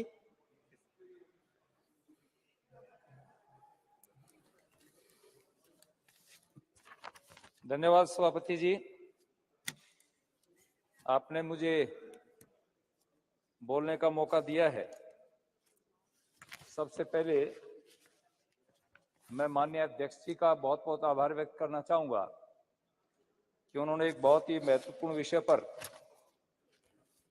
Chandrayaan-3 की सफलता के ऊपर ये चर्चा करने का मौका दिया है। इसके साथ ही मैं निवेदन करना चाहूंगा, जहां हमारे देश के साइंटिस्ट ने, वैज्ञानिकों ने एक सफल कार्यक्रम आयोजित किया। 14 जुलाई को चंद्रयान ने पृथ्वी से उड़ान भरी और 23 अगस्त को सफलतापूर्वक जब चंद्रमा के दक्षिण ध्रुव के ऊपर यह चंद्रयान उतरा, जहां का वातावरण अलग ही रहता है, 200 डिग्री माइनस तक का टेम्परेचर जाता है, अंधकार छाया रहता है। ऐसे स्थान के ऊपर यान को उतारने वाला भारत दुनिया का प्रथम देश बना। इसलिए मैं देशवासियों को भी, माननीय प्रधानमंत्री जी को भी और हमारे सभी साइंटिस्ट को बहुत बहुत बधाई, साधुवाद और आभार व्यक्त करना चाहूंगा। मैं निवेदन करना चाहता हूं, हमारा देश ऐसा देश है जो ऋषियों का, मुनियों का देश है। अभी चिदम्बरम जी बोल रहे थे, उससे पहले हमारे कई वक्ताओं ने इस विषय पर रखा। हम कई बार भटक जाते हैं, जब कोई अध्यात्म की बात आती है, धर्म की बात आती है, तो विचलित होने का प्रयास करते हैं। हम जब अपने प्राचीन साहित्य को देखते हैं, इतिहास को उठा करके देखते हैं, वेदों को देखते हैं, तो हमारे यहाँ प्राचीन साहित्य में इस प्रकार का स्पष्ट उल्लेख मिलता है। हम अपने प्राचीन ऋषियों को देखते हैं। ऋषि का अर्थ क्या है? ऋषियों मंत्र दृष्टारः, जो विचार पर, मंत्र पर विचार करता है, चिंतन करता है, मनन करता है। और मैं तो निवेदन करूंगा कि जो आधुनिक साइंटिस्ट हैं, वैज्ञानिक हैं, ये हमारे आधुनिक ऋषि हैं। इन्होंने देश को जिस प्रकार से आगे बढ़ाया है, देश का नाम समुज्वल किया है। हम यदि रामायण काल को देखेंगे, उसमें भी हमारे यहाँ बहुत सारे इस प्रकार के वैज्ञानिक थे। पुष्पक विमान का उल्लेख रामायण में मिलता है, जो साउंडलेस था, ध्वनि रहित था। हमारे यहाँ भास्कर आचार्य का जो ग्रंथ है बृहद विमान शास्त्र, मैंने उस ग्रंथ को अच्छी तरह से पढ़ा है एक संस्कृत का विद्यार्थी होने के नाते। उसमें जिस प्रकार के विमानों का उल्लेख मिलता है, आज भी साउंडलेस विमान हम तैयार नहीं कर पाए हैं।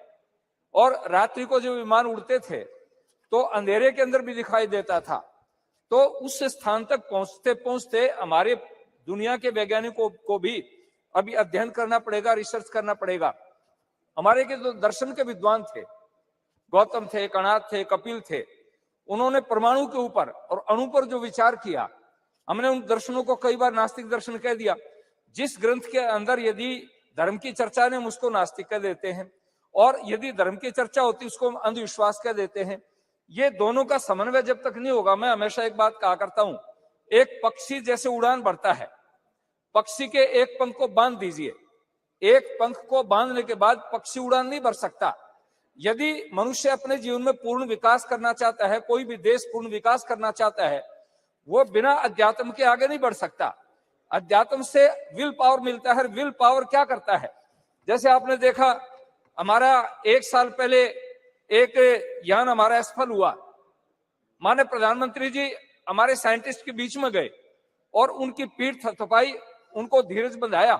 यदि हम उसमें निराश हो जाते, हताश हो जाते और हमारे अंदर विल पावर नहीं होती, तो हम आगे नहीं बढ़ सकते थे। और उसका परिणाम यह निकला कि विल पावर के कारण आत्मबल के ऊपर हम आगे बढ़े और आगे बढ़ते बढ़ते 1 साल के बाद में हमारे साइंटिस्ट ने, हमारे वैज्ञानिकों ने वो काम करके दिखा दिया जिसको पूरी दुनिया ने लोहा माना है। एक निवेदन मैं करना चाहूंगा, जहां हमारे साइंटिस्ट माने सोमनाथ जी की टीम ने काम किया, उसके साथ साथ में जो और भी लोग थे, जैसे प्राय मैं कई बार एक निवेदन किया करता हूं, गाड़ी है, कई करोड़ की गाड़ी है, लेकिन उसमें से अगर वाल्व का निकाल दिया जाए तो उसमें टायर में हवा नहीं ठहरेगी। तो उसमें लाखों करोड़ों रुपए का इंजन हो और साधन हो, यदि वाल्व की कीमत को हम नहीं समझेंगे तो वो गाड़ी चल नहीं सकती। इस काम के अंदर एक छोटे से छोटा साइंटिस्ट, आज हम इस भव्य भवन के बीच में है, नई पार्लियामेंट में है, इसमें एक सामान्य कर्मचारी भी जिसने छोटा सा काम किया है, जो पानी पकड़ाने का काम करता था, सीमेंट और गारा बनाने का काम करता था, पत्थर पकड़ाने का काम करता था, गाड़ी में पत्थर लादने का काम करता था, उसका भी इतना योगदान है जितना किसी आर्किटेक्ट ने इस भवन को बनाया और इंजीनियर ने इसमें सहयोग दिया। ठीक इसी प्रकार इससे हमारा जो ये यान चंद्रमा पर पहुंचा, उस चंद्रमा पर पहुंचने तक यान में जितने लोगों का सहयोग रहा है, एक सामान्य कर्मचारी जो उनकी टीम के अंदर काम करता था, वो उसमें भागीदारी था। तो मैं आपसे निवेदन करना चाहता हूं, हमारा देश तो इतना समृद्ध था, हमारी संस्कृति में स्पष्ट आता है, एत देश प्रसूतस्य सकाशाद अग्रजन्मन है स्वयं स्वयं चरित्रम शिक्षेरन पृथ्वी सर्वमानवाः। हमारे देश के ऋषियों के चरणों में तो नालंदा जैसी यूनिवर्सिटी, अभी G20 हुआ, माने प्रधानमंत्री जी जहां खड़े थे उसके बैकग्राउंड के अंदर नालंदा विश्वविद्यालय का एक बैकग्राउंड दिया, इसलिए दिया कि दुनिया के विद्वान आए थे, दुनिया के नेता आए थे, राष्ट्राध्यक्ष आए थे और आए थे। उन्होंने आकर के जब उसको देखा और उनको बता भी रहे थे, समझा भी रहे थे कि हमारा देश कभी भी ऐसी स्थिति नहीं रही है। बीच में गुलामी की जंजीरों में हम जकड़े गए और गुलामी होने के कारण हम विकास नहीं कर पाए, लेकिन हमारी जो प्राचीन धरोहर थी, उस धरोहर का स्मरण करेंगे, उसका स्मरण करके उसके ऊपर अनुसंधान करेंगे, रिसर्च करेंगे, तो हम और आगे बढ़ सकते हैं। अभी तो हमारे देश ने उड़ान भरी है और अभी चंद्रमा के साथ साथ में सूर्य की तरफ बढ़े हैं। सूर्य का अध्ययन करने के लिए हमारे साइंटिस्ट जो काम कर रहे हैं, और बहुत सारे ग्रह उपग्रह हैं। मैं जब प्राचीन साहित्य को पढ़ता हूं तो प्राचीन साहित्य में उल्लेख मिलता है कि अन्य ग्रहों के ऊपर भी मनुष्य हो सकता है। इस पर हमारे साइंटिस्ट रिसर्च कर रहे हैं और वैज्ञानिकों को मैं सबसे बड़ा आभार इसलिए करना चाहूंगा, कोई भी वैज्ञानिक किसी काम को करता है फुल स्टॉप नहीं लगाता है, वो आगे के लिए रिसर्च का काम छोड़ देता है, अनुसंधान का काम छोड़ देता है। इसलिए मैं निवेदन करना चाहता हूं कि हमारे सारे जितने भी वैज्ञानिक हैं, उन्होंने जिस काम को किया है चंद्रयान-3 के ऊपर और दूसरे इसके ऊपर, प्रारंभ से लेकर के देश की आजादी के बाद में जब से इस काम इसरो का काम प्रारंभ हुआ या हमारी जितने अन्य रिसर्च सेंटर हैं उनमें काम हुआ, उन सब का आभार व्यक्त करता हूं। और खास तौर से आज ये महिला बिल आया है, मैं उन बहनों को भी, महिलाओं को भी बहुत बहुत आभार व्यक्त करूंगा जो इसमें शामिल थी। हमारी नंदिनी हरिनाथ, डॉक्टर रितु कारीधाल, श्रीवास्तव जी, मिनल जी, रोहित, अनुराधा टीके सहित अनेक महिलाएं जो इसमें थी। मेरे क्षेत्र की भी एक बेटी इस टीम के अंदर सम्मिलित थी। मैं उन सबको बहुत बहुत बधाई देना चाहूंगा और मैं आशा करूंगा कि हम अपनी प्राचीन अध्यात्म की धरोहर को लेकर के, प्राचीन दर्शन शास्त्र वेदों की धरोहर को लेकर के और आधुनिक विज्ञान का समन्वय करके इस देश को आगे बढ़ाने का प्रयास करेंगे। मैं पुनः माननीय प्रधानमंत्री जी का आभार व्यक्त करूंगा। कई बार हमें ये कहते साहब आप इनका धन्यवाद क्यों कर रहे हो, किसी के किए हुए उपकार को न मानना कृतज्ञता होती है। और हमारा शास्त्र कहता है कि दुनिया में सभी पापों का प्रायश्चित हो सकता है, लेकिन कृतज्ञता का प्रायश्चित नहीं हो सकता। इसलिए हमें उन सभी लोगों के प्रति कृतज्ञ होना चाहिए।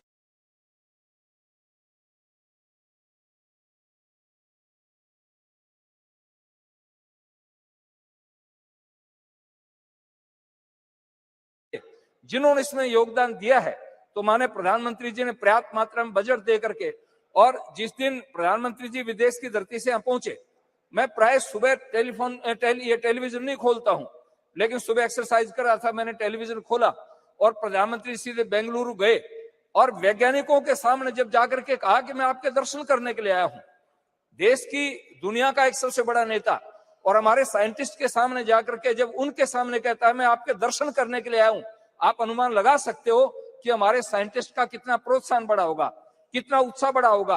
और उत्साह बढ़ने पर ही आदमी काम करता है। तो मैं पुनः माननीय प्रधानमंत्री जी का और हमारे सभी वैज्ञानिकों का बहुत बहुत आभार व्यक्त करता हूं और आशा करूंगा कि हमारा देश दुनिया की बुलंदियों को नापे और ये देश आगे बढ़ता चला जाए। हमारे प्राचीन ऋषियों के जो भाव थे वो भाव सफल हो। धन्यवाद। जय Bharat. Yadav.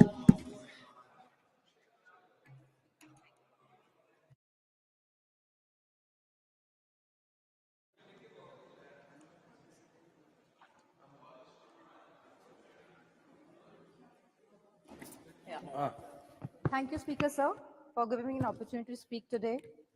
Sir, the moon signifies wisdom, intuition, birth, death, and reincarnation, and a spiritual connection. Science and spirituality both are the safeguards of humanity and mankind. Spirituality, science, and philosophy are all interlaced and interconnected. Sanatana Dharma is all about spirituality, sir. Moon also signifies powerful feminine energy. And sir, yesterday we passed the Women's Reservation Bill.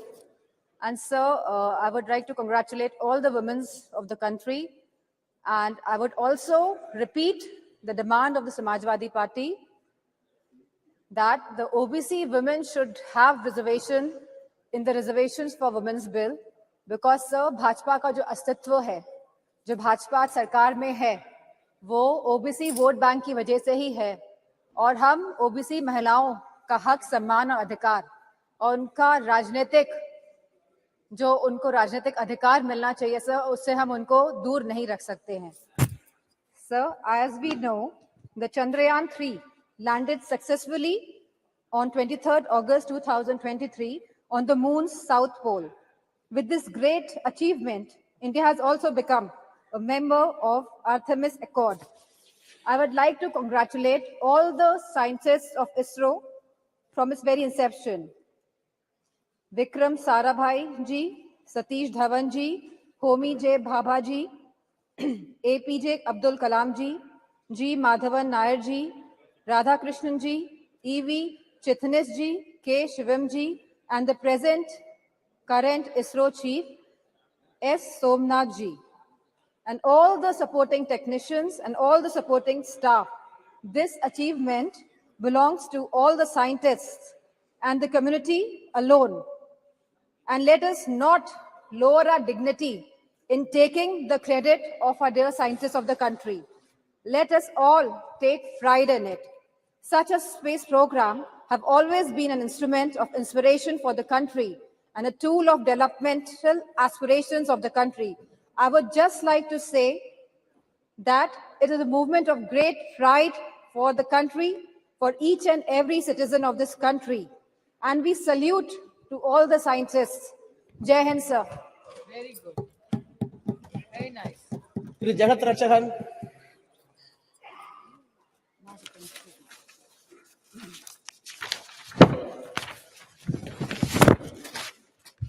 Thank you, Mr. Renowned astronomer Galileo from West had discovered moon in 1678. But our Tamil poet and scholars have spoken about the moon mission way back in 2nd century itself, which can be seen in our Sangam literature.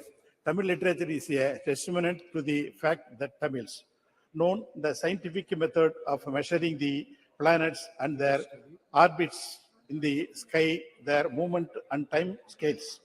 Tamil Sangam poet sung about various planets and galaxies in the sky, including the moon. In 1930s, our Tamil poet Mahagavi sung about the moon in his new Aathichodi that we will explore moon. Also, our great Tamil poet Kaviyar Kannadasan, who predicted the day in the early 1966, stated in his song, Sandranai Thedi Sendu Kudiyirupoma, Tamilukku Seidi Solli Azhaithu Kolvoma, which means we will go in search of the moon and live there, and we will inform our Tamil language to come there and be with us. This is about our love for our language, which is equal to our life.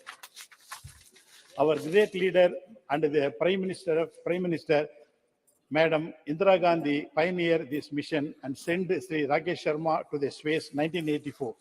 He was the first Indian to go to the space. We all remember the memories of the Sri Rakesh Sharma briefing Madam Indira Gandhi about his feeling of seeing the beauty of Mother India from this space. We have a long history of our initiative to explore the moon. Whether it is a history of the politics, South is always special. India's third lunar mission, Chandrayaan-3, made India the first country to successfully land near the moon's south pole. Besides the study, Chandrayaan-3 is going to make about the moon's history and the search of water, ice in the moon and other materials. It is making me feel very proud about our nation. India may be the fourth nation to launch this mission and the third successful accomplish this. But it is the first developed nation to achieve this as the other all developed countries. We are not only strong technologically, but also the technique such as soft landing, which ensure achieving this mission at the lowest possible cost. No country has ever attempting the soft landing on moon's south pole. The US, China, and Russia have attempted the soft landing on moon's equatorial region, but attempting the same of moon's south pole region is considering difficulty due to the rough terrain. As we have achieved this, it will open new chapter for India. Chandrayaan mission entire cost is roughly 650 crores, whereas Hollywood film Avatar budget was around 1,970 crores. This is the proof of testimony our self-reliance and the strength of our own technology and invents, which was possible on account of Make in India initiatives strategic alone, which India emerging as the world's fifth largest economy, we are able to show countries. Pros in security and technology. The new satellite center in Thoothukudi, Kulasegarapatnam, which you are planning to inaugurate. It will go in a long way in promoting the launch of lighting space craft and also bring the much needed foreign exchange. The success of Chandrayaan-3 could contribute significantly Indian space economy projected to be worth 13 billion by 2025. And I wish all the success of our first solar mission, Aditya-1. A pride, our beloved Tamil Nadu Chief Minister, Thiru M.K. Stalin, whose government is also contributed lot of Dravidian models. Mission Director Thiru Veeramuthuvelu of Chandrayaan-3 and Mission Director Aditya-1, Tirumadi Nisha Sharij. Both of them are from Tamil Nadu and significantly they completed their primary education from Tamil Nadu government schools in their mother language and Tamil, and rose to such a height and brought pride to our Indian and Tamilians. We are thankful to remember of our Tamil scientist APJ Abdul Kalam, Dr. Mailswamy Annadurai, popular known as a moon man of India, and is a proud moment. Dr. Sivan, Dr. Veeramuthuvelu, and other Tamil scientists. I appreciate them, and we are proud to our state being part of such a commendable mission of our country. Thank you very much. Thank you. S9 Masoodi ji. बहुत शुक्रिया chairman साहब मुझे इस मौके पर बोलने की इजाज़त देने के लिए। जनाब, चंद्रयान-3 की जो कामयाबी से कुतुबी जनूबी जो चांद का है उस पर जो लैंड किया, सर उस पर बजा तौर पर सारे मुल्क को फख्र होना चाहिए। जनाब, हमें उन साइंसदानों पर फख्र है जो इस मिशन के साथ एसोसिएट रहे, छोटे से छोटा जो भी एक साइंटिस्ट या जो टेक्नोक्रेट था उससे बढ़कर जो चेयरमैन है इसरो के, सब मुबारकबादी के मुस्तहिक है। जनाब, जब हम इस पर इत्मीनान का इजहार करते हैं तो हमें डिनाई नहीं करना चाहिए जो सरकार का हक बनता है कि हम उसकी सराहना करें और उसको मुबारक दें। प्राइम मिनिस्टर साहब या डॉक्टर जितेंद्र सिंह जी जो इसके साथ वाबस्ता रहे, इनका भी वही हक बनता है। लेकिन जब हम ये बात करते हैं तो हमें सबको ये ज़हननशीन करना चाहिए कि एक कंटिन्यूटी का मामला है। जनाब, जो भी ये सफ़र हमारा रहा खला में, तो ये सफ़र की शुरुआत हो गई आज से 50-60 साल पहले, जनाब, जब इसरो का क़याम बामल लाया गया। तो पहले एक मुल्क में एक साइंटिफिक टेम्परामेंट बनाने के लिए जनाब पंडित जवाहरलाल नेहरू और उनके बाद उनके जो साथी थे उनका योगदान रहा, और हमारे जम्मू कश्मीर में बाबा कौम जनाब शेर कश्मीर शेख अब्दुल्ला ने एक साइंटिफिक टेम्परामेंट बिल्ड करने के लिए पहले दिन से, जो खुद एक साइंस में एक पोस्ट ग्रेजुएट थे 1930 से पहले, जिन्होंने एक मास्टर्स हासिल किया था, उनका बड़ा एम्फेसिस रहा, उनका बड़ा जोर रहा कि ये एक साइंटिफिक टेम्परामेंट बिल्डअप हो जाए। तो वो सारा सब मिला के तो जो जम्मू कश्मीर के जो वहाँ के जो अभी फारिग हो गई वहाँ की यूनिवर्सिटी से या बाकी यूनिवर्सिटी, वो सारी दुनिया में आज बहुत ही सराहना उनका रोल है और मुल्क में सराहना रोल है। तो जनाब, इसरो की जो शुरुआत हो गई वो 1962-1960 की दहाई में हुई। तो उस वक्त तो आप खती अफलास से नीचे बड़ी कसीर तादाद रहती थी। जब PL 480 की बात होती थी, जब अभी ग्रीन रेवोल्यूशन नहीं आया था, व्हाइट रेवोल्यूशन नहीं आया था, तब उस वक्त इस पर केंद्रित रहा, तवज्जो रही। तो उस वक्त से जनाब इस पर जो फोकस रहा, तो उसी की एक पड़ाव ये है जो चंद्रयान-3 है, ये उसका पड़ाव है। लेकिन यही अंत नहीं, इसके बाद अभी जो नए प्रयास हो रहे हैं, नए तजुर्बे हो रहे हैं और नए मिशन तश्कील दिए जा रहे हैं, वो भी इस समत में आगे हमें ले जाएंगे। हमारा जो अखला के हवाले से जो हमारी तरक्की की मंजिलें हैं और होंगी, उसके आगे बढ़ेंगी। तो जनाब, इसी पर हमें बस नहीं करना है, लेकिन जहाँ तक हमें उनको क्रेडिट देना चाहिए जो पहले दिन से इसके साथ वाबस्ता रहे, जो उन्होंने पहले दिन से साइंटिफिक जो टेम्परामेंट है उसकी बिल्डअप करने में जो उन्होंने अपना रोल किया, वहाँ हमें जनाब आगे ले जाना है। और उसके लिए हमें 2-3 चीज़ें अहम है। एक ये है कि जो आज की तारीख में बड़ा सितारा किया जा रहा है इसरो को, या जो बाकी स्पेस के हवाले से जो रिसर्च प्रोग्राम है, वो होना नहीं चाहिए।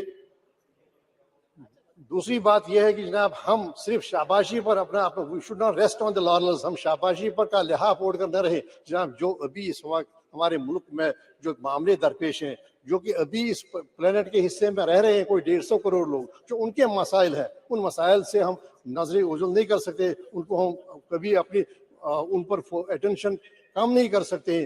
जैसे हेल्थ केयर का मामला है, मैं जम्मू कश्मीर की बात करूंगा, बड़े गैप से हेल्थ केयर में, बड़े गैप से जनाब जो सेफ ड्रिंकिंग वाटर है, इस शाबाशी में हम कहीं वो ना भूल जाएं जो वहाँ पर हैं अभी, जो वहाँ पर हमारे मसाइल हैं, जो हमारी कसीर आबादी है उसके जो मसाइल हैं, उससे ओझल न करें, उसको अपनी नज़रों से ओझल न करें, उस पर फोकस कम न करें।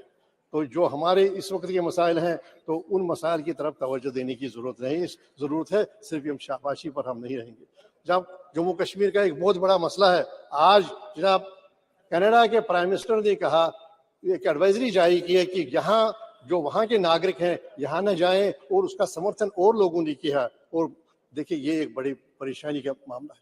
तो कैसे हम अपने जो जमहूरियत की बात करेंगे, जब जम्मू कश्मीर के कोई 1.5 करोड़ लोग हैं, उनको जमहूरी हुकूक का हासिल ही नहीं है, और वहाँ पर 10 साल से एक चुनी हुई हुकूमत रही है। अब ये सही बात है, ये इस विषय के बाहर होगा थोड़ा, लेकिन बात यह है कि मेरा कहने का मकसद है कि हम सिर्फ शाबाशी की लिहाफ ओढ़कर बस गाफिल न हो जाए जो हमारे मसले हैं, जो हमारे चैलेंजेस हैं, इन चैलेंजेस से। तो यहाँ और एक और इत्मीनान की बात है इस हवाले से, जो इसरो का जो हमारा प्रोग्राम है चंद्रयान का, एक ये है कि हमारे सारे विषयों में हमारी ये खुसूसियत रही, हमारे गौरव है कि हम कुतुबी जनूबी पर ये लैंड किया सौंपी। और दूसरी बात यह है कि इसके साथ जो वाबस्ते थे सारे साइंटिस्ट, वो खवातीन भी हैं, खवातीन साइंटिस्ट भी हैं, और हर कम्युनिटी से है, मुस्लिम से है और बाकी जो भी कम्युनिटीज है उनसे वाबस्ता है। और दूसरी बात है, सब पढ़कर आए हैं मुल्क से ही, कोई विदेश से पढ़कर नहीं आया। तो इससे हमें एहसास होना चाहिए कि जिन्होंने यहाँ पर ये बड़े जो हमारी यूनिवर्सिटीज हैं, ITIs, उनकी उन्होंने दागबिल डाली। हमारे पहले प्राइम मिनिस्टर के बाद जो कहते थे कि भिलाई, बोकारो और ये सारे इंस्टीट्यूशंस जो है ये नए हिंदुस्तान के टेम्पल्स हैं, टेम्पल्स ऑफ न्यू इंडिया, उसके करके वो बुलाते थे ताकि वो पनपे, वो साइंटिफिक टेम्परामेंट मुल्क का वो पनपे। तो ये बड़ी फख्र की बात है कि सारे जो भी इसके साथ वाबस्ता रहा, छोटे से छोटा लेकर बड़े से बड़ा जो साइंसदान रहा, वो सारे उन्होंने यहाँ ही तालीम हासिल की और हर सेगमेंट ऑफ सोसाइटी जो है उससे वाबस्ता है, उससे आए हुए हैं और हर कम्युनिटी से आए हुए हैं। तो मैं जहाँ बधाई देता हूँ इस सरकार को जो मौजूदा है, उन साइंसदानों को जिसके साथ वाबस्ता है। साथ ही मैं ये तलकीन भी करता हूँ, हमें भूलना नहीं चाहिए उनको जिन्होंने इसकी दागबिल डाली। अब हम अगर किसी इमारत की 5वीं मंजिल तामीर करें तो उसका मतलब नहीं है कि हम उनको भूल जाएं जिन्होंने इस इमारत की बुनियाद डाली और 4 मंजिलें बनाई। और बाकी जो हमारा लक्ष्य है, जो हमारे आगे का जो मिशन है, वो आगे कहा है कि सितारों से आगे जहां और भी है, अभी इश्क के इम्तिहान और भी है, अभी हमें और आगे जाना होगा और हमें कामयाबी हासिल करनी होगी। और जब सबका सहयोग होगा और सबकी हम मान्यता देंगे और सबको रिकग्नाइज करें और हम युसर्व न करें, सिर्फ अपने लिए सारा जो गौरव होगा, जो सारी शाबाशी होगी। बहुत शुक्रिया। श्री जी सत्यपाल सिंह जी। आदरणीय अध्यक्ष महोदया, आपका मैं बहुत बहुत धन्यवाद करता हूं। और ये मेरा सौभाग्य है कि कल ही हम सब लोगों ने, इस पूरे सदन ने मिलकर के जिस नारी शक्ति वंदन अधिनियम को पारित किया है, उसकी प्रत्येक रूप में इस शासन पर आज विराजमान है। जब मैं बोल रहा हूं, अध्यक्ष महोदया, ये आपके आसन के ऊपर धर्म चक्र लगा है और इस शासन का काम है कि देश में, इस पूरे समाज के अंदर धर्म का चक्र चलता रहे। इसलिए हम लोग आज हम जिस चंद्रयान की और ISRO की सफलता की बात कर रहे हैं, लाखों करोड़ों वर्षों से जब हम अपने कल्याण की कामना करते हैं, हम लोग, हमारे ऋषि मुनि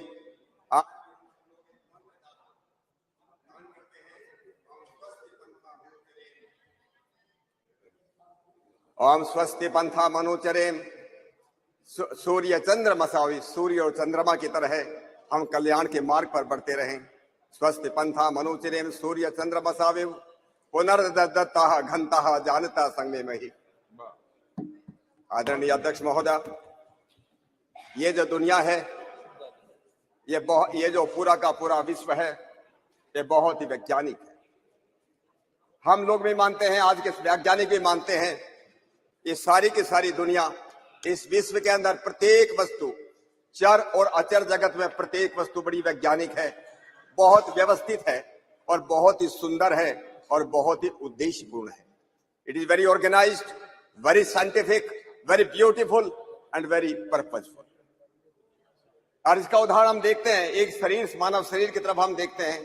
ये मानव शरीर इतना वैज्ञानिक, इतना साइंटिफिक है कि दुनिया के लाखों करोड़ों साइंटिस्ट मिलकर के भी आज तक इस शरीर को सुधारने के लिए कि 2 की जगह 3 आंख होनी चाहिए थी, 2 कान के बजाय 4 कान होना चाहिए था, 5 उंगलियों के बजाय 6 उंगली 4 उंगली होना चाहिए, इस बारे में कुछ सोच नहीं सका। इसलिए अध्यक्ष महोदय, मैं इससे, ये दुनिया जो इतनी साइंटिस्ट, इतनी जो वैज्ञानिक बनी है, उसी के उसमें हम लोग, मैं जो खड़ा हूं आज, ये चंद्रयान और ISRO की अंतरिक्ष की यात्रा हमारी इस देश की जो रही, जो अभूतपूर्व सफलता इस देश को मिली है, इसलिए मैं सबसे पहले अपने सभी ISRO के सभी वर्तमान और पुराने जितने भी वैज्ञानिक हैं, मैं उन सबका बहुत बहुत अभिनंदन करता हूं।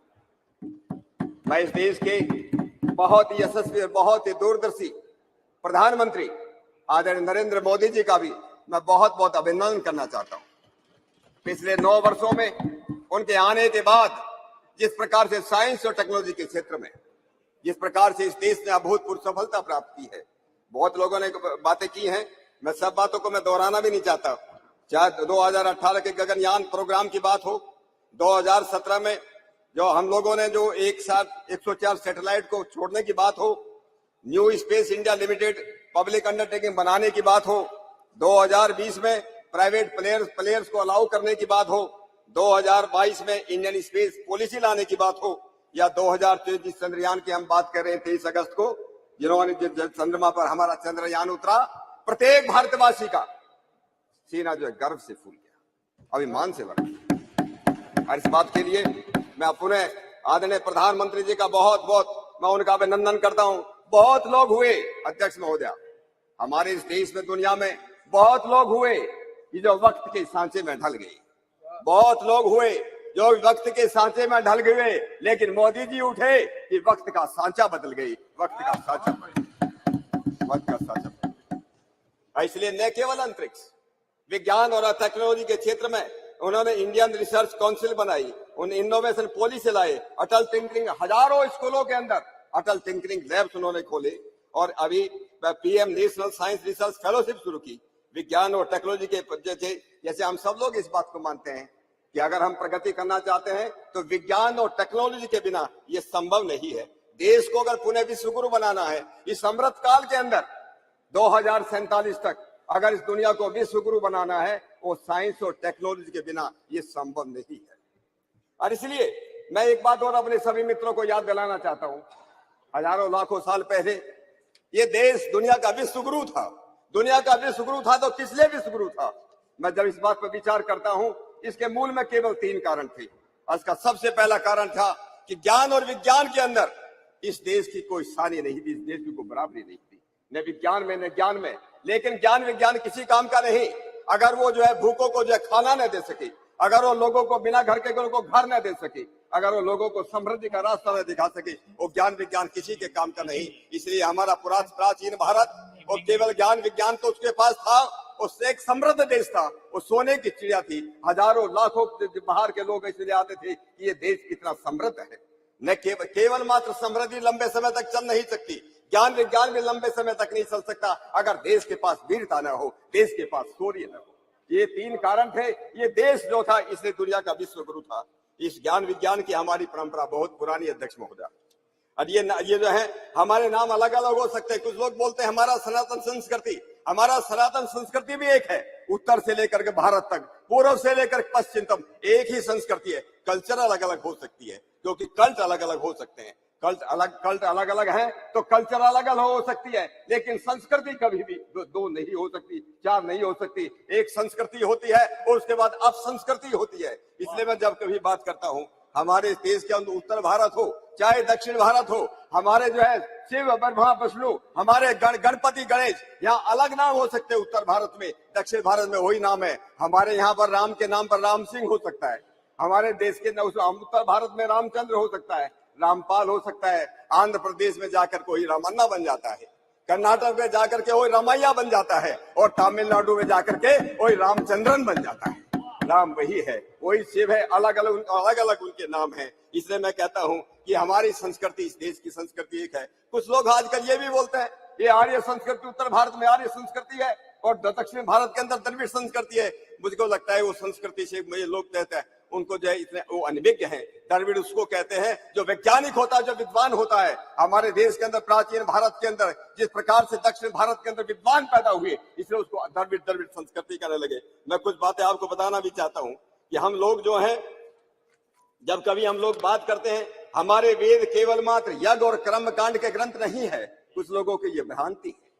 हमारे वेद जो है वो वेद विज्ञान के ज्ञान और विज्ञान के ग्रंथ है, और इसे ज्ञान विज्ञान के साथ कुछ रिकॉर्ड में आदरणीय अध्यक्ष महोदय आपके सामने रखना चाहता हूं कि हमारे जो है किस प्रकार के हमारे ऋषि महर्षि। अभी स्वामी जी महाराज कह रहे थे हमारे ऋषि कितने बड़े वैज्ञानिक थे। मैं कुछ उदाहरण देता, अभी मैंने कुछ दिन पहले ही माननीय प्रधानमंत्री जी को एक चिट्ठी लिखी है। डॉक्टर जितेंद्र सिंह जी यहाँ पर बैठे हैं, उनके डिपार्टमेंट का एक काम है। मैंने उनका कहा है महर्षि भारद्वाज ने यंत्र सर्वस्व लिखा, अंशु बोधनी लिखा, आकाश तंत्र लिखा। अरे आकाश में यात्रा करनी हो तो आकाश तंत्र को पढ़ना चाहिए, ये महर्षि भारद्वाज ने लिखा है। केरल में रहने वाले महर्षि अगस्त ने शक्ति तंत्र लिखा, जिसमें 32 प्रकार की पावर, इलेक्ट्रिसिटी, बिजली, अट्रैक्शन, उसके बारे में बहुत विशद वर्णन है। महर्षि शाक्टायन ने लोह तंत्र लिखा कि जमीन के नीचे भूगर्भ स्थित जो मिनरल्स है, खनिज है, और उसमें जो है आपको विश्वास नहीं होगा 3007 अलग अलग प्रकार की धातु हम किस प्रकार से बना सकते उसके बारे में उसके वर्णन है। मैं नारद मुनि ने वैश्वानर तंत्र लिखा, उस वैश्वानर तंत्र के अंदर 101 प्रकार के गूढ़ प्रकाश इंटेंस लाइट के अलग अलग प्रकार हैं। एक 101 और 1007 प्रकार की अग्नियों प्लेन्स का वर्णन है।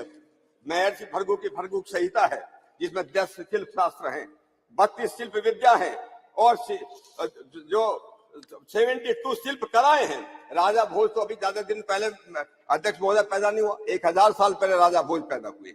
राजा भोज ने किताब लिखी है सम्रांगण सूत्रधार।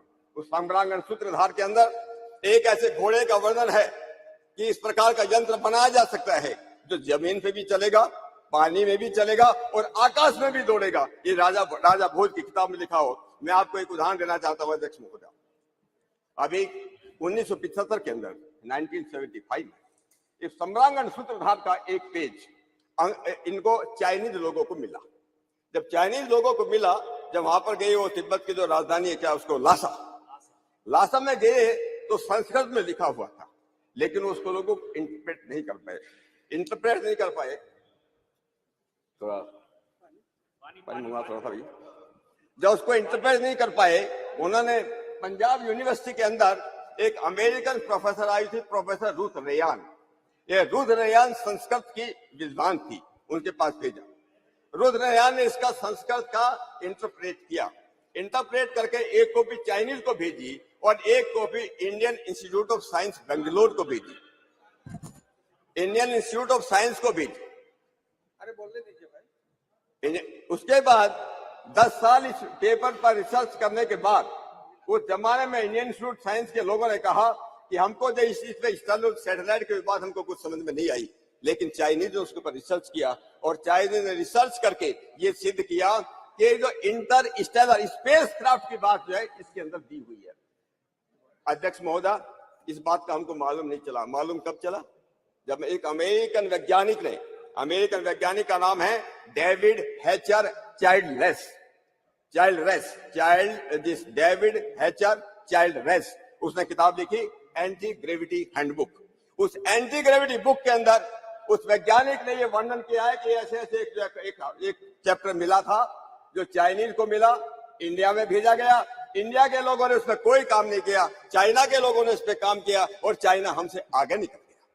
तो मैं अध्यक्ष महोदय ये कहना चाहता था कि ये जो बातें थी कि हमारे शास्त्र, हमारे वेद साइंस के ग्रंथ हैं, और आधुनिक काल में इस बात को याद दिलाने के लिए महर्षि दयानंद सरस्वती ने बड़े दम ठोक करके लिखा, बड़े दम ठोक करके कहा, वेद सब सत्य विद्याओं की पुस्तक है। वेद में सब सत्य विद्याओं की पुस्तक है। ऋग्वेद आदि भाष्य भूमिका उन्होंने लिखी। ऋग्वेद आदि भाष्य भूमिका के अंदर लिखा कि हमारे वेदों के अंदर जो है हमारे विमान विद्या भी है, गणित की विद्या भी है, इस तरह दूसरी प्रकार की विद्या है, इन्होंने कहा। और उसके बाद उन्हीं का एक शिष्य, मैं एक नया उदाहरण देना चाहता हूँ। महर्षि दयानंद का शिष्य, मुंबई की नगरी में रहने वाला एक पंडित, उस पंडित का नाम था पंडित शिवकर बापूजी तलपदे। और बेंगलोर का एक पंडित सुबराय शास्त्री,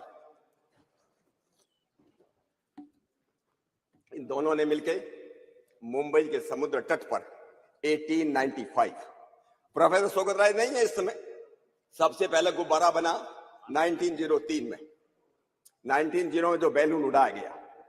1895 से 8 साल पहले मुंबई के चौपाटी पर समुद्र तट पर एक प्लेन बना करके उसको उड़ाने का प्रयत्न किया गया। और उन्होंने, मैं किल्लाए का आया हूं अध्यक्ष महोदय, ये किताब है उसी पंडित की लिखी हुई किताब है, प्राचीन विमान कला का शोध। ये 1907 की पब्लिश्ड है, 1907 जो उन्होंने जैसे किताब के अंदर लिखा है कि किस प्रकार से विमान बनाया जाना चाहिए, उसमें क्या उस पर लिखना चाहिए। अब पुष्प विमान की बात कर रहे थे, स्वामी जी महाराज ने उसका जिक्र किया, यंत्र सर्वस्व का जिक्र किया। यंत्र का बृहत विमान शास्त्र है और बृहत विमान शास्त्र आज भी अवेलेबल है। बृहत विमान शास्त्र का भारत सरकार ने, जब पंडित जवाहरलाल नेहरू इस देश के प्रधानमंत्री थे, उस समय पंडित जवाहरलाल नेहरू ने ही इस बृहत विमान शास्त्र का इंटरप्रिटेशन करने के लिए एक हमारे स्वामी यज्ञ मुनि परिव्राजक हुई, ब्रह्म मुनि परिव्राजक, वो ब्रह्म मुनि परिव्राजक ने उस किताब का ट्रांसलेट 1956 में किया है। यह सरकार की तरफ से को किया गया था।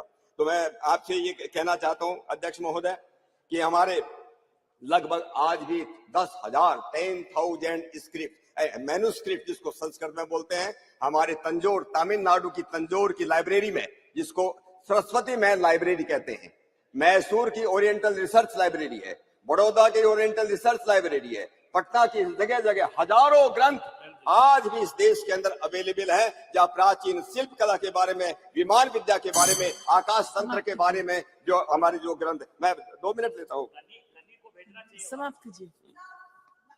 मैं library, it doesn't teach us anything scientific. So don't definitely please don't मैं mislead. अपनी बहन कानी मोदी जी को ये रिक्वेस्ट करना चाहता हूँ। मैं उस लाइब्रेरी में गया हूँ, आज भी मैं कई साल पहले गया था। चेयर को एड्रेस कीजिए। सॉरी अध्यक्ष महोदय, आई एम सॉरी। उस समय अराउंड 1 लाख के आसपास संस्कृत मैन्युस्क्रिप्ट हैं। लोग केवल कैटलॉगिंग कर रहे हैं, लेकिन जनरली उनके बारे में क्या उसमें लिखा है, क्या उसमें शास्त्र है, इसके बारे में हम लोगों को बहुत कुछ काम करने की जरूरत है। इतना बड़ा ट्रेजर हाउस हमारे पास तंजौर की लाइब्रेरी में रखा है, उसको हमको उस पे काम करना चाहिए। मैं एक और जिक्र करना चाहता हूं अध्यक्ष महोदय। एक एरिक वॉन डेनिकन करके एक यूएस में एक बहुत बड़े लेखक हुए, वो आप लोग पढ़ सकते हैं किताब में, एरिक वॉन डेनिकन ने किताब लिखी है अकॉर्डिंग टू एविडेंस। ये किताब जो है आज से लगभग 40 साल पहले मैंने पढ़ी है, हम लोग देख सकते हैं, मार्केट में अवेलेबल है। एरिक वॉन डेनिकन ने अकॉर्डिंग टू एविडेंस किताब में लिखा है कि दुनिया के अंदर लगभग 10,000 साल पहले भारतवर्ष के अंदर और चाइना के अंदर विमान बनाने की कला थी। एक एरिक वॉन डेनिकन लिखता है। मैं 2 मिनट अध्यक्ष महोदय, थोड़ा प्लीज, औरों को भी बोलना है ना। हाँ, और भी बोलेंगे। मैं आपको ये कहना चाहता था अकाउस्टिक्स के बारे में, थर्मल अकाउस्टिक्स के बारे में, जो एक स्विस साइंटिस्ट हुआ हंस यानी ने लिखा है, जो उन्होंने टोनोस्कोप बनाया है। और मैं एक बात अपनी बात का लास्ट में एक बात कह देता हूं।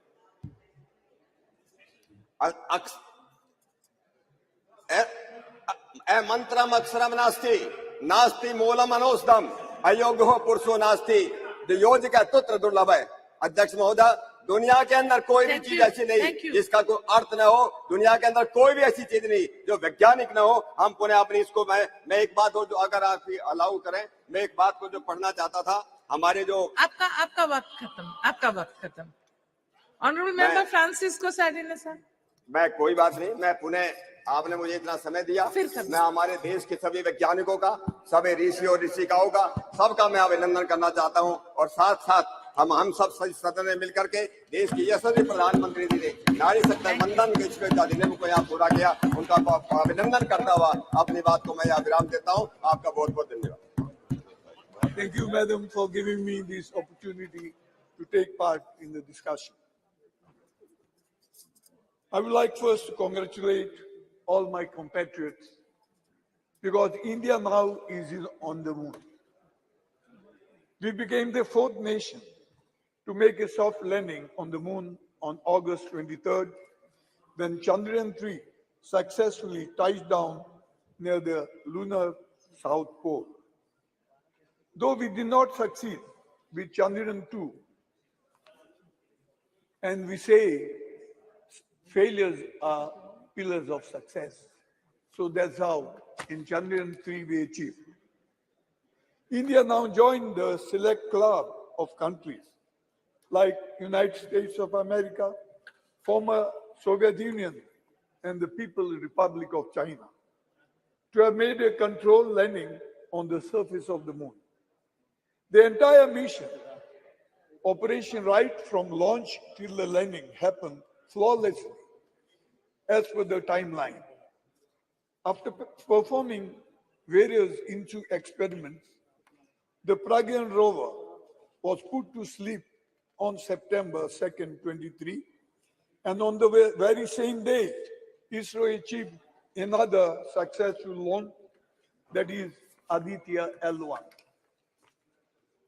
I join my fellow members in expressing heartfelt commendation to the Indian Space Research Organization and all other organizations and companies, all the scientists and engineers involved with the project for bringing us this moment of joy and hope, the hope of a better tomorrow.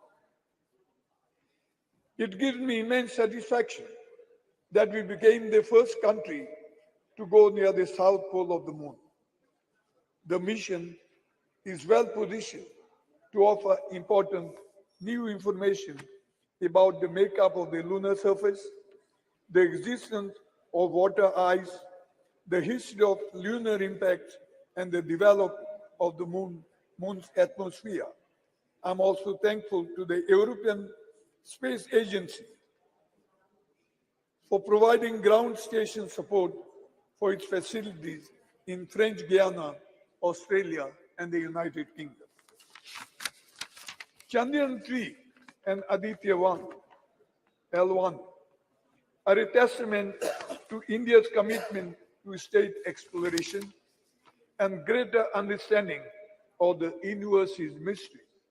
They will further strengthen India's position in the global space community.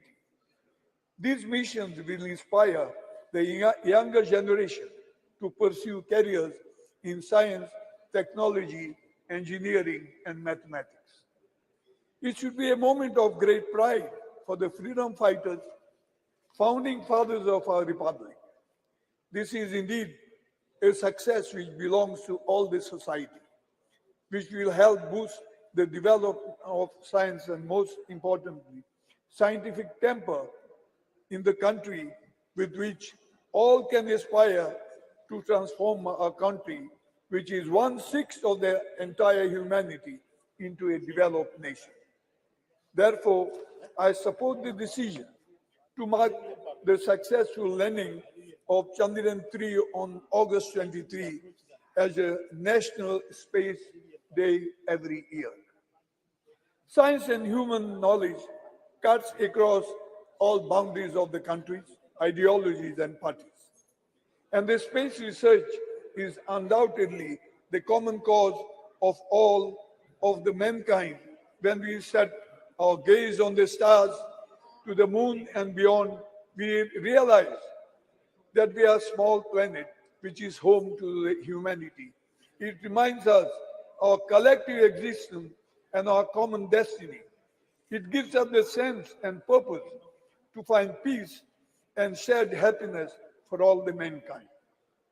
I congratulate all and implore my honorable colleagues and respected members of the country to tap on the rise in the scientific fervor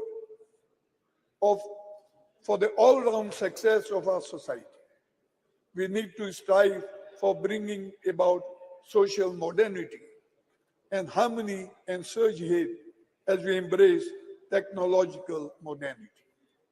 In the end, I congratulate all our past Prime Ministers, Nehru ji, Indira ji, Rajiv ji, Nasiram ji, and all others for the success of this mission. And I congratulate Modi ji that you are lucky that this achievement took place during his tenure. Thank you, Madam. Thank you, sir. Honorable Member S. Venkatsan. அவைத்தலைவருக்கு வணக்கம். புதிய நாடாளுமன்றத்தின் முதல் உரை சந்திராயனுடைய வெற்றிக்கான பாராட்டு உரையாக அமைந்தது மகிழ்வளிக்கிறது. Chandrayaan-3 வெற்றி பயணத்திலே ஈடுபட்ட இஸ்ரோவினுடைய அனைத்து விஞ்ஞானிகளுக்கும் அனைவருக்கும் எனது வாழ்த்துக்கள். செயற்கை நுண்ணறிவை பயன்படுத்தி விண்கலத்தின் வேகத்தை தீர்மானித்து நிலவின் வழித்தடத்தை துல்லியமாக கணித்து இறங்கியது தொழில்நுட்பத்துறையில் நம்முடைய பாய்ச்சல் வேக முன்னேற்றத்தினுடைய ஒரு சான்று. உலகத்தில் கடந்த 5 ஆண்டுகளில் நிலவு நோக்கிய பயணம் 7 பயணங்கள் நிகழ்ந்திருக்கிறது, நிகழ முயற்சி நடந்திருக்கிறது. அதில் 4 தோல்வி அடைந்திருக்கிறது, 3 வெற்றி. ஒன்று இந்தியா, 2 சீனா. மிக துல்லியமான இடத்தை வெறும் 1.5 கிலோமீட்டர் நீளம், 2 கிலோமீட்டர் அகலத்தில் மிக சரியாக போய் விண்கலத்தை இறக்கிய நம்முடைய விஞ்ஞானிகளுக்கு என்னுடைய வாழ்த்துக்களை தெரிவித்துக் கொள்கிறேன். ஆனால் இந்த அவையில் காலையிலிருந்து நடக்கிற விவாதம் உண்மையில் மிகுந்த கவலை அளிக்கிறது. இது விஞ்ஞானத்தை பற்றிய ஒரு விவாதமா அல்லது வேத புராணங்களை பற்றிய விவாதமா என்ற குழப்பம் இருக்கிறது. இந்த விவாதத்தை ஆரம்பித்து வைத்த அமைச்சர் அவர்கள் புராண இதிகாச கதைகளை அவ்வளவு நேரம் பேசினார். அதை கேட்பதற்கு புதிய பாராளுமன்றத்துக்கு வர வேண்டிய அவசியம் இல்லை. ஒரு கோவில் மடத்திலே அமர்ந்தால் நல்ல கதா காலட்சியத்தை நான் கேட்க முடியும். இப்பொழுது எனக்கு முன்னால் பேசிய ஆளுங்கட்சியினுடைய ஒரு எம்பி கூட சொன்னார், தஞ்சாவூரில் இருக்கிற நூலகத்தில் ஓலைச்சுவடியில் 10,000 ஆண்டுக்கு முன்பு ராக்கெட் விமானத்தை அனுப்பியதற்கான விவரங்கள் அடங்கிய ஏற்றுச்சுவடிகள் இருக்கிறது என்று சொன்னார். நான் ரெண்டு விஷயங்களை இங்கே பதிவு செய்ய கடமைப்பட்டிருக்கிறேன். அதைவிட பல ஆயிரம் ஆண்டுகளுக்கு முன்பு சொல்லப்பட்ட கதைகள் எல்லாம் அங்கே இருக்கிறது. ஆனால் அதெல்லாம் கதைகள், வரலாறு கிடையாது அல்லது அறிவியல் கிடையாது. 2, அந்த நூலகத்திற்கு கூட மோடி அரசு கொடுக்க வேண்டிய நிதியை கடந்த 4 ஆண்டுகளாக கொடுக்காமல் வைத்திருக்கிறது என்பதையும் இந்த நேரத்தில் பதிவு செய்ய கடமைப்பட்டிருக்கிறேன். ஆமா, அது 2வது கேள்வி. ஒரு ஓலைச்சுவடி 10,000 ஆண்டுகளாக எப்படி இருக்கும் என்பது ஒரு முக்கியமான கேள்வி. அதிகபட்சம் 1000 ஆண்டுகளுக்குள்ளே தான் எவ்வளவு பாதுகாத்தாலும் இருக்கும் என்பது நமக்கு தெரியும். நண்பர்களே, அறிவியல் சூழலில் நாம் எவ்வளவு பின்தங்கி இருக்கிறோம். இந்தியாவில் 10 லட்சம் பேரில் 262 அறிவியல் ஆய்வாளர்கள் தான் இருக்கிறார்கள். சீனாவில் அது 2500 பேர் இருக்கிறார்கள். பிரிக்ஸ் நாடுகளில் மிக குறைவான எண்ணிக்கையில் நாம் தான். அதே போல ஆய்வுக்கு நாம் ஒதுக்குகிற நிதி ஒருவருக்கு $43 தான் ஒதுக்குகிறோம். பிரேசில் $173 ஒதுக்குகிறது. ரஷ்யா $255 ஒதுக்குகிறது. அது மட்டுமல்ல, இந்த ஆண்டு ஏப்ரல் மாதம் துவங்கி செப்டம்பர் மாதம் வரை பல்வேறு ஆய்வுகளுக்கு, அது பல்கலைக்கழக மாணவர்கள் மற்றும் ஆய்வாளர்களுக்கு, அறிவியல் துறையில் பணியாற்றுகிற ஆய்வாளர்களுக்கு இந்த ஆண்டு ஏப்ரல் டு செப்டம்பர் வரை ஒன்றிய அரசு கொடுத்திருக்கிற நிதி 0. வெறும் செங்கல்லை வைத்து எய்ம்ஸ் படத்தை காட்டுவதை போல வெறும் வாயு சாவடாலை வைத்து சந்திரயான் படத்தை காட்டிக் கொண்டிருக்கிறது ஒன்றிய அரசு. இதனுடைய உச்சமாக 2 விஷயங்களை நான் இங்கே பதிவு செய்ய கடமைப்பட்டிருக்கிறேன். ஒன்று, SSLV கலாம் உருவாக்கிய வகை ராக்கெட். அதற்கான தேவை இன்றைக்கு அதிகமாகி இருக்கிறது. ஒரு ஆண்டுக்கு 1000க்கும் மேற்பட்ட செயற்கைக்கோள்களை விண்ணிலே அனுப்ப வேண்டிய தேவை இருக்கிறது. ஆனால் இன்றைக்கு SSLV ராக்கெட்டை தனியாருக்கு கொடுப்பதற்கான டெண்டர் விடப்பட்டிருக்கிறது. அதாவது லாபகரமான விஷயங்களை தனியாருக்கு கொடுத்துவிட்டு இஸ்ரோவை நட்டத்திலே காட்டுகிற ஒரு வேலை. எப்படி விக்ரம் லேண்டர் போய் இறங்கிய இடத்திற்கு சிவசக்தி என்று பிரதமர் பெயரிட்டார் என்றால், SSLV-யை தனியாருக்கு கொடுக்கிற இந்த மிஷனுக்கு அதானி சக்தி என்று பெயர் வைப்பாரா என்ற கேள்வியை நான் இங்கே கேட்க விரும்புகிறேன். அதே போல இந்த 10 ஆண்டுகளில் எத்தனை வேத ஆய்வு நிறுவனங்களை ஒன்றிய அரசு துவக்கி இருக்கிறது, ஜோதிட ஆய்வு நிறுவனங்களை துவக்கி இருக்கிறது. ஆனால் ஒரே ஒரு அறிவியல் ஆய்வு நிறுவனத்தை கூட ஒன்றிய அரசு துவக்கவில்லை என்பதை இந்த நேரத்தில் சொல்லிக்கொள்ள கடமைப்பட்டிருக்கிறேன். இன்றைக்கு இந்த அவை இவ்வளவு பாராட்டுகிற இஸ்ரோவுக்கு இதே ஆண்டு ஜனவரி மாதம் 13ஆம் தேதி ஒன்றிய அரசு ஒரு சுற்றறிக்கை அனுப்பியது, இஸ்ரோ வாய் திறந்து பேசக்கூடாது என்று. ஜோதிமத் விஷயத்தில், நிலச்சரிவு விஷயத்தில் இஸ்ரோவும் நிலவியல் துறையும் எதுவும் பேசக்கூடாது என்று இந்த ஒன்றிய அரசு சுற்றறிக்கை அனுப்பியது. எப்படி பூமி சூரியனை சுற்றுகிறது என்று சொன்ன கலிலியோவுக்கு வாய்ப்பூட்டு சட்டம் போட்டீர்களோ அதே போல இஸ்ரோவுக்கு நீங்கள் போட்டுக் கொண்டிருக்கிறீர்கள். நண்பர்களே, அறிவியல் என்பதும் விஞ்ஞானம் என்பதும் கேள்வியில் தான் பிறக்கிறது. ஆனால் இன்றைக்கு கேள்வி நேரம் உள்ளிட்ட விஷயத்தை தவிர்த்து விட்டு இந்தியாவினுடைய அனைத்து முன்னேற்றமும் அறிவியல் பூர்வமான பார்வையிலே இருந்து உருவாகிற விஷயங்கள், அவற்றை எல்லாம் மறுதளித்து புராணங்களை வரலாறு என்றும் இதிகாசங்களை அறிவியல் என்றும் மீண்டும் மீண்டும் நீங்கள் நிலைநிறுத்த நினைக்கிறீர்கள். அது உங்களுடைய பார்வையை மக்களிடம் அம்பலப்படுத்துவதற்கு தான் உறுதி செய்யும். எப்படி ஒரு ராக்கெட் விண்ணிலே போகிற பொழுது அது உதிர்த்து கீழே தள்ளுகிற கரிப்புகையை போல உங்களது பொய்யும் கதைகளும் கீழே விழுந்து இந்தியா வரலாற்று ரீதியாகவும் அறிவியல் ரீதியாகவும் முன்னோக்கி செல்லும். 40-50 ஆண்டுகளுக்கு முன்பு நம்மை பார்த்து ஒரு சைக்கிளிலே ராக்கெட்டை கொண்டு போன இஸ்ரோ தான் இன்றைக்கு செவ்வாய் விண்கலத்திற்கு தன்னுடைய முயற்சியை தொடர்ந்து கொண்டிருக்கிறது. 50 ஆண்டுகளுக்கு முன்பு தொற்று நோயை ஒழிக்க முடியாது என்று சொன்ன உலக நாடுகள் இந்தியாவை சொன்னது. ஆனால் இன்றைக்கு தொற்று நோயை நாம் முழுமையாக ஒழித்திருக்கிறோம். எருமைப்பாலிலே இருந்து பவுடர் உருவாக்கி இந்தியாவின் ஊட்டச்சத்தை வளர்த்திருக்கிறோம். இது அனைத்தும் அறிவியல் பார்வையோடு திடமான ஒரு இந்தியா மூட நம்பிக்கையை தகர்த்து முன்னேறியது. எனவே நீங்கள் உங்களது மூட நம்பிக்கையை தகர்த்து இந்தியாவின் அறிவியல் தலைமுறை முன்னேறும் என்பதை சந்திராயன் பறைசாற்றுகிறது என்று சொல்லி முடிக்கிறேன். வணக்கம். Please, thank you. Honorable Member Tejaswi Surya ji. Madam Speaker, thank you so much for giving me this opportunity to speak in the very first special session of this Parliament in this new Parliament building. We have assembled here today to discuss and pass a resolution congratulating our scientists, the scientific community of the country, for their glorious achievement in successfully completing the Chandrayaan-3. On behalf of 1 billion Indians, and most importantly, on behalf of young Indians who look up to climbing new frontiers in science and technology, I thank all the scientists of ISRO for inspiring a generation of Indians by achieving something that was considered impossible. It's only rare that in the history of a nation, moments like this come, which inspires and unites a nation. And the landing of the Chandrayaan mission on the moon was one such rare moment where the whole nation stood in unison, saluting the scientific prowess and achievement of this great country. While I am indeed proud that our country became the very first nation in the world to land successfully on the south side of the moon, I am even more proud that I represent a city which is the science capital of India, and even this mission Chandrayaan-3, while it is made in India, it was also made in Bengaluru, the city that I represent. Most speakers who have spoken earlier than me have highlighted the achievements of ISRO in the last few decades and how the scientists of ISRO have not only shown the world how to make efficient space missions, but also do it in a cost-effective manner.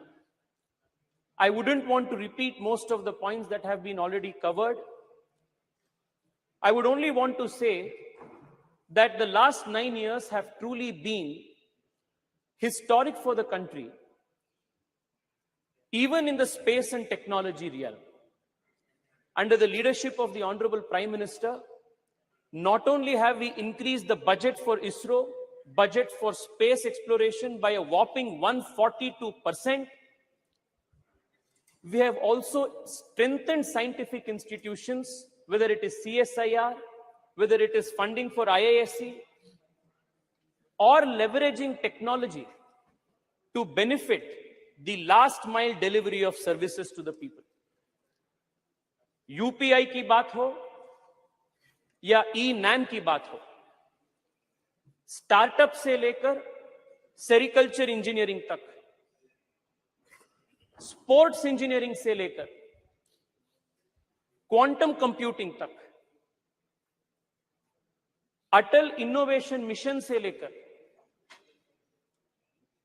National research foundation तक, कई सारे चीज पिछले 9 साल में मोदी सरकार ने किए हैं जो अपने देश के साइंटिफिक इंस्टीट्यूशंस के फाउंडेशन है, इसको बलवर्धन करने के लिए हिस्टोरिक एंड रेवोल्यूशनरी चीज पिछले 9 साल में हुए। Madam, I wanted to keep my speech as apolitical as possible. I wanted to keep my speech as academic as possible. But the speakers from the opposition benches have indulged in a continuous Nehru bhajan from morning, instead of doing a bhajan of ISRO and ISRO scientists. And that is leaving me with no option but to correct and place before this honorable house, this august house, some very important facts about what was the contribution of certain figures whose hagiography is trying to be written today by members of the opposition. An impression is made to be given that everything scientific in India, all scientific achievements in India, whether it is ISRO, whether it is DRDO, whether it is CISR, whether it is IISc, every scientific achievement in India is credited to Nehru. But the reality is far from that. Madam Speaker, I want to highlight to you the fact that most of the scientific institutions that are a nation's pride today were all started by people in pre-independence India when Nehru had no role to play. And all those pioneers who had the grand vision to establish these institutions, even at the time of the British India, are not even mentioned, even cursorily, when the nation is celebrating its scientific prowess. I only want to take the example of one or two people. Kanimoyiji, I am quoting the example of Arkat Mudaliar, coming from Tamil Nadu. Please hear it out. In 1940, 1942, when India was not independent, Arkat Ramaswamy Mudaliar, he envisioned an institution by the name Council of Scientific and Industrial Research in India and established it from 1942 to 1942 with the help of Shanti Swarup Bhatnagar. Nehru had nothing to do with it. Today, most number of patents in the country are filed because of CSIR, and it is one of the most important scientific research organizations in the country, and Nehru had nothing to do with it.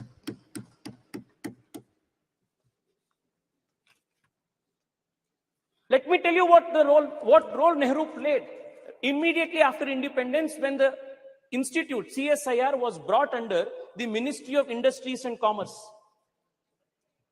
In one of the meetings, at the very beginning of the CSIR after independence, Pandit Nehru says, the members of the governing body will appreciate that it is difficult for me to devote much time to many aspects of the work of the council. For the present everyday work, Dr. Shyama Prasad Mukherjee will, however, look after the council. It was because of Dr. Shyama Prasad Mukherjee, the founding father of my party, the earlier avatar of the Bharatiya Janata Party, Jan Sangh, that the country's earliest scientific establishments were strengthened and gotten strengthened at the root level. Dr. Shyama Prasad Mukherjee, as the Minister of Industries and Commerce, set up the National Physical Laboratory, National Chemical Laboratory, National Metallurgical Laboratory, Fuel Research Institute, Ceramic Research Institute, Central Leather Institute, Central Electrochemical Institute. All of these institutions were started, strengthened, and supported by Dr. Shyama Prasad Mukherjee. But today, Arkat Ramaswamy's name is not mentioned. Dr. Shyama Prasad Mukherjee's name is not mentioned. Shanti Swarup Bhatnagar's name is not mentioned. Morning till now, I have been seeing it's only Nehru Bhajan that is going on. The cosmos of the Congress party starts with Nehru and ends with Rahul Gandhi. It is unfortunate, but it is necessary for us to inform the nation through this august house what Nehru truly did, even when it came to atomic research. I want to draw the attention of the members from the opposition when acquisition of missiles and research in atomic bombs, nuclear bombs, for protecting the country's national security, energy security was made to Nehru. This is what Pandit Nehru says, and I quote, the distribution of this toy, the toy that he is mentioning is the atom bomb, a nuclear bomb. The distribution of this toy, the atom bomb, ballistic missiles and the like to countries will not only be dangerous, very dangerous, but it will completely poison the already disturbed atmosphere of the world today. He goes on to then say,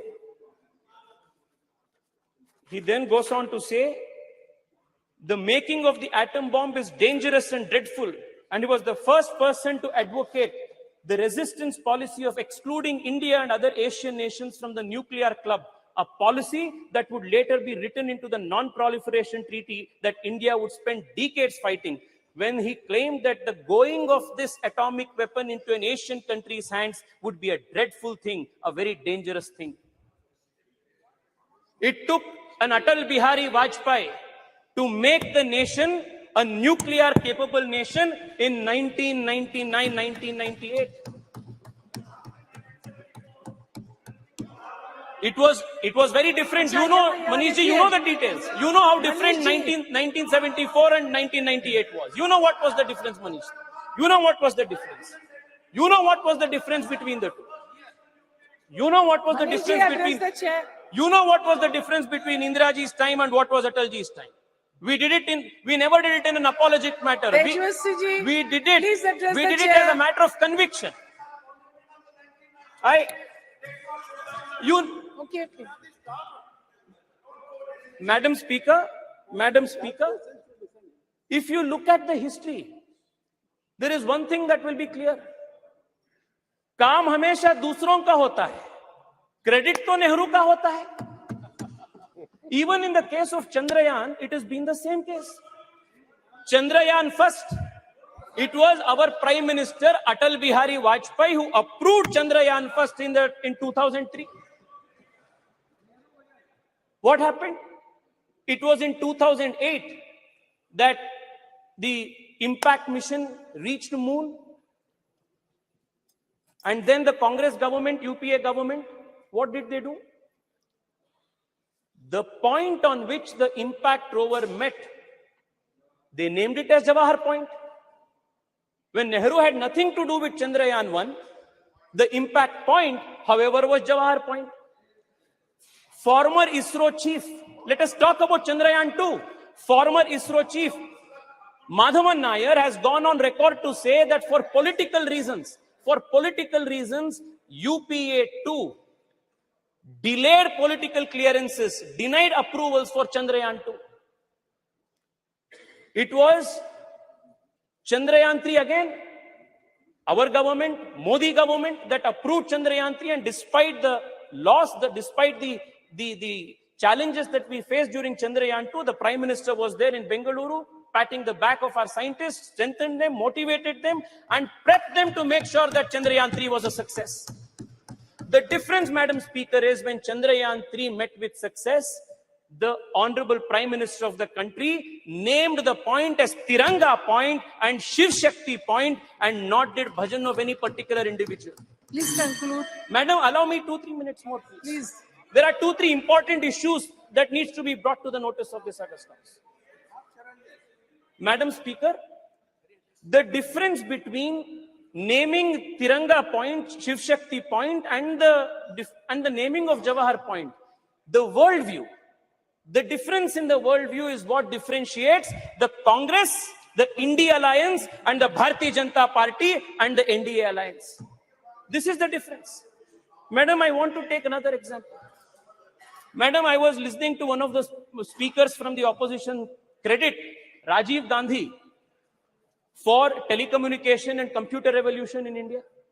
With all humility, I want to submit that the doyen of the country's computer industry and BPO industry and IT industry, N.R. Narayan Murthy, a few years ago, went on record and said that when they started Infosys, he had to travel 50 times to Delhi and it took 3 years for him to purchase one particular computer, import one computer.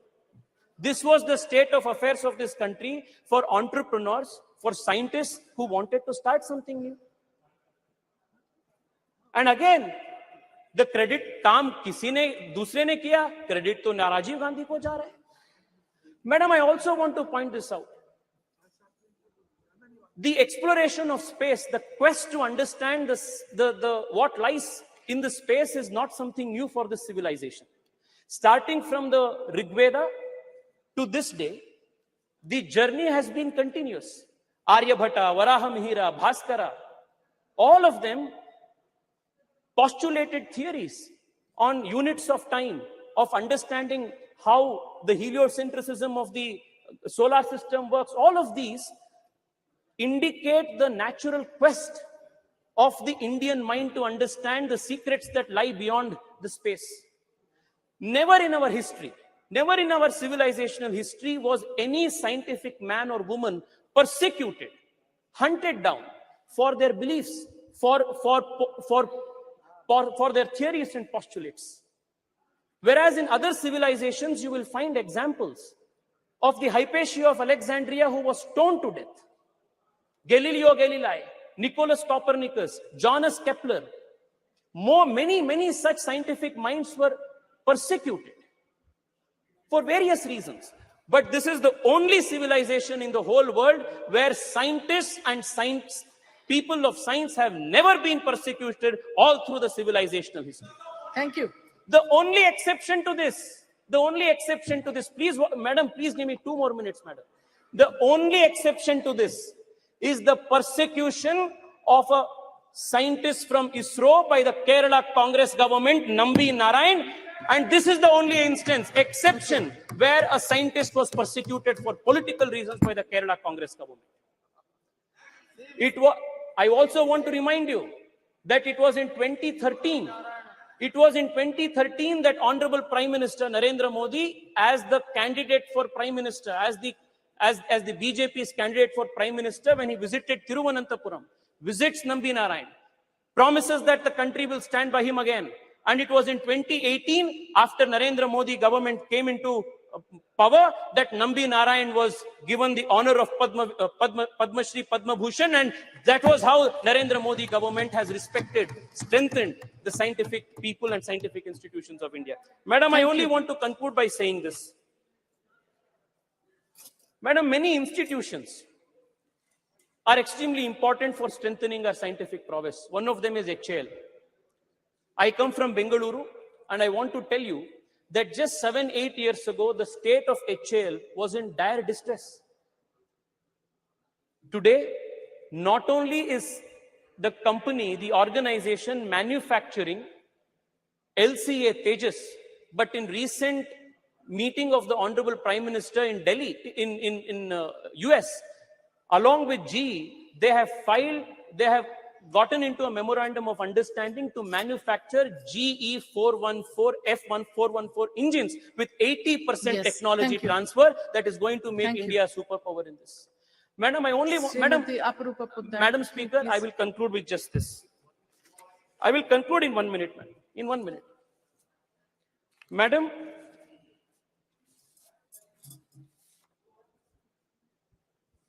the coming decade, whether it is geopolitically, whether it is energy security, whether it is any other aspect of our national politics, our geopolitics, it is going to be directly influenced by how India performs and how India takes the lead in important areas of emerging technology.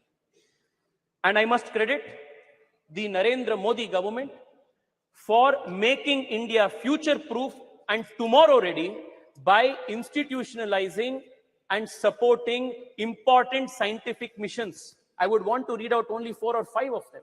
The National Quantum Enabled Science and Technology Program, National Quantum Technologies Application Program, National Research Foundation, National Supercomputer Mission, the National Green Hydrogen Mission.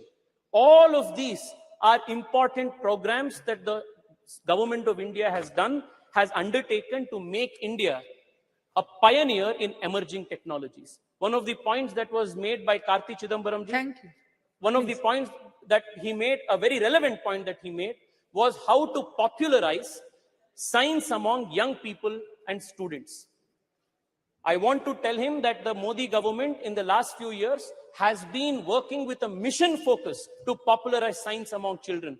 And the Atal Innovation Mission and building of 10,000 Atal Tinkering Labs in our high schools with the objective of nurturing 10 lakh young minds who will explore the frontiers of science is an example of how the Narendra Modi government is trying to make science and technology a popular culture in the whole country. Madam, I only want to conclude by saying this. Please conclude. Please. I will conclude. The other people. Madam, all of these aspects that has taken place in the last 9 years. I mentioned UPI, Digital India, Startup India, to the startups that are now emerging in space technology. One of the most promising startups in space called Pixel Space is run by an Indian engineer who comes from a small town called Chikmagalur, has raised a few $1 million from Google. The boy, Awais Ahmed, is a CEO of this and hails from Chikmagalur. It is possible only because the Modi government opened the space technology space for private players. Madam, the next few decades is going to be extremely important for the country in strengthening our industrial, our scientific institutions and making India future ready, India tomorrow ready. And we are extremely fortunate that at such an important point in history, we have the leadership of Narendra Modi, who has been leading this country with such foresight and vision. I want to once again congratulate the Prime Minister for his deftful leading of this country, deftful leadership for this country at such an important time. Thank you so much, ma'am. Thank you.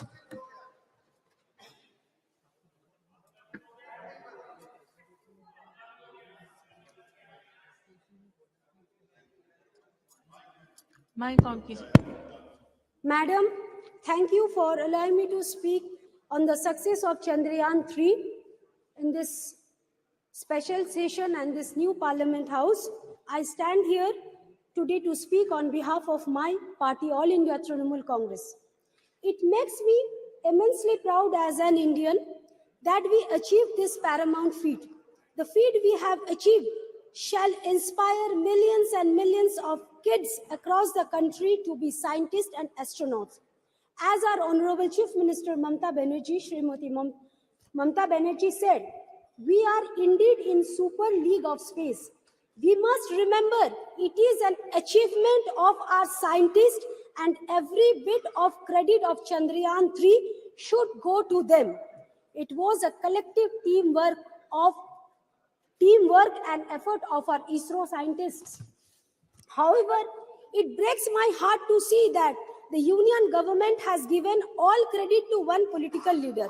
Hypocrisy to the union government as they appreciate Chandrayaan-3, but they have reduced the Department of Space budget in 2023-24 by 8% in comparison to the last year, with expenditure for space science receiving a cut of 32% even after delivering missions like Chandrayaan-3 and Aditya L1. While our own very ISRO is achieving this marvelous achievement, it has 303 vacancies for various scientists and engineers like electronic, mechanical, and computer science. It also reflects a grave problem in our society of unemployment. The Reserve Bank of India's monthly bulletin for September shows that our unemployment rate has increased to 8.1%, which is extremely concerning. While we are trying to empower women by bringing in legislation like women reservation bill, but only 1 out of 4 employees of ISROs are women out of 16,000 employees. Not even a single woman in the panel that headed the Chandrayaan-3. The union government claims that India only achieved success after 2014. We must remember that we have been a democracy over 75 years and India began its space journey in 1960s.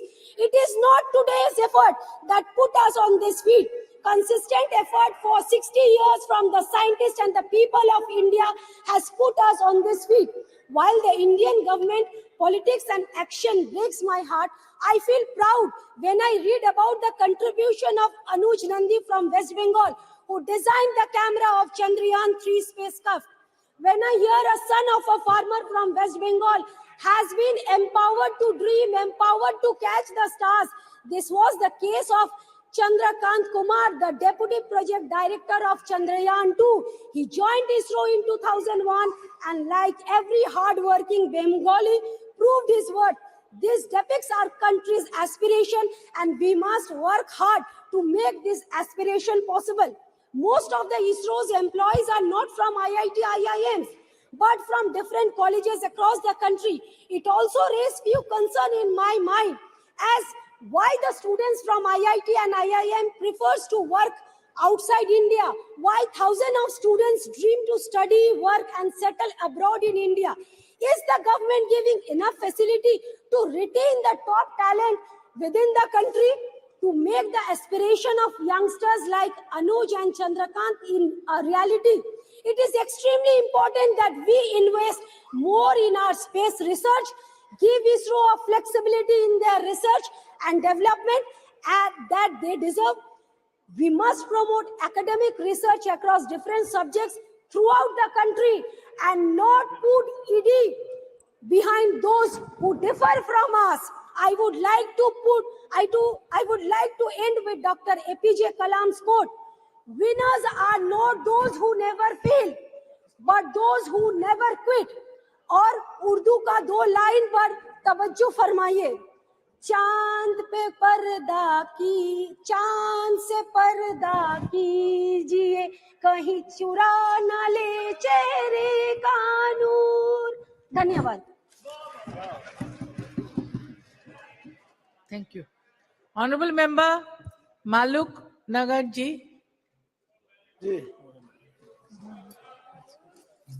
अध्यक्ष जी धन्यवाद बहुत बहुत। आज इस ऐतिहासिक समय पे नई पार्लियामेंट, महिला आरक्षण बिल और चंद्रयान-3 पे जो चर्चा हो रही है, एक ऐतिहासिक समय है। और ये चंद्रयान-3 देश की जीत है, देश के वैज्ञानिकों की जीत है, हम देश के 140 करोड़ लोगों की जीत है। आपके माध्यम से अपने सभी साथियों को और देशवासियों को सबको बहुत बहुत मुबारकबाद। जो जितना देश का नंबर तीसरे नंबर पे रहा और चंद्रमा के एक कोने पे पहले नंबर पे रहा, ये जाहिर सी बात है देश का नाम रोशन हुआ है और देश का नाम संसार में ऊपर आया है। और इसके लिए ये अच्छी बात भी है और कहीं ना कहीं पूरे संसार में छोटी मोटी कहीं ना कहीं कोई जलन भी है।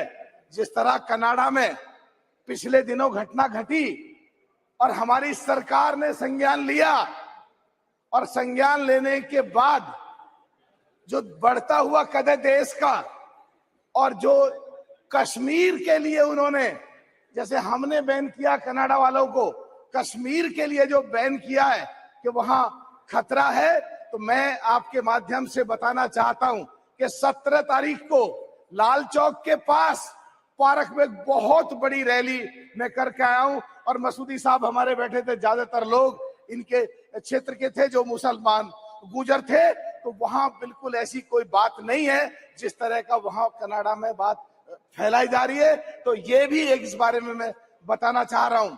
और पिछले दिनों सरकार ने जो 68-70 सालों से उन गुजर बकरवालों के साथ उनको न्याय नहीं मिला, जो पिछले दिनों न्याय मिला और उनका कोटा जो फिक्स किया, उससे वहां खुशी की लहर भी बहुत थी। पर कुछ पार्टियां वहां गुमराह कर रही हैं कि तुम्हारे कोटे में कहीं कोटा लिया जाएगा। तो मुझे पूरा यकीन है कि आने वाले समय में वो क्लियर हो जाएगा और सरकार सहानुभूति पूर्वक सोचेगी और उनके कोटे को कम नहीं करेगी। अगर किन्हीं लोगों को कोटा देना भी है, पहाड़ी या दूसरे पर कास्ट के लोगों को, तो उनका एसटी से अलग कोटा फिक्स करेंगे और अलग उनको कोई सुविधा देंगे। मुझे पूरी उम्मीद है उन लोगों को जब न्याय मिला है 68-70 सालों के बाद, तो उनका कोई अब उनके साथ अन्याय नहीं होगा। आज जो सुबह में राजनाथ जी को सुन रहा था कि विज्ञान और संस्कृति दोनों को साथ जोड़ के बताया, अच्छी बात थी बहुत। और हमारे साथी कुछ ट्रैप में आके संस्कृति या दूसरी चीजों पे जो खिलाफ बोल रहे थे, तो मेरे हिसाब से जो गठबंधन, ये महागठबंधन जो बनने जा रहा है, अगर इनको आने वाले समय में कमजोर करना है तो ट्रैप में जो आ रहे हैं, मेरे हिसाब से वो देश के लिए और देश की जनता के लिए किसी भी तरह ठीक नहीं है। एक बात अध्यक्ष जी और कहना चाह रहा हूं आपके माध्यम से, जो अभी हमारे एक कांग्रेस के बड़े, बीजेपी के बड़े वरिष्ठ साथी बोल रहे थे कि बजट हॉलीवुड की फिल्म और बॉलीवुड की फिल्म से कम था और फिर भी ये सफलता प्राप्त करी, तो मैं कहना चाहता हूं जो सारे हमारे देश के वैज्ञानिक हैं जो पूरे संसार में फैले हुए हैं और उनको यहां सुविधाएं नहीं मिल रही हैं, तो सरकार उनके बारे में सोचे, ऐसा पैकेज डील डिक्लेयर करे, वो वैज्ञानिक सारे देश के देश में ही रुके और देश के लिए काम करें और इससे भी ज्यादा तरक्की हमारी होती रहे। एक बात और कहना चाह रहा हूं कि पिछले दिनों जो शताब्दी दशकों पहले कहीं यूएस और यूएसएसआर का कंपटीशन होता था आपस में, जो हमारे चंद्रयान-3 को छोड़ा गया, तो रशिया जो यूएसएसआर का जो मुख्य पार्ट था, उसने जल्दी में आकर, हाबड़ ताबड़ में आकर अपना, ताकि कीर्तिमान उसका स्थापित हो जाए, और वो छोड़ा। और वो रास्ते में ही जो है कहीं ना कहीं ऊपर वाले को शायद यही मंजूर था कि उनका फेल हुआ, बस खत्म कर रहा हूं जी, उनका फेल हुआ और हमारे देश का नाम, एक कीर्तिमान स्थापित हुआ। तो मैं कहना चाह रहा हूं कि ये जो टेक्नोलॉजी है, सरकार इसको कॉमर्शियली कैसे लगाए, और जो आंकड़े सवेरे आ रहे थे वो ज्यादा से ज्यादा पूरे संसार का इस सैटेलाइट के द्वारा, उस टेक्नोलॉजी के द्वारा कैसे ज्यादा से ज्यादा फायदा उठाया जाए और हमारे देश में विदेशी रिवेन्यू कैसे ज्यादा से ज्यादा आए, जो असली, बस खत्म कर रहा हूं, जो असली जीत होगी हमारे देश की, हमारे देश के लोगों की, और यही सबसे बड़ी उपलब्धि होगी। बहुत बहुत धन्यवाद। धन्यवाद। ऑनरेबल मेंबर श्रीमती अनुप्रिया पटेल जी, मंत्री जी।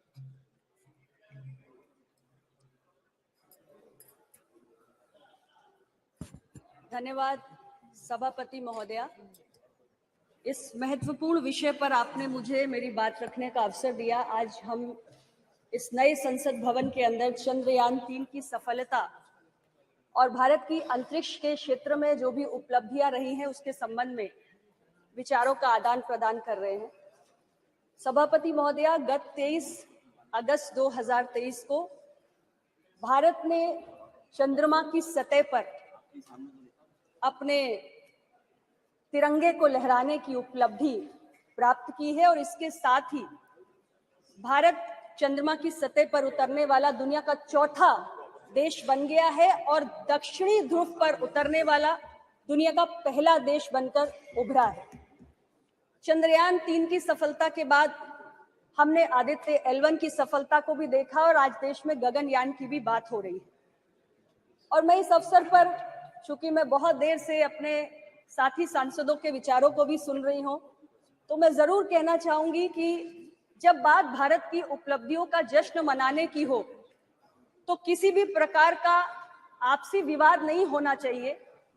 भारत के अंतरिक्ष क्षेत्र की जो यात्रा है वो 6 दशक से भी लंबी रही है और इसमें कोई भी किसी प्रकार का कोई मतभेद नहीं होना चाहिए कि इतने वर्षों की यात्रा में भारत के अंदर अलग अलग जो सरकारें रही, जो हमारे तमाम प्रधानमंत्री रहे जिन्होंने देश का नेतृत्व किया, और जो हमारे महान वैज्ञानिकों की तमाम पीढ़ियां रही, उन सब के सामूहिक और सतत प्रयासों का ये परिणाम है कि आज हमने इतनी बड़ी उपलब्धि प्राप्त की है। इसलिए आज के इस अवसर पर उन सभी लोगों का अभिनंदन इस पूरे सदन को, हम सभी को करना चाहिए। अध्यक्ष महोदया, बजट की बातें भी मैं कुछ साथी सांसदों के मुख से सुन रही थी, इसलिए मैं जरूर कहना चाहती हूं कि कुछ विषय ऐसे होते हैं कि जब हमारी इच्छा शक्ति अत्यंत प्रबल होती है तो संसाधनों का अभाव कोई भी बाधा पैदा करने लायक ही नहीं बचता है। लेकिन हमारी सरकार ने इस सेक्टर को हमेशा बहुत प्राथमिकता दी है और 2014 में जब प्रधानमंत्री नरेंद्र मोदी जी के नेतृत्व वाली सरकार आई, उस वक्त जो बजट स्पेस डिपार्टमेंट को दिया जाता था तो 5,168 करोड़ हुआ करता था, जिसे हमारी सरकार ने इतने वर्षों में बढ़ाकर 13,000 करोड़ कर दिया है। हमें यह भी समझने की आवश्यकता है कि जहां एक और देश इस उपलब्धि से गौरवान्वित हुआ है, तो इसके अलावा इस उपलब्धि से जो स्पेस सेक्टर में हमने प्राप्त किया है, देश के आर्थिक विकास का मार्ग भी प्रशस्त हुआ है।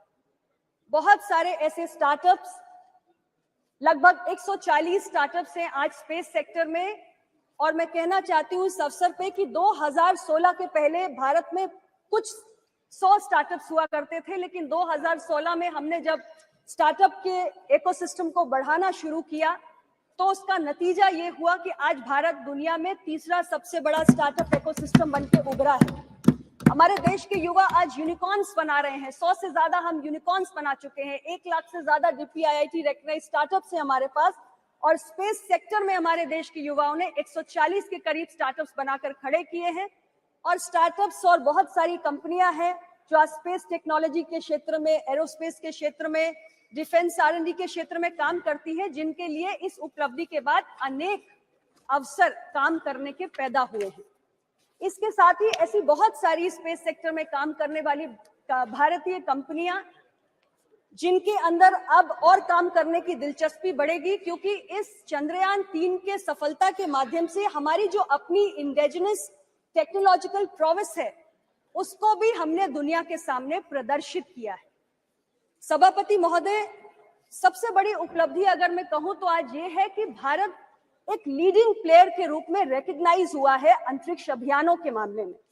यानी स्पेस एक्सप्लोरेशन और साइंटिफिक रिसर्च में आज भारत की जो ग्लोबल रेपुटेशन है वो बड़ी है, और तमाम जो अंतरराष्ट्रीय कम्युनिटी है वो भारत को ज्यादा मान्यता, ज्यादा रिकॉग्निशन दे रही है। और कहा जाता था कि एक बड़ा एक्सक्लूसिव क्लब होता है यूएस का, रशिया का, चाइना का, जिसमें भारत को प्रवेश मिलने में कठिनाई होती थी, लेकिन आज अपने इस उपलब्धियों के साथ भारत उस एक्सक्लूसिव क्लब का हिस्सा बन चुका है। और आने वाले वक्त में हमें भरोसा है कि ग्लोबल स्पेस इकोनॉमी में भारत का योगदान जो आज 2 से 3% है, अगले 1 दशक में हम उम्मीद कर रहे हैं कि ये योगदान बढ़ के 8 से 10% तक पहुंच जाएगा। आर्थिक प्रगति के जो रास्ते आज इस उपलब्धि के माध्यम से खुले हैं, भारत आज दुनिया की 5वीं सबसे बड़ी अर्थव्यवस्था बनके उभरा है। आने वाले समय में हमने कल्पना की है कि भारत दुनिया की 3री सबसे बड़ी अर्थव्यवस्था बनने जा रहा है। तो ये उस दिशा में, उस लक्ष्य के प्रति योगदान का भी एक और माध्यम हमारे लिए बनकर तैयार हुआ है।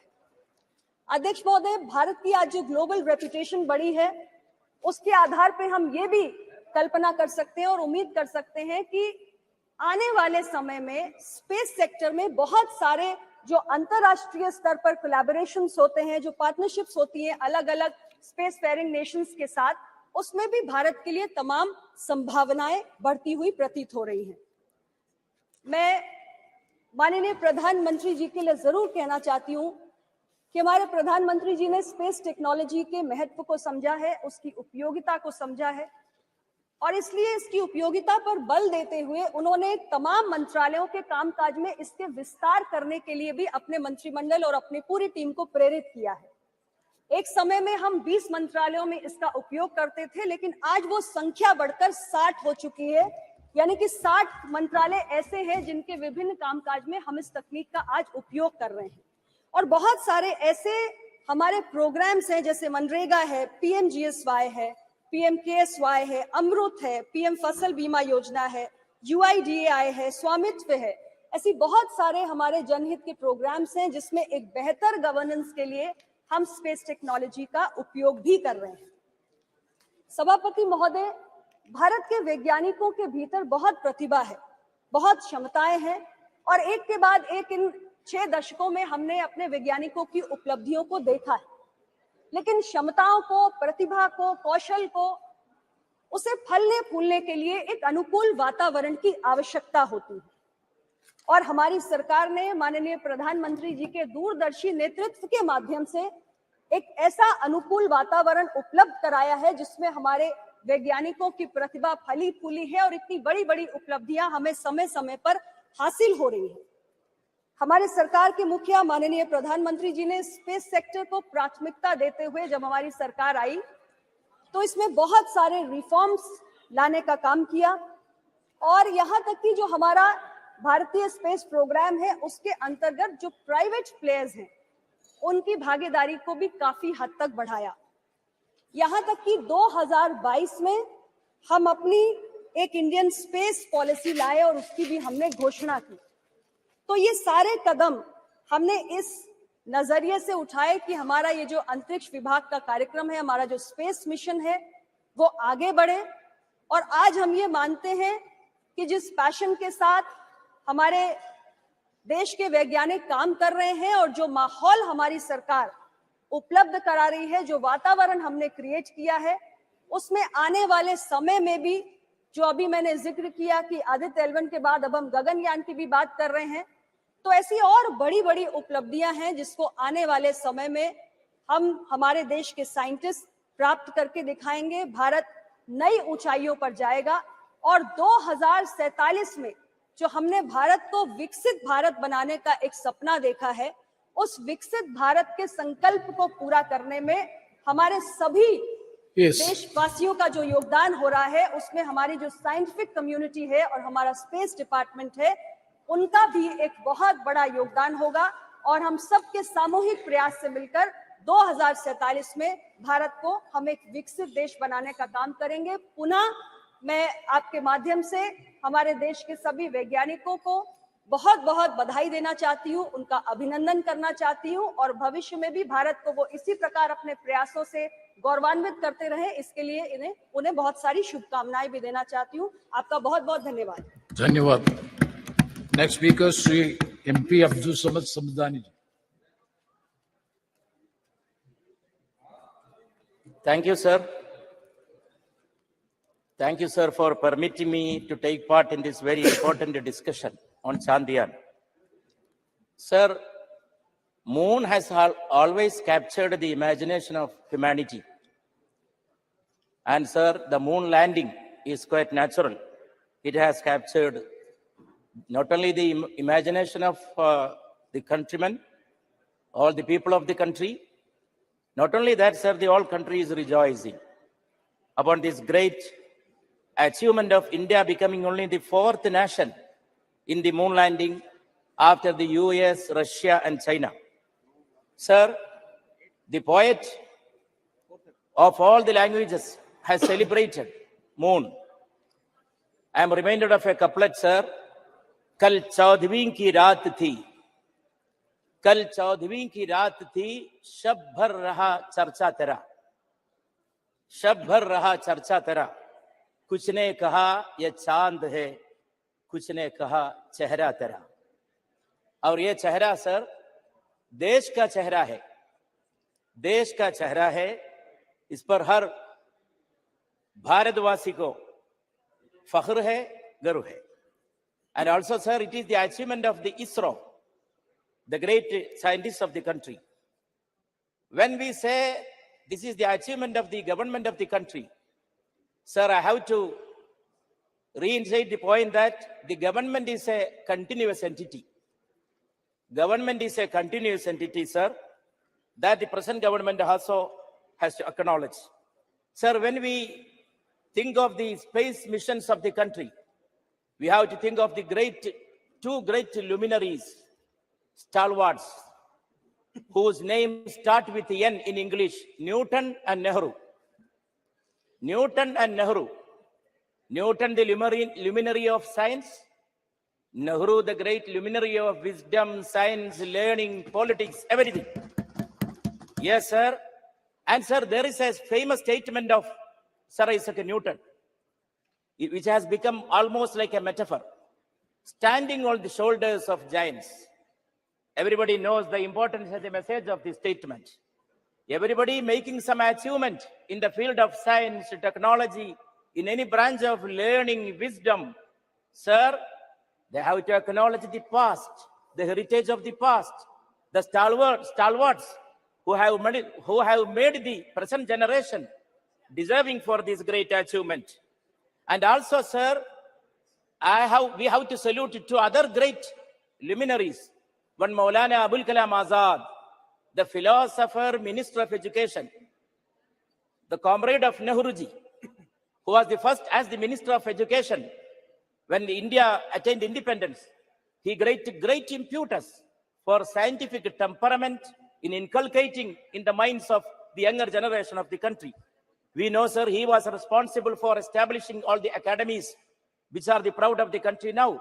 Sahitya Academy, Lalitagala Academy, Sangeet Nadaga Academy, all these great institutions were established by none other than Maulana Abul Kalam Azad. And also, sir, Vikram Sarabhai, who was the friend of Nehru. Nehru, Vikram Sarabhai mutuality. It is not a mutuality of politics and science alone. It is the mutuality of culture, learning, philosophy. And sir, much has been discussed here about the role of religion, faith, and science. Sir, we have no difference of opinion with the role of all these things have to play in shaping the destiny of humanity. But sir, one thing has to be admitted and acknowledged. These are different roads to truth, to reality. There cannot be mixing of religion with the science. And this kind of an opportunity cannot be used to spread superstitions. Sir, scientific achievement cannot be used and utilized for spreading superstitious beliefs. Sir, there should be a mentality of rationality. Mentality of the rationality is the necessity of humanity. Whatever achievement the humanity has gained in its history. Yes, sir. Everybody has, yes, sir, has to be rational. But that is what is missing nowadays, sir. So the Honorable Minister was referring so many times to the relationship of science with religion, science with the culture, no doubt. But sir, everything has an orbit of its own. Let us look to the sky. Sky is moving in its orbit. Moon is moving in its orbit. Let the faith and religion move in its own orbit and science in its own orbit. They are different roads to reality which do not collide. There should not be made a collision. There must be coalition and coordination. And sir, another very important lesson that we have to learn from sky, from the universe, that is the lesson of plurality. Sir, in the sky, all the stars, the planets, all the other particles of the country. Sir, Newton's theory of gravitation, what is the essence of it? Yes. Every particle is attracting another particle of the universe, attracting. Newton's theory is the theory of inclusion. Newton's theory is not the theory of exclusion, which these present day people and the present day people who spread hatred throughout the country. Yes, sir, I am concluding, sir. And also, sir, this has to be hailed as an achievement of man. सुना है खाक से तेरी नमूद है लेकिन तेरी सरिश्त में है कौकबी व महताबी. Though man is made of clay, he is made of that essence of moon and star. Kaukabi wa mehtabi. These particles are there inside man. And also, sir, in this kind of a very important juncture, we have to inculcate, we have to spread the culture of pluralism. Every part of the country, every region has made its own role, played its own role in making this achievement a reality. And every people of different sections of the community and the society, they have also made, sir, their contribution. Sir, I conclude by quoting another couplet. Bechain is qadar tha ke soya na raat bhar. Bechain is qadar tha ke soya na raat bhar. Palkon se likh raha tha tera naam chand par. Palkon se likh raha tha तेरा नाम चांद पर. हमारे देश का नाम चांद पर लिखने का वो प्रोसेस नेहरू जी ने शुरू किया. अब वो हमें फख्र है, हमें गर्व है वो जारी रखने में. Thank you, sir. Thank you so much. Thank you very much. Now, the supplementary business. Honorable Minister Sri Pankaj Chaudhary ji to move the resolution. सभापति महोदय, मेरे वरिष्ठ सहयोगी श्रीमती निर्मला सीतारमण की ओर से मैं निम्नलिखित प्रस्ताव प्रस्तुत करता हूं। सीमा शुल्क टैरिफ अधिनियम 1975 के अनुसरण में ये सदन 19 अगस्त 2023 के सूचना संख्या 47/2023 सीमा शुल्क GSR 616E दिनांक 19 अगस्त 2023 को मंजूरी देता है, जिसमें HSS कोड 070310 के तहत आने वाले प्याज के निर्यात पर निर्यात शुल्क लेवी लगाने के लिए सीमा शुल्क टैरिफ अधिनियम के द्वितीय अनुसूची में संशोधन की मांग की गई है।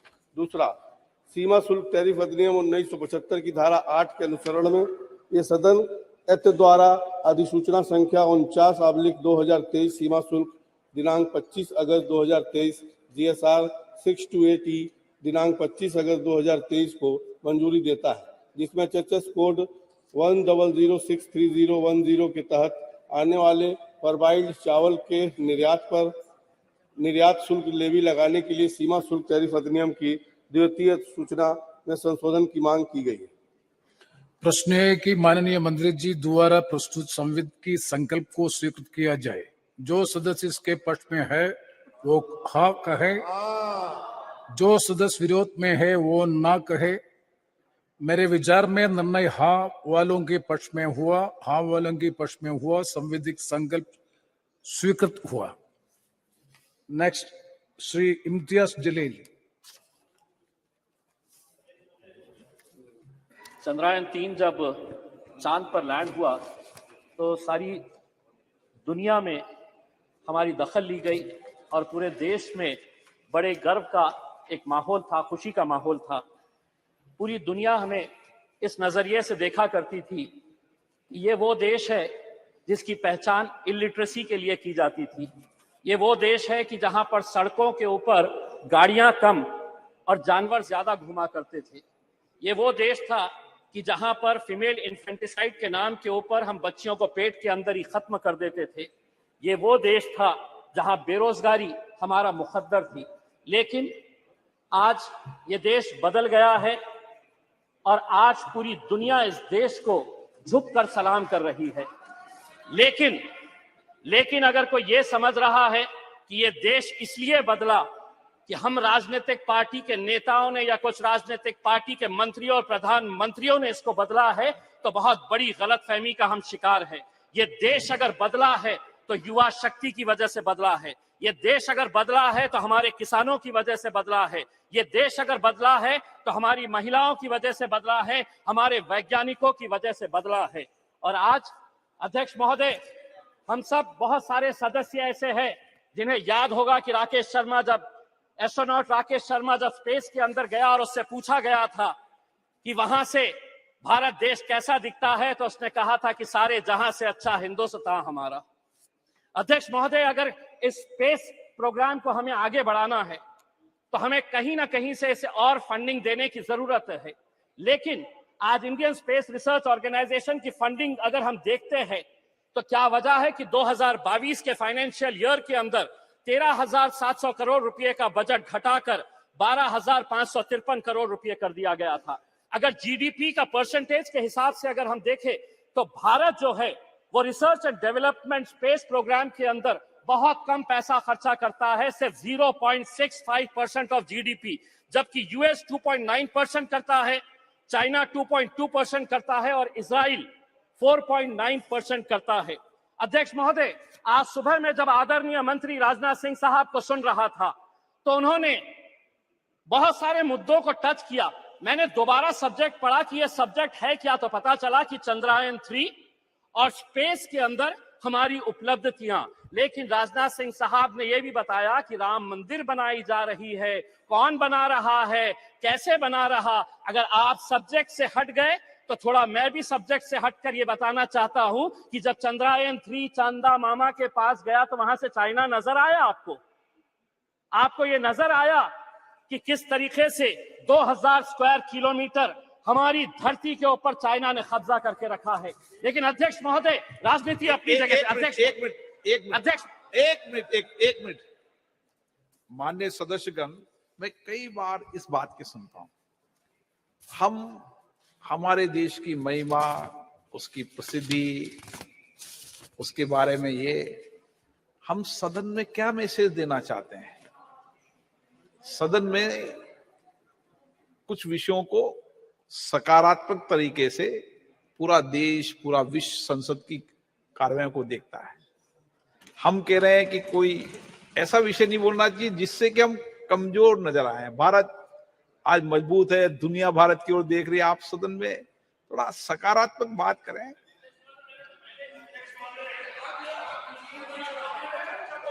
हाँ, वो विषय अलग है, वो विषय है। मनीष जी, आपका विषय लेकिन महत्वपूर्ण ट्रैक है। के ऊपर मैं नहीं हटा, अध्यक्ष आपको महोदय। पढ़ते भी रहते हैं। अगर मंत्री जी अगर ट्रैक के ऊपर हटकर दूसरी बातों के ऊपर चले गए तो मजबूरन हमें भी थोड़ा सा ट्रैक के ऊपर हटना पड़ा। लेकिन अध्यक्ष महोदय, राजनीति अपनी जगह के ऊपर। मुझे आज खुशी है कि चंद्रयान के अंदर जितने लोगों का योगदान रहा है उसमें 4 मैं लोगों का खास तौर से नाम लेना चाहूंगा। यकीनन जो हमारे साइंटिस्ट हैं, इस प्रोजेक्ट के डायरेक्टर है सोमनाथ, इसरो के chairperson, mission director S Mohan Kumar, project director Veera Muthuvel, इनके साथ जितनी भी टीम। लेकिन अध्यक्ष महोदय, इसी दिल्ली के जामिया मिलिया इस्लामिया के 2 लड़के भी थे उसी टीम के अंदर जिन्होंने चंद्रयान को वहां तक पहुंचाने का काम किया, मोहम्मद काशिफ और अरीब अहमद। आसाम के एक लड़का और एक लड़की थी। आपने रिजर्वेशन नहीं दिया मुसलमानों को, महिला रिजर्वेशन के अंदर मुसलमानों का, लेकिन एक बच्ची इसरो के अंदर भी है जो आसाम से आती है, यास्मीन, नाजनीन और बहरुल इस्लाम। तो हमें खुशी इस बात की है अध्यक्ष महोदय, हमें आज भी वो तस्वीर याद आती है कि जो 2019 के अंदर जब ये Chandrayaan-2 का मिशन फेल हुआ तो हम देख रहे थे कि कैसे वो साइंटिस्ट की आंखों के अंदर आंसू थे। वही मंजर 2023 का देखिए, जब वो किस तरीके से खुश हो रहे थे। जब वो 2019 के अंदर नाकामयाब हुए तो उन्हें इस बात का दर्द नहीं सताया कि हम फेल हो गए। उन्होंने शायद सोहनलाल त्रिवेदी की उस कविता से कुछ सीख ली और आगे बढ़ते रहे। और वो कविता के कुछ पंक्तियां मैं आपको सुनाना चाहता हूं। असफलता एक चुनौती है, स्वीकार करो, क्या कमी रह गई देखो और सुधार करो, जब तक न सफल हो नींद चैन को त्यागो तुम, संघर्ष का मैदान छोड़ मत भागो तुम, कुछ किए बिना ही जय जयकार नहीं होती, कोशिश करने वालों की कभी हार नहीं होती। धन्यवाद। धन्यवाद। श्री उदय प्रताप सिंह जी। धन्यवाद माननीय अध्यक्ष जी। सबसे पहले तो मैं आपका हृदय से अभिनंदन करता हूं कि इस नए सदन में जो बरसों बरस इस देश के विकास को, इस देश की भाग्य को गढ़ने का काम करेगा, उसमें आपने मुझे पहली बार बोलने का अवसर दिया। मैं हृदय से आपका अभिनंदन करता हूं। माननीय अध्यक्ष जी, आज चंद्रयान, उसकी सफलता, हमारे इसरो के साइंटिस्ट, उनका गुणगान हम सुबह से कर रहे हैं। मैं सबसे पहले हमारे इसरो के चेयरमैन एस सोमनाथ जी और उनकी पूरी टीम को बहुत बधाई देता हूं, उनका हृदय से अभिनंदन करता हूं। उन्होंने इस देश को गौरव की अनुभूति करने का एक बड़ा ऐतिहासिक अवसर इस देशवासियों को दिया है। साथ ही में देश के प्रधानमंत्री, हम सबके गौरव श्रद्धेय नरेंद्र मोदी जी का भी हृदय से अभिनंदन करता हूं कि विपरीत परिस्थितियों के बाद 2019 में कोविड के समय Chandrayaan-2 की असफलता के बाद भी उन्होंने लगातार हमारे वैज्ञानिकों को प्रोत्साहित किया और लगातार उनको प्रोत्साहित करते हुए आज हम इस स्थिति में पहुंचे कि हम चंद्रयान की सफलता को प्राप्त कर सके और पूरा देश गौरव की अनुभूति कर रहा है। मैं प्रधानमंत्री जी को इसलिए और धन्यवाद देना चाहता हूं कि 23 अगस्त स्पेस डे के रूप में पूरा देश आगे आने वाले वर्षों में मनाएगा और जब 23 अगस्त आएगा तो उस दिन ये देश उन वैज्ञानिकों को विजेता के रूप में अनुभव करेगा, उन विजेताओं को स्मरण करने का काम करेगा, उनका गौरवगान करेगा। माननीय अध्यक्ष जी, अभी हमारे दूसरे वक्ता कुछ के बजट के ऊपर बात कर रहे थे कि बजट में बढ़ोतरी करी, कटौती करी। मुझे तो आश्चर्य होता है हमारे वैज्ञानिकों के ऊपर कि उन्होंने कितने कम बजट में इतनी बड़ी सफलता हासिल करी। कहीं मैं अखबार में पढ़ रहा था कि जो आदि पुरुष फिल्म बनी है उस पर ज्यादा बजट खर्च हुआ है, लेकिन हमारे चंद्रयान को सफल करने के लिए कम बजट में हमारी इतनी बड़ी ऐतिहासिक सफलता हमारे वैज्ञानिकों ने हासिल की। हम उनका अभिनंदन करते हैं। अध्यक्ष जी, हम सनातन संस्कृति को मानने वाले लोग, हमारी संस्कृति हमको प्रेरणा देती है सतमार्ग पर चलने के लिए, प्रगति के लिए। हम अभिभूत हैं कि हमारे इसरो के चेयरमैन इस सफलता के बाद वो मंदिर में जाते हैं, मत्था टेकते हैं और प्रभु का धन्यवाद करते हैं। प्रभु का धन्यवाद करते हैं कि हे प्रभु, आपने हमारी सफलता को अंजाम तक पहुंचाने में आशीर्वाद प्रदान किया। मुझे आज भी स्मरण है हमारे पूर्व ब्रह्मलीन शंकराचार्य ज्योतिष शारदा पीठाधीश्वर श्रद्धेय स्वरूपानंद जी महाराज के पास जब एस सोमनाथ जी एक बार आशीर्वाद लेने गए थे, उस समय हम लोगों ने कल्पना नहीं करी थी कि आगे जाकर कभी इतनी बड़ी सफलता के कारक बनेंगे। हमारी संस्कृति हमको प्रेरणा देती है कामों में सफलता पाने के लिए। और सबसे महत्वपूर्ण तो हम जहां पहुंचे हैं दक्षिण ध्रुव पर, वहां दुनिया का कोई व्यक्ति नहीं पहुंच सका। ये हमारे लिए और एक अद्भुत हमारे लिए संयोग है। और मुझे लगता है इसलिए प्रधानमंत्री जी ने अपने वक्तव्य में सबसे पहले कहा था कि मैं विदेश में हूं, मैं शीघ्र हिंदुस्तान पहुंचकर आपके साथ शरीक होना चाहता हूं, आपकी खुशी में शामिल होना चाहता हूं। मैं सैल्यूट करता हूं इस देश के वैज्ञानिकों को जिन्होंने इतनी बड़ी सफलता आज भारत के लिए दिलाई। और ये हमारे लिए बहुत गौरव का विषय है कि हर चुनौती में प्रधानमंत्री जी इस देश में हर व्यक्ति के साथ खड़े होते हैं, हर खुशी में उसके सहभागी बनते हैं, हर दुख में उसके पीछे ढांढस बंधाने के लिए खड़े रहते हैं। ये हमारे लिए एक गौरव का विषय है। माननीय अध्यक्ष जी, हम भाग्यशाली हैं। हम वो पीढ़ी हैं इस संसद में काम करने वालों की जिन्होंने पुरानी संसद में भी काम किया, जो अब संविधान सदन बन गई। और आपके नेतृत्व में हम इस नए सदन के अंदर भी अपना उद्बोधन देश के सामने रख पा रहे हैं, इस ऑगस्ट हाउस में अपनी बात कर पा रहे हैं। हम वो गौरवशाली, वो भाग्यशाली पीढ़ी है। माननीय अध्यक्ष जी, आपके नेतृत्व में माननीय प्रधानमंत्री जी के प्रधानमंत्री बनने के बाद हमें वो गौरव की अनुभूतियां दोनों सदनों के अंदर मिली हैं। शायद वो पहले की पीढ़ियां भी वो अनुभव नहीं कर सकी और आगे आने वाली पीढ़ियां दूसरे तरह का अनुभव करेंगी, लेकिन जिन चीजों को हमने जिया है शायद वो अवसर दूसरों को नहीं मिलेगा। हमने प्रधानमंत्री जी के नेतृत्व में जीएसटी इस देश के अंदर लेकर आए। हम लोगों ने प्रधानमंत्री जी के नेतृत्व में 370 धारा हटाने का काम किया। ये वही सदन है, हमें अवसर मिला कि राम मंदिर निर्माण का काम 350-400 वर्ष के बाद अगर इस देश में, भारतवर्ष में दोबारा चालू हुआ है तो हमारी इसी संसद के कार्यकाल में चालू हुआ है। 3 तलाक जैसा बड़ा कानून हम उन भाग्यशाली लोगों में हैं कि हमारे सांसद रहते हुए अवसर हमारे प्रधानमंत्री जी ने हमको दिया है। सबसे महत्वपूर्ण कल का जो दिन था, मैं संसद के गौरवगान की बात कर रहा हूं। कल का जो दिवस था, हमारे जीवन में जो गौरवशाली अवसर आते हैं, हमारे जीवन में जो गौरवशाली क्षण आते हैं, उनको स्मरण करने का ये दिवस है। नई संसद के अंदर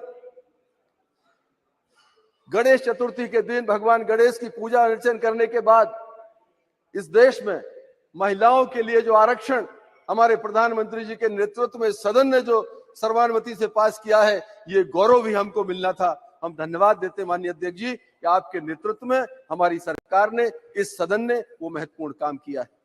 मैं पुनः आपका अभिनंदन करते हुए हमारे चंद्रयान-3 के सफलता में सहभागी चेयरमैन से लेकर हमारे छोटे छोटे वैज्ञानिकों तक, इस बड़े यज्ञ में जिस व्यक्ति ने भी आहुति दी है, उन सब का अभिनंदन करते हुए, उनका वंदन करते हुए अपनी वाणी को विराम देता हूं। श्रीमती हेमा मालिनी। धन्यवाद। I am extremely happy and delighted to be speaking in this beautiful new Sansad Bhavan for the first time. Thank you so much for giving this opportunity. अध्यक्ष महोदय, सबसे पहले मैं सभी माननीय सांसदों को धन्यवाद करती हूं। नए संसद भवन के पहले कानून के रूप में नारी शक्ति वंदन अधिनियम 2023 विशाल बहुमत से पारित करने के लिए गृह मंत्री श्री अमित शाह जी को, कानून मंत्री अर्जुन मेघवाल जी को ऐतिहासिक भाषण के लिए आभार व्यक्त करती हूं और आपको भी और हमारे प्रधानमंत्री जी को भी अभिनंदन करती हूं। अध्यक्ष महोदय, भारत आज चंद्रमा पर है। हमारा राष्ट्रीय गौरव तिरंगा और अशोक चक्र आज चंद्रमा पर है। ये आज का भारत है, 21 सदी का भारत है, जो नरेंद्र मोदी जी के सशक्त और दूरदर्शी नेतृत्व में निर्भीक और जुझारू है। हर भारतीय आज शान से कह सकता है कि मेरा देश आज अमेरिका, इंग्लैंड, फ्रांस की तरह पहली पंक्ति में खड़ा है। लेकिन ये कैसा संभव है?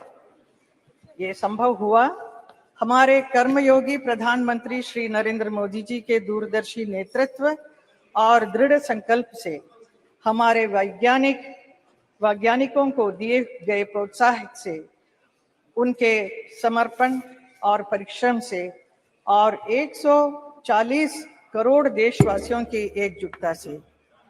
ये कैसा संभव है? इसलिए संभव है, कुछ पाने के लिए दिल में जुनून चाहिए। कुछ पाने के लिए दिल में जुनून चाहिए, रगों में दौड़ता हुआ खून चाहिए। आएगा आसमान भी जमीन पर, इरादों में बस फतह की गूंज चाहिए। ये हमारे प्रधानमंत्री में है, इसलिए वो कर सकते हैं इतना सब काम। पिछले 9 वर्षों में प्रधानमंत्री जी नरेंद्र मोदी जी के नेतृत्व में देश में निरंतर ऐसे निर्णय लिए गए हैं, नीतियां बनाई गई है, जिन्होंने भारत में इनोवेशन और रिसर्च को आसान बनाया है। भारत के अंतरिक्ष प्रोग्राम में समस्त साइंटिस्ट के साथ महिला वैज्ञानिकों को भी महत्वपूर्ण भूमिका है। भारत को गर्व है कि चंद्रयान-3 की सफलता में भी हमारी महिला वैज्ञानिकों का बहुत बड़ा योगदान रहा है। ये सफलता आने वाले वर्षों में भी हमारी महिला वैज्ञानिकों को प्रेरित करती रहेगी। चंद्रयान मिशन से जुड़े 2 महत्वपूर्ण पॉइंट, तिरंगा और शिव शक्ति, और ये सिर्फ नाम ही नहीं बल्कि ये हमारी हजारों वर्ष पुरानी विरासत और आज की वैज्ञानिक आकांक्षाओं वाले भारत को एक सूत्र में पिरोती है। जैसा कि प्रधानमंत्री जी चंद्रयान की सफलता पर इसरो के वैज्ञानिकों को संबोधित करते हुए कहा था, भारत के पास विज्ञान के ज्ञान का जो खजाना है वो गुलामी के लंबे कालखंड में दब गया है, छुप गया है। आजादी के इस अमृत काल में हमें इस खजाने को भी ढूंढना है, उस पर रिसर्च भी करनी है और दुनिया को इसके बारे में बताना भी है। भारत दुनिया की सबसे युवा प्रतिभा वालों देश है। नई पीढ़ी के लिए ये संदेश है कि भारत के प्राचीन ग्रंथों में खगोलीय सूत्रों को वैज्ञानिक रूप से साबित करने के लिए और उनका नए सिरे से अध्ययन करने के लिए आगे आए। यही भावना 2047 में विकसित भारत के सपने को साकार करेगी।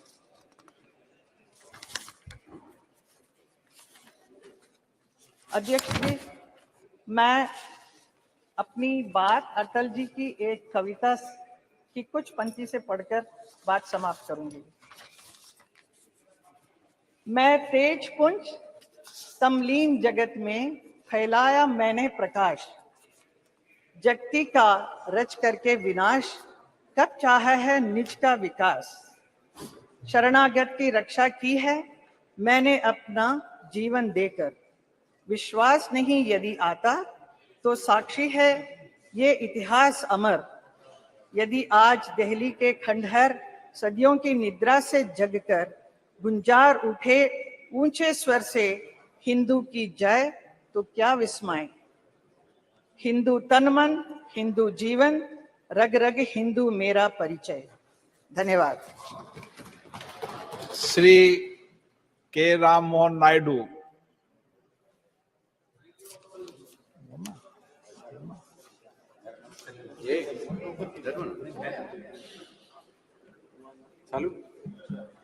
Thank you, Honorable Speaker, sir, for giving me an opportunity to participate in this important debate. I stand before you with immense pride and joy. I think both are on. I stand before you with immense pride and joy as I reflect upon the recent successes of ISRO Chandrayaan-3, which is the world's first mission to successfully land on the lunar South Pole, and Aditya L1, which was the first satellite mission to study the sun. Sir, these achievements are not just a milestone, they are a testament to the unwavering dedication, hard work, and remarkable journey of our nation's space program, fueled by the tireless work of our scientists, engineers, and our support team at ISRO. Sir, I was thrilled to watch on TV the awe-inspiring launch of Chandrayaan-3, which happened in Sriharikota, which is in my home state of Andhra Pradesh. It is an experience that filled my heart with pride, excitement, and joy. The sight of our spacecraft ascending into the cosmos was nothing short of breathtaking. It was a moment that resonated deeply with every Indian and a moment that affirmed our status as Vishwa Guru. I also would like to take a second and appreciate all scientists, including the Telugu scientists who have contributed to the Chandrayaan mission. What makes Chandrayaan-3's triumph even more inspiring is the journey that led us here. It reminds us that failure should never deter us. Instead, it should propel us to return stronger. Chandrayaan-2 faced its own challenges, but our scientists and engineers demonstrated an unwavering spirit of resilience and determination. So they refused to let adversity define their journey, and their efforts bore fruit with the resounding success of Chandrayaan-3. In the words of our visionary leader, Sri Chandrababu Naidu Garu, every crisis creates an opportunity, and those who fight in those situations will emerge as leaders. This is precisely what our ISRO scientists have demonstrated to the world. They have seized the opportunity, overcome the challenges, and emerged as leaders in the space exploration program. Respected sir, as we speak about the successes of ISRO, the first name that comes to the young minds of this country is our beloved former president, Abdul Kalam ji, sir. He is commonly known as the people's president also. We have all heard inspiring stories of his association with ISRO. And it is an honor for TDP, as Sri Nara Chandrababu Naidu Garu, the then convener of NDA, was the one who proposed and supported the nomination of Kalam as the president of our nation. And I'm certain that Dr. Kalam, had he been among us today, he would have been filled with immense joy and satisfaction seeing the success today. He also preached to this great nation to dream big and achieve big. But sir, ISRO not only dreamt big, but it dreamt of the impossible and achieved what no other country could today.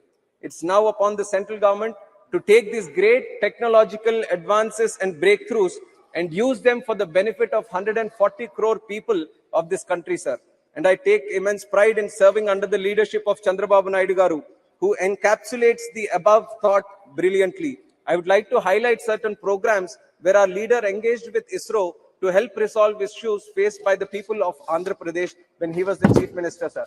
The lightning alert system, which was initiative launched to help warn people about possible lightning and staying safe, sir. And it was a lot of beneficial program for my constituency of Srikakulam, as it is a cyclone-prone area. And envisioning the use of satellite imagery for crop health monitoring, yield protections, and crop insurance payouts, sir. And the government is today using it for Pradhan Mantri Fasal Bima Yojana also. And building spatial dashboards to monitor big development infra projects like Polavaram and other ones, sir. Monitoring groundwater levels and actively working with our young entrepreneurs to develop technology that can benefit the common man.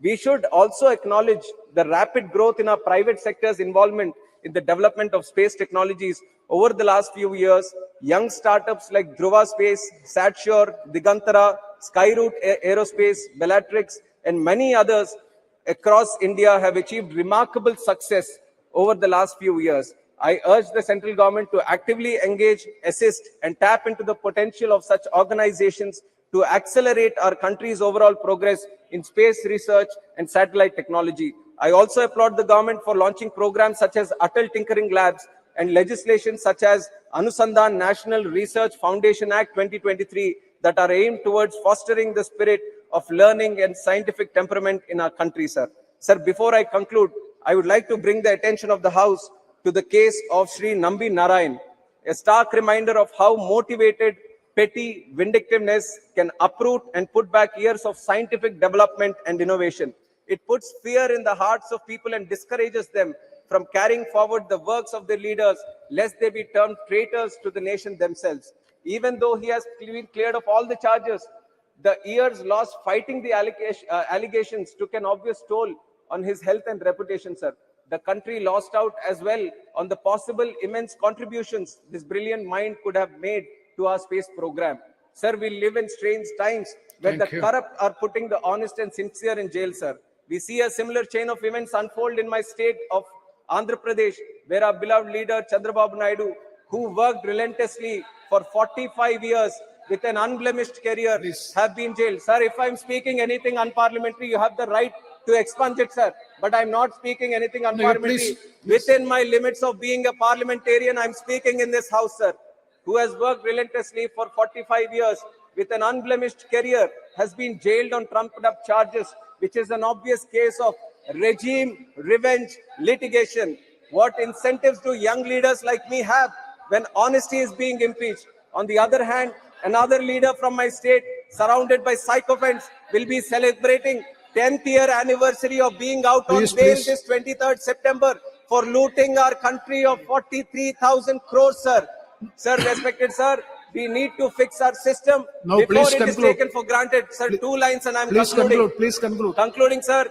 Sir, many of them who have benefited from CBN's policies and leadership over the years have come out on the streets to show their concern over his arrest. Not only in Andhra Pradesh, but in Hyderabad, Bangalore, Delhi, not only in India, but cities across USA, UK, Australia, and many other countries. There is support pouring in, sir.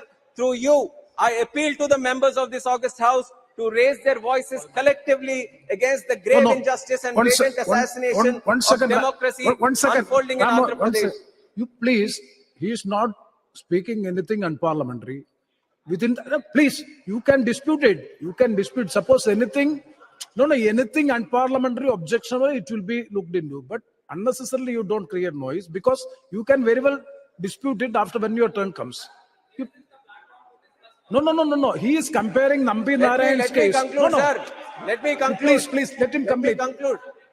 You conclude. Let me conclude, sir. Yeah. Last 4.5 years, I'm seeing, sir, the members of parliament from ICP. After his speech, you can very well say. And my members from speaking. There is nothing else. Yes. I'll just conclude. Very last point, sir. As I conclude, I am reminded of Martin Luther King's quote: "Injustice anywhere is a threat to justice everywhere," sir. Thank you. Jai Hind. Thank you very much, Sri Pratap Sarangi ji. No. You give your name when your turn. No. When your turn comes, you can speak.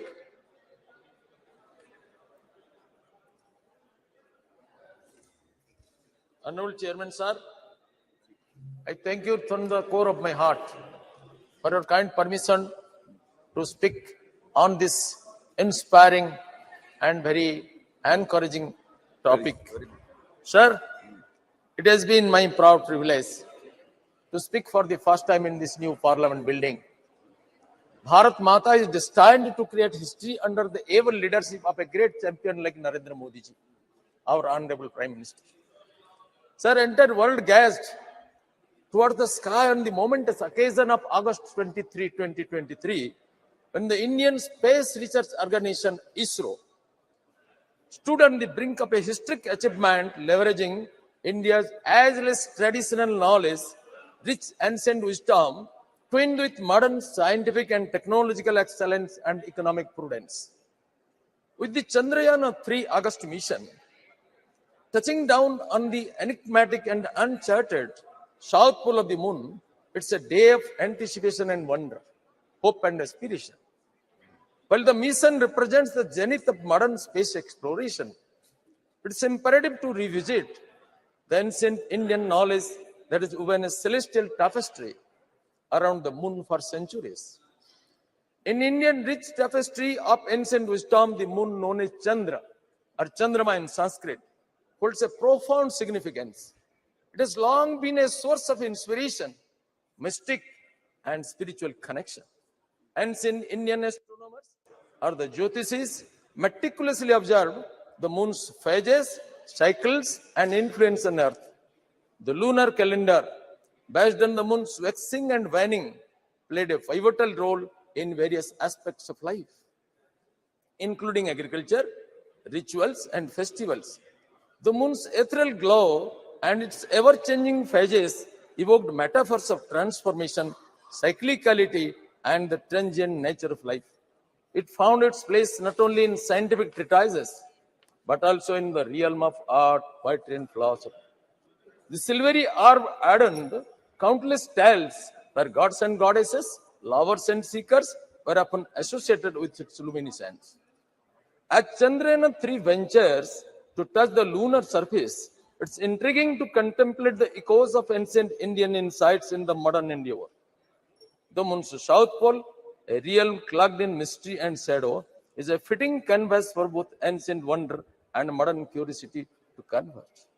The lunar surface, as observed through the lens of Chandrayaan mission, unveils tales of geological evolution and cosmic history.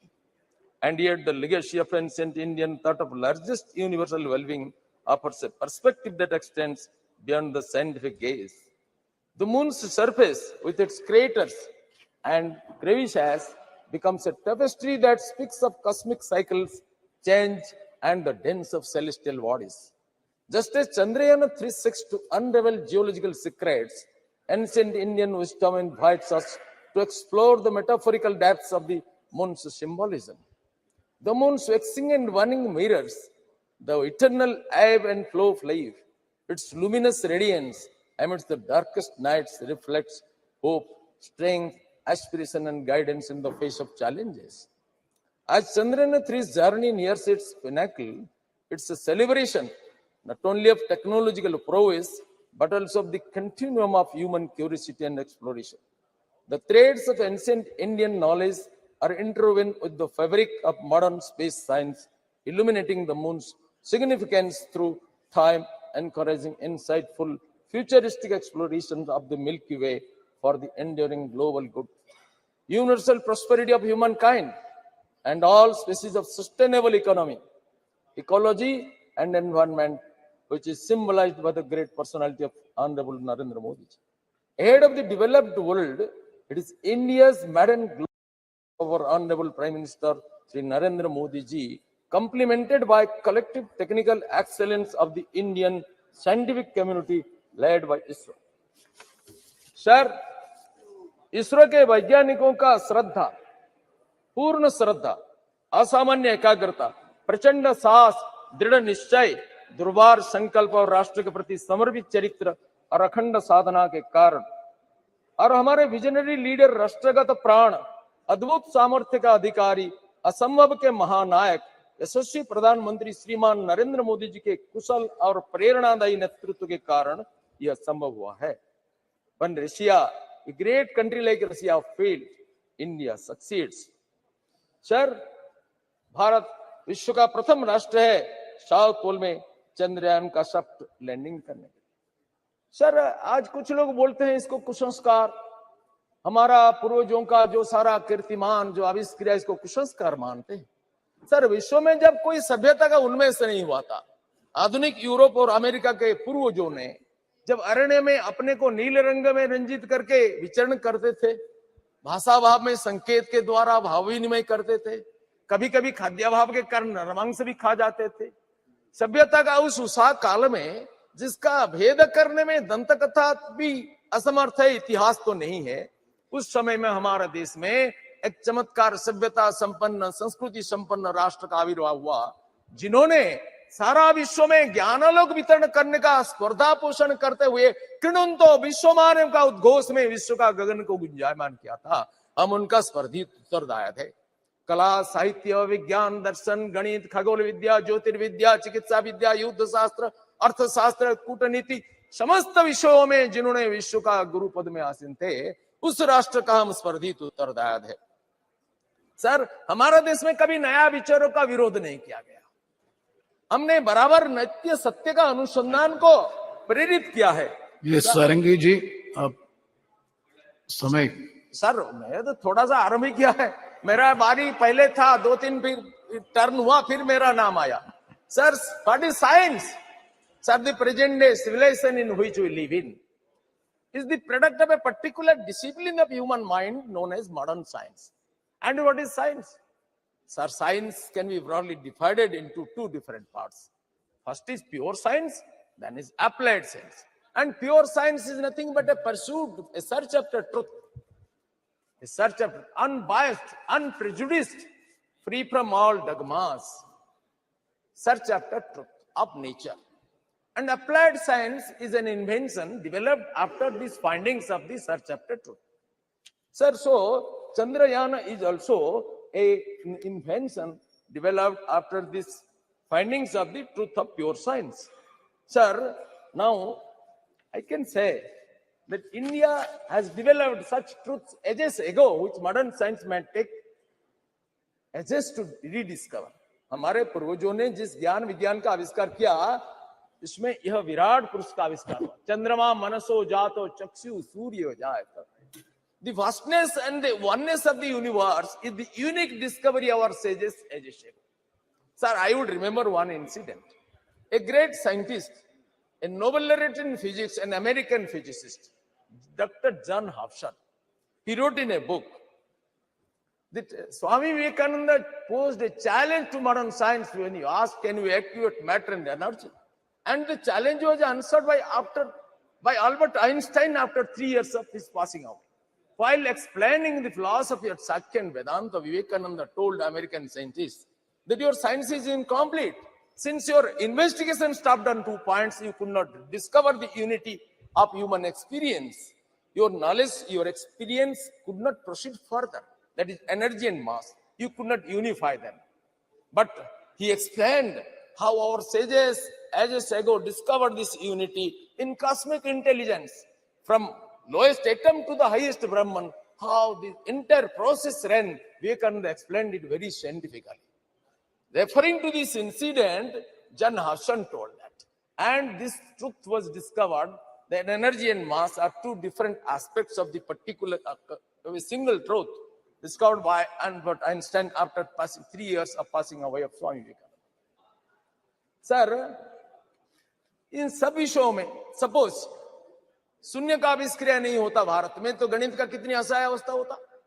रसायन विद्या का भरत मुनि का नाट्य शास्त्र हो, संगीत शास्त्र हो, कणाद मुनि का अणुशास्त्र हो, चरक और सुश्रुत का चिकित्सा शास्त्र हो, कौटिल्य का अर्थशास्त्र हो, ये सारा ज्ञान विज्ञान का भंडार भारत में है। सर, संपूर्ण भूमंडल में भारत का सम्मान बढ़ा है माननीय नरेंद्र मोदी के कारण।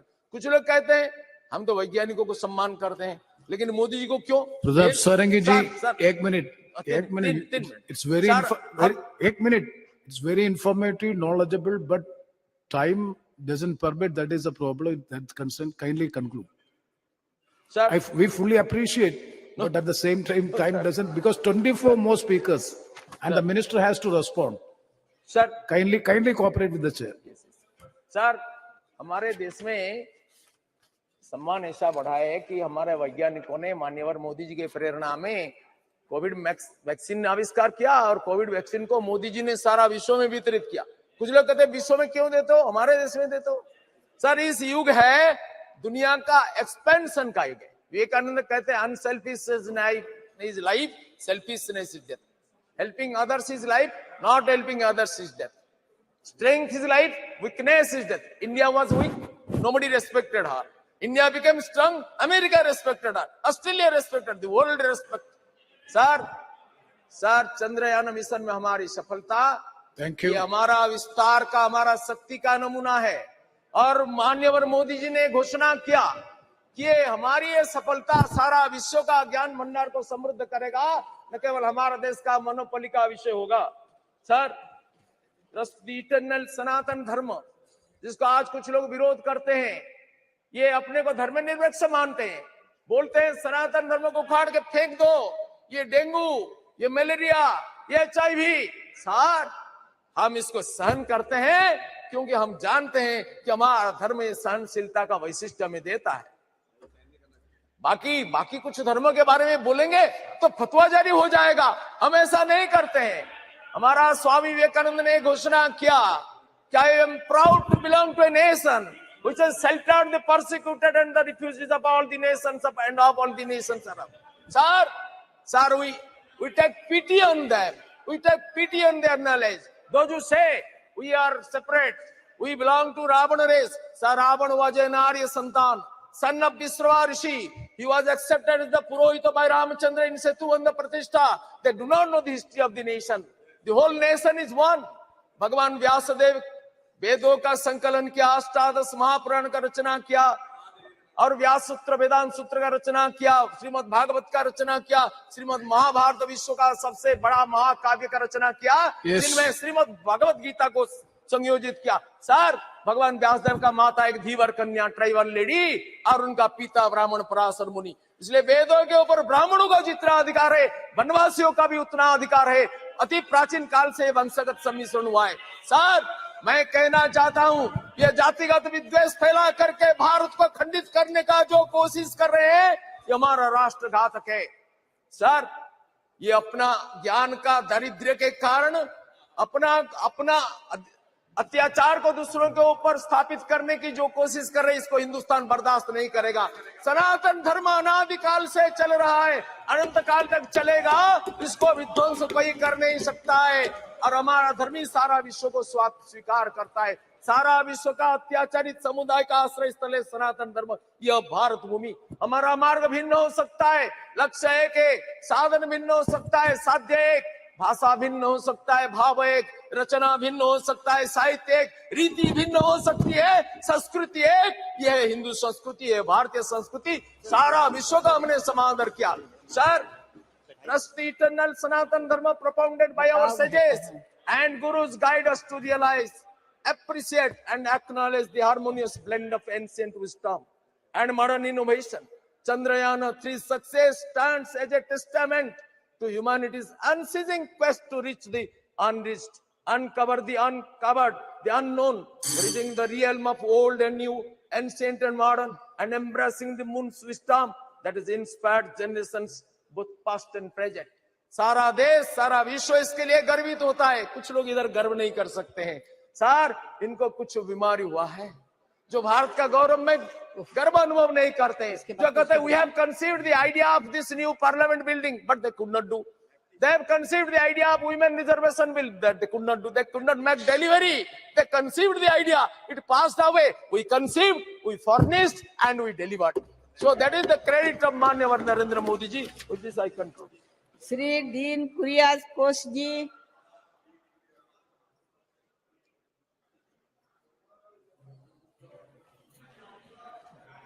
Sir, Madam, thank you very much, Madam, for getting this opportunity.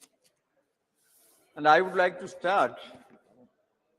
Madam, we heard so many speeches here, and I would like to point out how BJP people politicizing this matter, Chandrayaan. We heard Honorable Member Tejasvi Surya's speech just before. Unnecessarily, he criticized Pandit Jawaharlal Nehru and Congress party. Madam, we don't want the certificate of them, but history is there.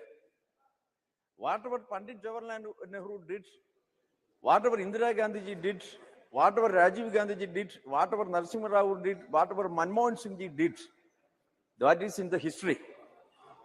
And the difference of opinion is, unnecessarily they are claiming India became independent after 2014. That is the difference of opinion in this matter also. Madam, we would like to point out, this matter, it is a proud of nation. And they are mentioning another political issues also. Honorable Member Tejasvi Surya pointed out Nambi Narayan issue, the great scientist. And he connected that matter with Kerala Congress party also. Madam, what was the issue? We condemned what happened to that great scientist. That issue has happened at that period, but it was connected to a court case. That was the most unfortunate incident. What is the role of Congress party in that issue? This is the problem of BJP, and they are unnecessarily claiming it is their only credit. That is, we are criticizing now. Madam, I'm coming to the point. I'm coming to the subject. First of all, I would like to congratulate the people of India, especially the hardworking scientists of ISRO, the great Indian universities that produced them, and also the people who came before them who laid the strong foundations for this success. When the Chandrayaan-3 suffered a setback, India was sad only for a day. Deep inside, we all knew that ISRO will bounce back. That is a great Indian spirit of coming back stronger after a failure. The traditions of Indian science exploration were established along with the constitution. The term scientific temper was coined by Pandit Jawaharlal Nehru, and it is part of the English vocabulary now. It finds mention in our esteemed constitution too. This is an opportune moment to discuss what we are doing to promote scientific temper across the country. Madam, this success of Chandrayaan-3 is a moment of great pride for the people of Kerala as well. From the beginning, Kerala has played an important role in the story India's success in space sector. The very first rocket launch in India happened at Tumba, Trivandrum. The hard work of scores of Malayali scientists as well as local residents was what made the launch so successful. From there, we never had to look back. Dr. APJ Abdul Kalam, former President of India and the rocket man of India, is almost like a Malayali. He spoke fluent Malayalam and also built his career at Kerala, where he created a large body of work in service of the nation. Most of the great achievements of the ISRO was done when it was headed by Malayalis.